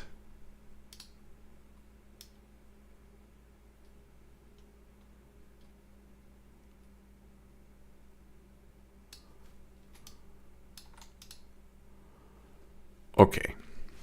Now we have to completely change the logic of our thing. Label handler, where are you? Okay. Oh, this was nice, but no.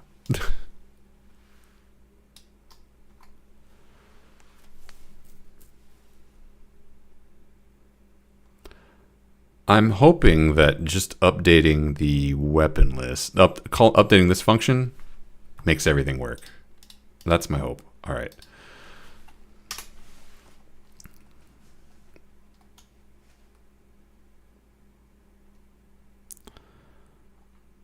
For I in range, get parent, player, inventory, handler, num weapon slots. If the weapon list size, all right, that's cute. This is all cute. All right. If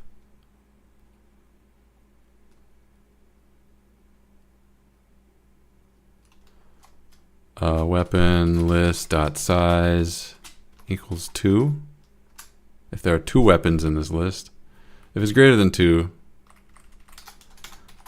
assert false. If weapon list dot size is 2, we are not prepared for this.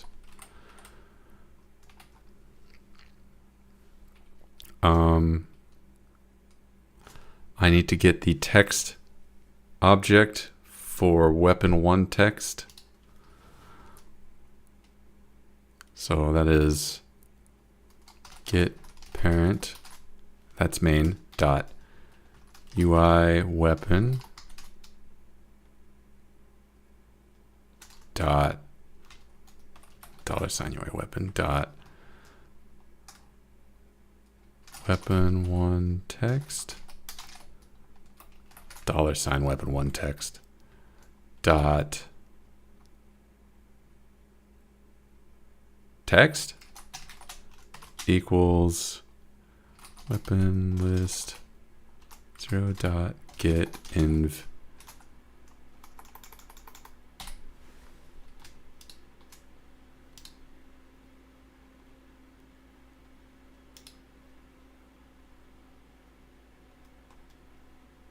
inf string.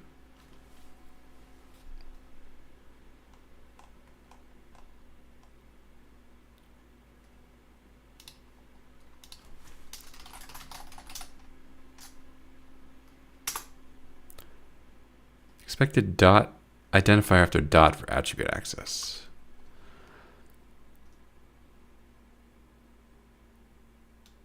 I don't know what that means.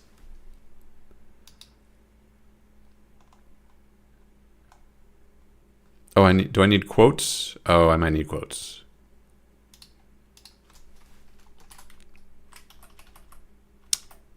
Actually, could I just call like dot dot? Could I just call?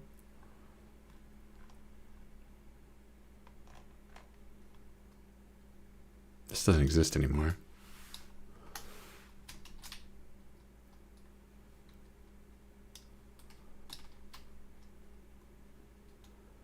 UI weapon dot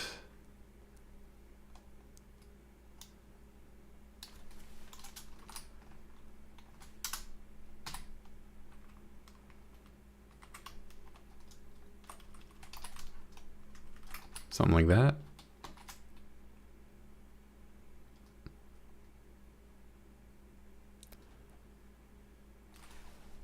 What do you mean expecting a dot?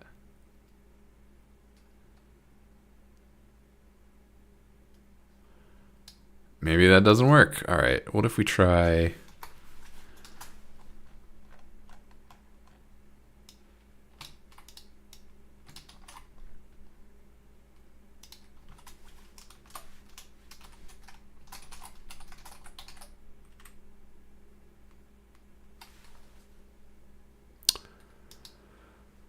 All right, let's try this again for weapon 2 text.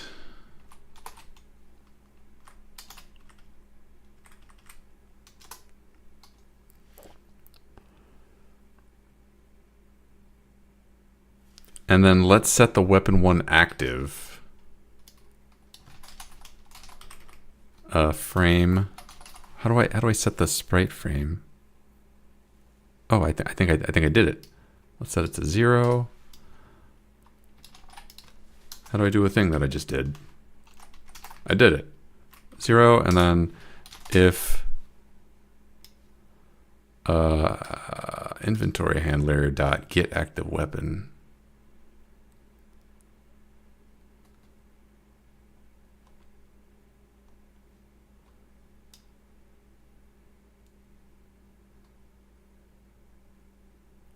I need to figure out which one is the active weapon, if any.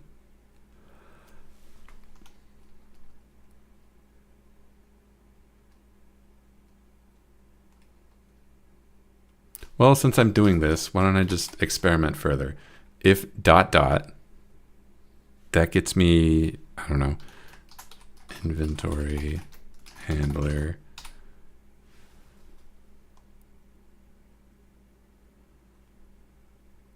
Nope, it needs to go to the player.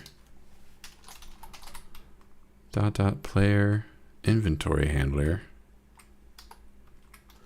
dot active weapon equals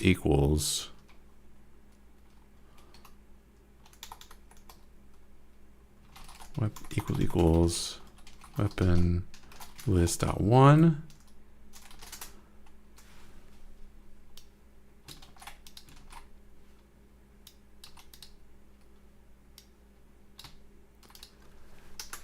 elif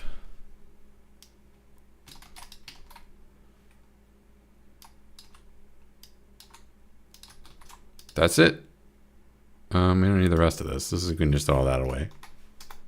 All right, if this works, this is sick. Oh, no, it's not it, because what if the weapon list is 1?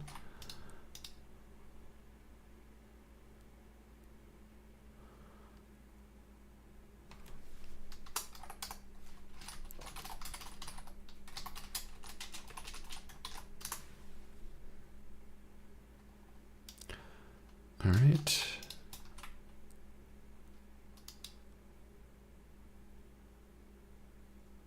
I hate copy and pasting code, but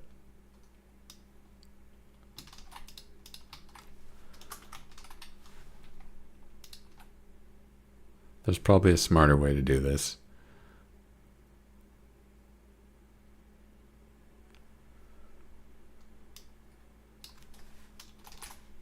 Oh my gosh. Thank you.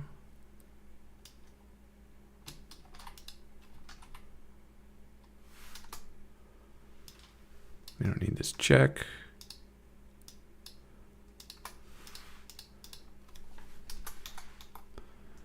If weapon list equals null.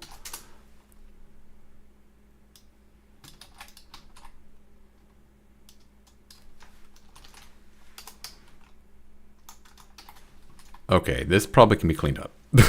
This probably can be cleaned up by a lot, but this theoretically is how it should be. Oh, it kept the text? You gotta be kidding me. Okay, so we have laser rifle C.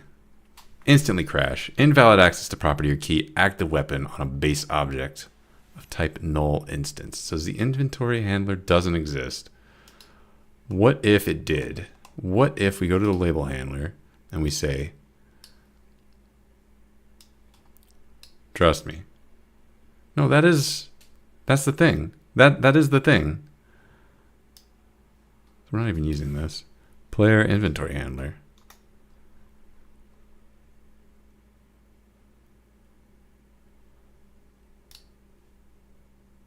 Invalid access or property or key. Active weapon. Okay, so is it called active weapon? Did I? No, it's called active weapon.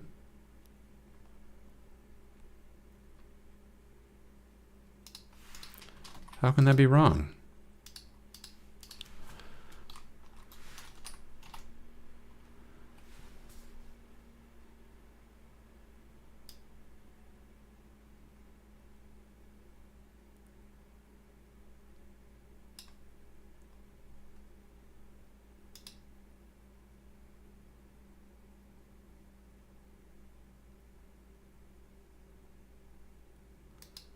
Okay, what if I do like okay. Get parent dot player dot inventory handler dot active weapon. Like an adult. It works. Okay, and what if I activate it? The light turns on, the light turns off. Yes! Now we're gaming. Now this is gonna crash, right? Yeah, because this doesn't exist.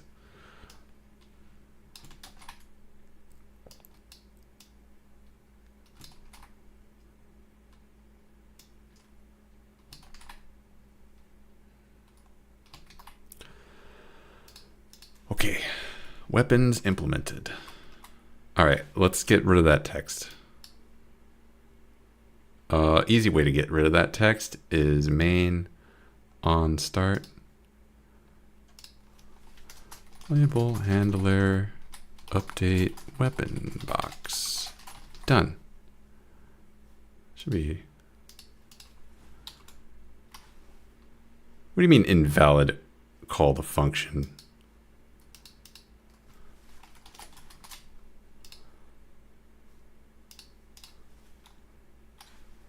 What do you mean invalid? What?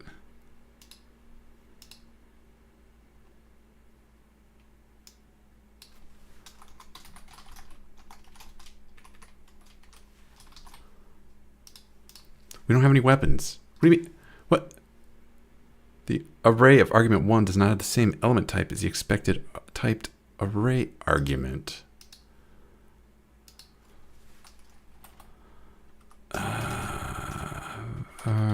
Array equals array weapon. Whoop.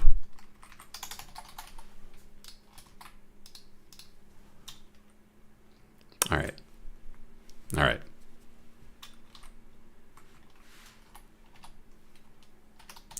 Excellent. We can turn this on and off.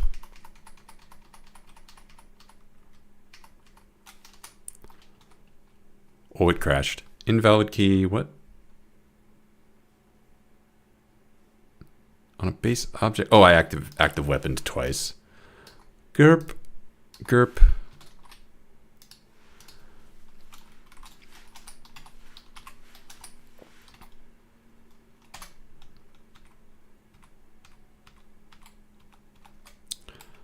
All right, we got it.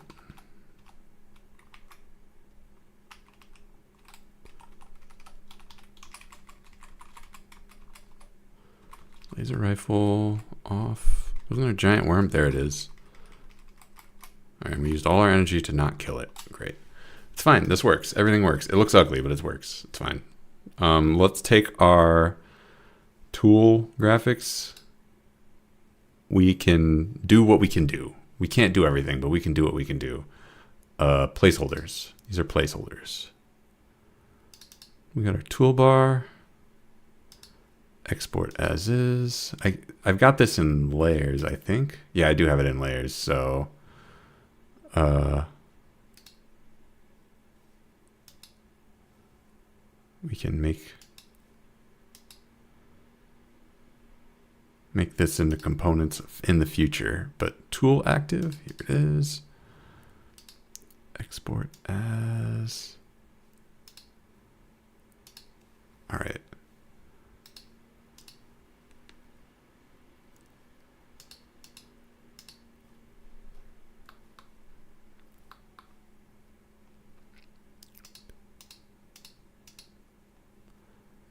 New canvas group. We're going to call this one UI tool.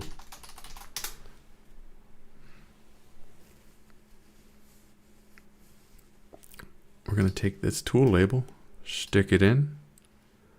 I'm going to bring this out so that I have something to compare it to, because we are going to need instantiate a new sprite 2D.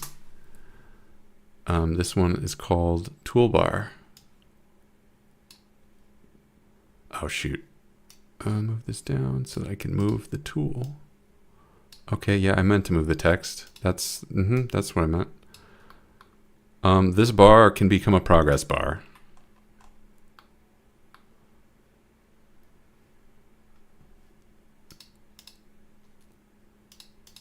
Tool 1.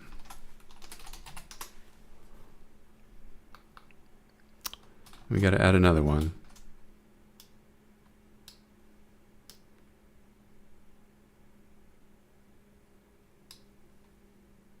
And then we got to add another sprite 2D.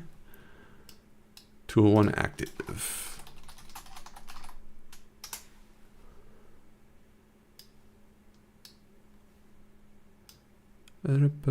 Oh, let me just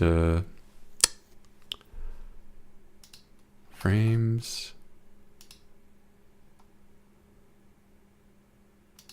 There we go. Copy, paste.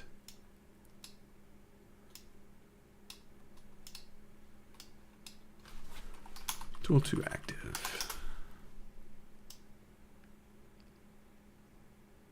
And I am considering having more than two tool slots, but one problem at a time. All right, we got this tool label, tool 1 text.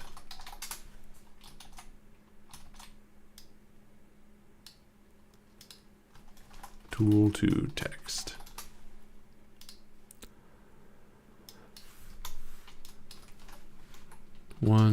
Tool 1. Get rid of the rest of this text. All right, yeah, that's expected. You know what? I gotta set the font, or do I?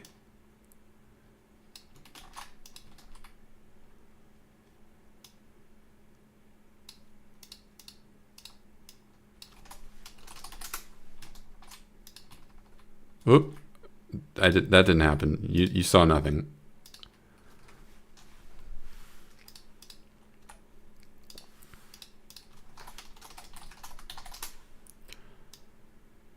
Okay. Where's my tool 1? Oh, I see the problem.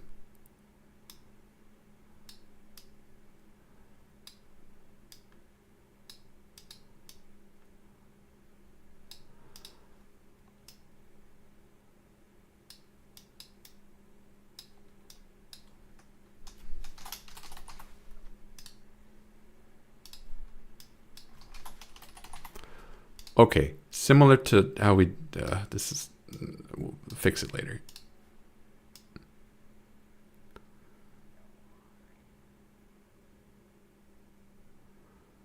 Similar to how we did before, we have to go into our label handler and teach it the meaning of life.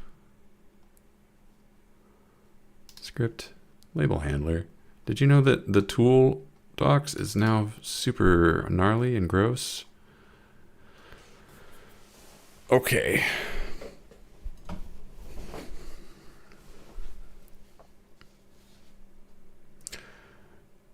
This one should be easier because we don't have like, because more than one tool can be active at a time. That's the only reason I did this like this, and also because I'm lazy. Otherwise,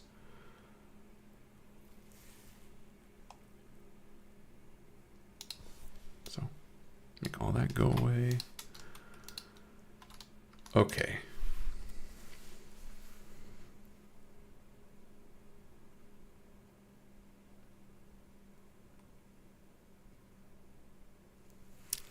I think the way we can do this is for I in range.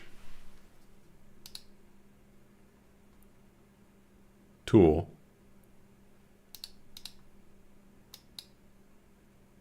So, okay, so first of all, if tool list.size is greater than num tool slots, assert false. We can't handle this. Else, if for I in, okay, think about this. Think. Come on, brain. Don't crash. Just cheat. Just look at your previous answers.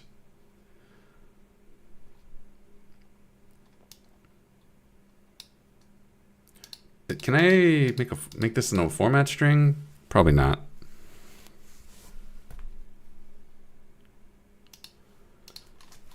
Godot $. Oh, get node. I can just call get node. Okay, Godot get node. Get node function, please. What does get node actually do?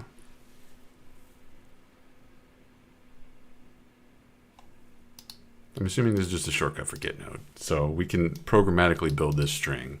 Get node it.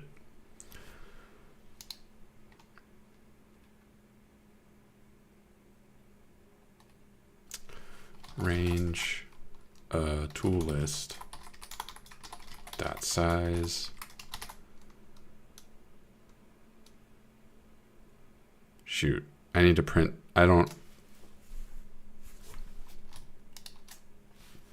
If we have two tools, that's going to give me 0 and 1, right? Starts from 0, increases by steps of 1, and stops before n. Yeah.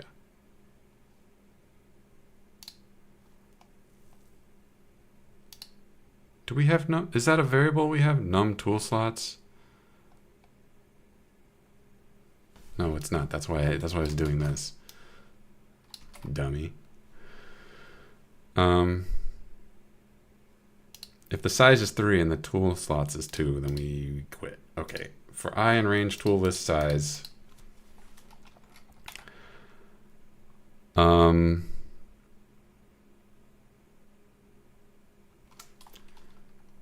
Label box. Var label box.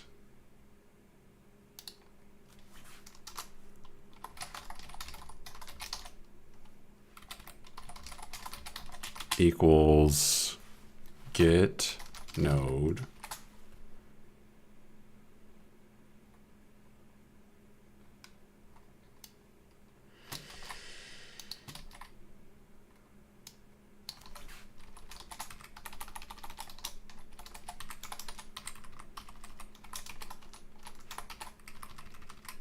dot format I. Does that work? That's the question I need to know the answer to. So we get the label box. Do I need to get the label box, or can I just do dot text equals tool list 0 dot env string? Sorry, tool list I env string.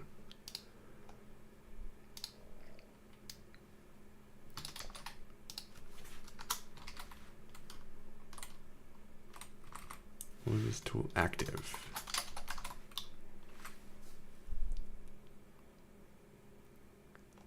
Dot frame equals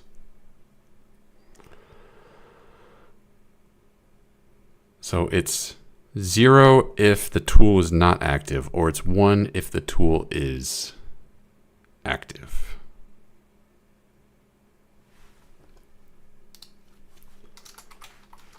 If tool list I dot active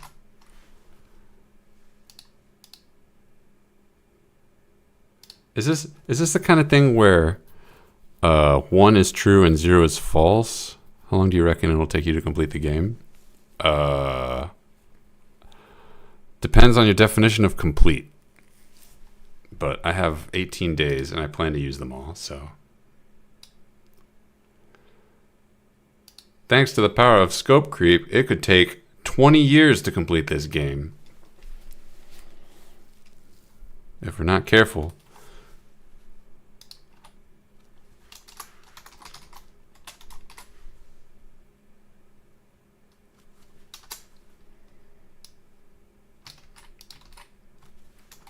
Okay, and theoretically that's the entire code. Theoretically, we did it. Theoretically, this won't explode in my face. Tool 1 and Tool 2 are there. We got to clear those out. I forgot to do that. We declare this function and never use it. Okay. For I in range. We're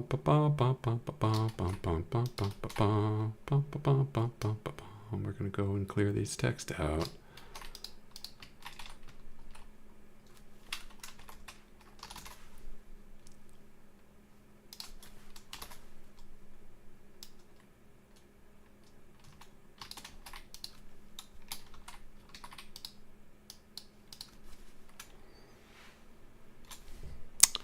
All right, and then we got to go into main, and we got to call update toolbox.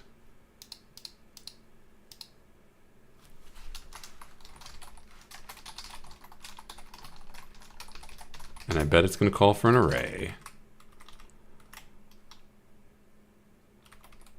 Var array to array tool. Look at that. Now it's going to work.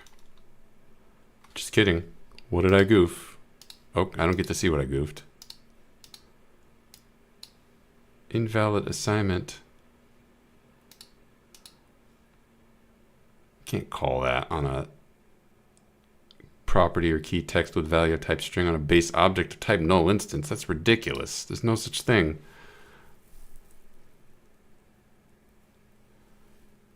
Okay. So this node doesn't exist. Does it exist? Hold on. Dot dot UI. Yeah. UI tool. Yeah. Tool 1 text. That should exist. What if we print?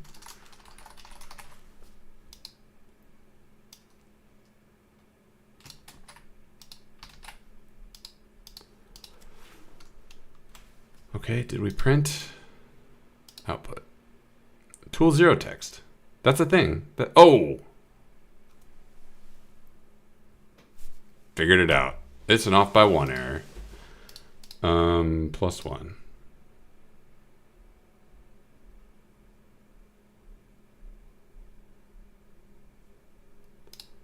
Do I have to do the +1s here? I want to do the +1s in the range. How do I get the range to start at 1? Starts from B, increases by steps of 1, and stops before N.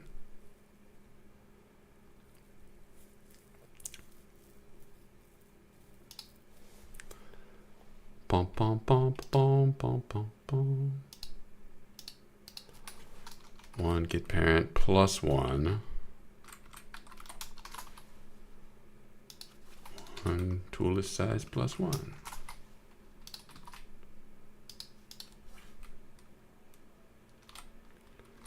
All right, we got the flashlight. Instantly crash. Out of bounds, get index 1 on base array tool.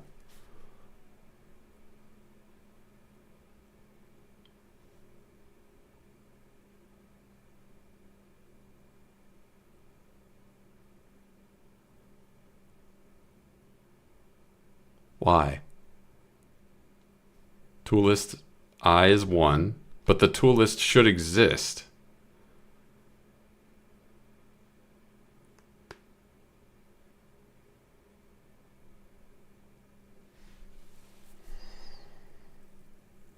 The tool list is an array of size 1. Okay, so 1, I is 1. Range from, range to 2. But we're not, but it's exclusive of 2. Member self. What do you mean? Array tool?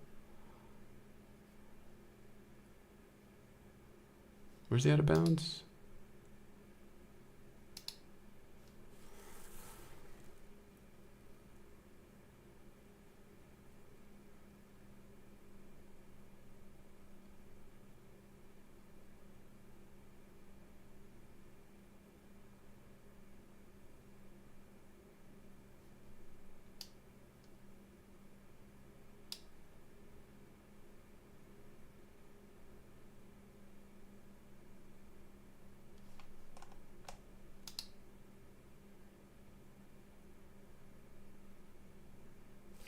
Oh. Oh. Oh, oh, okay. Okay. It's another off by 1. I give up. Let's just do it like this. I plus 1, I plus 1, I plus 1, I plus 1, I plus 1, plus 1. Why didn't we run into that issue down here? Oh, it's because we hard coded like derps. Oh, yeah, no, yeah, that's why. Because that's, yeah. Okay, let's get it going. Hey, there's the flashlight. Let's turn it on. That light lit up. We can activate and deactivate it as much as we want.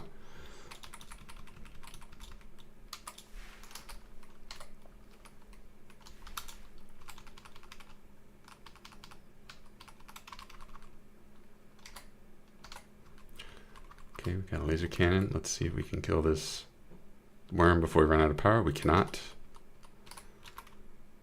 Let's see if we can kill this worm. Nope, we cannot. All right, the UI is implemented. Can I make that? I figure that these pips can become a texture progress bar, and then we have one more element for tools to interact with. So like while the tool is activated, that bar updates every turn.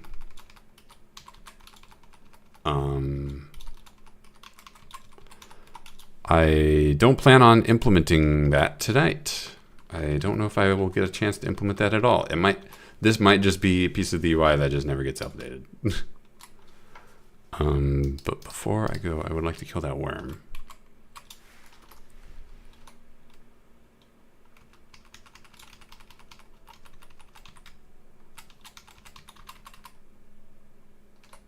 Laser cannon.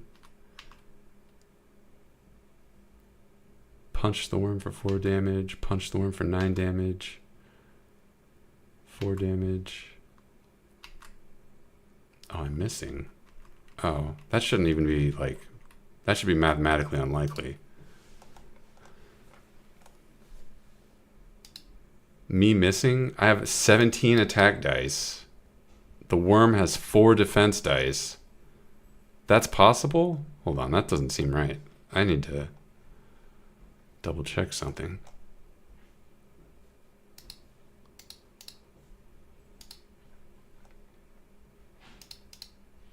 Giant worm, 4 evasion dice. Now it does have this block, but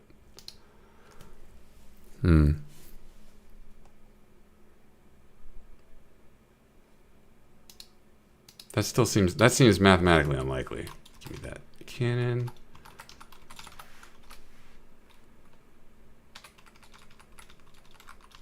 I guess our sample size is small because we only get 5 attacks with this thing.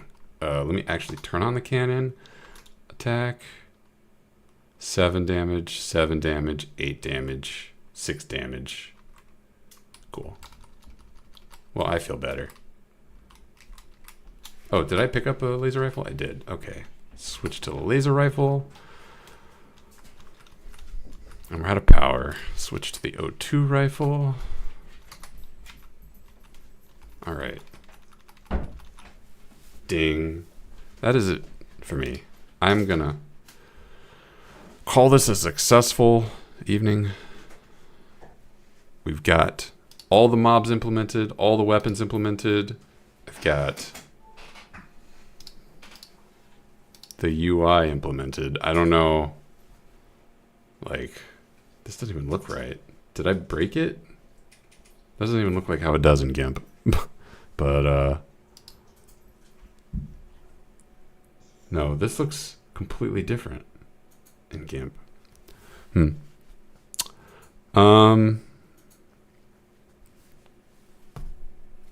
mean, if it's not this, it's just going to go back to text. So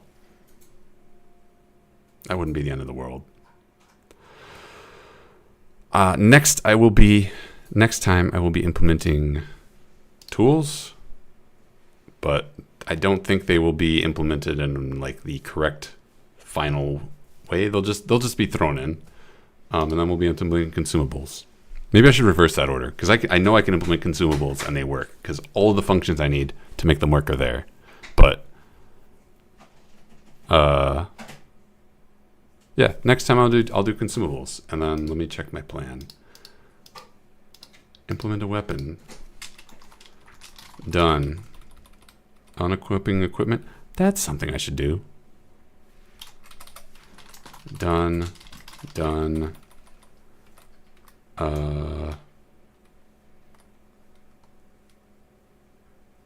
Maybe a mouse over. Maybe look up how to do the mouse over tooltip. That feels like a productive. So I'll do that next time. Anyway, I'm gonna head out.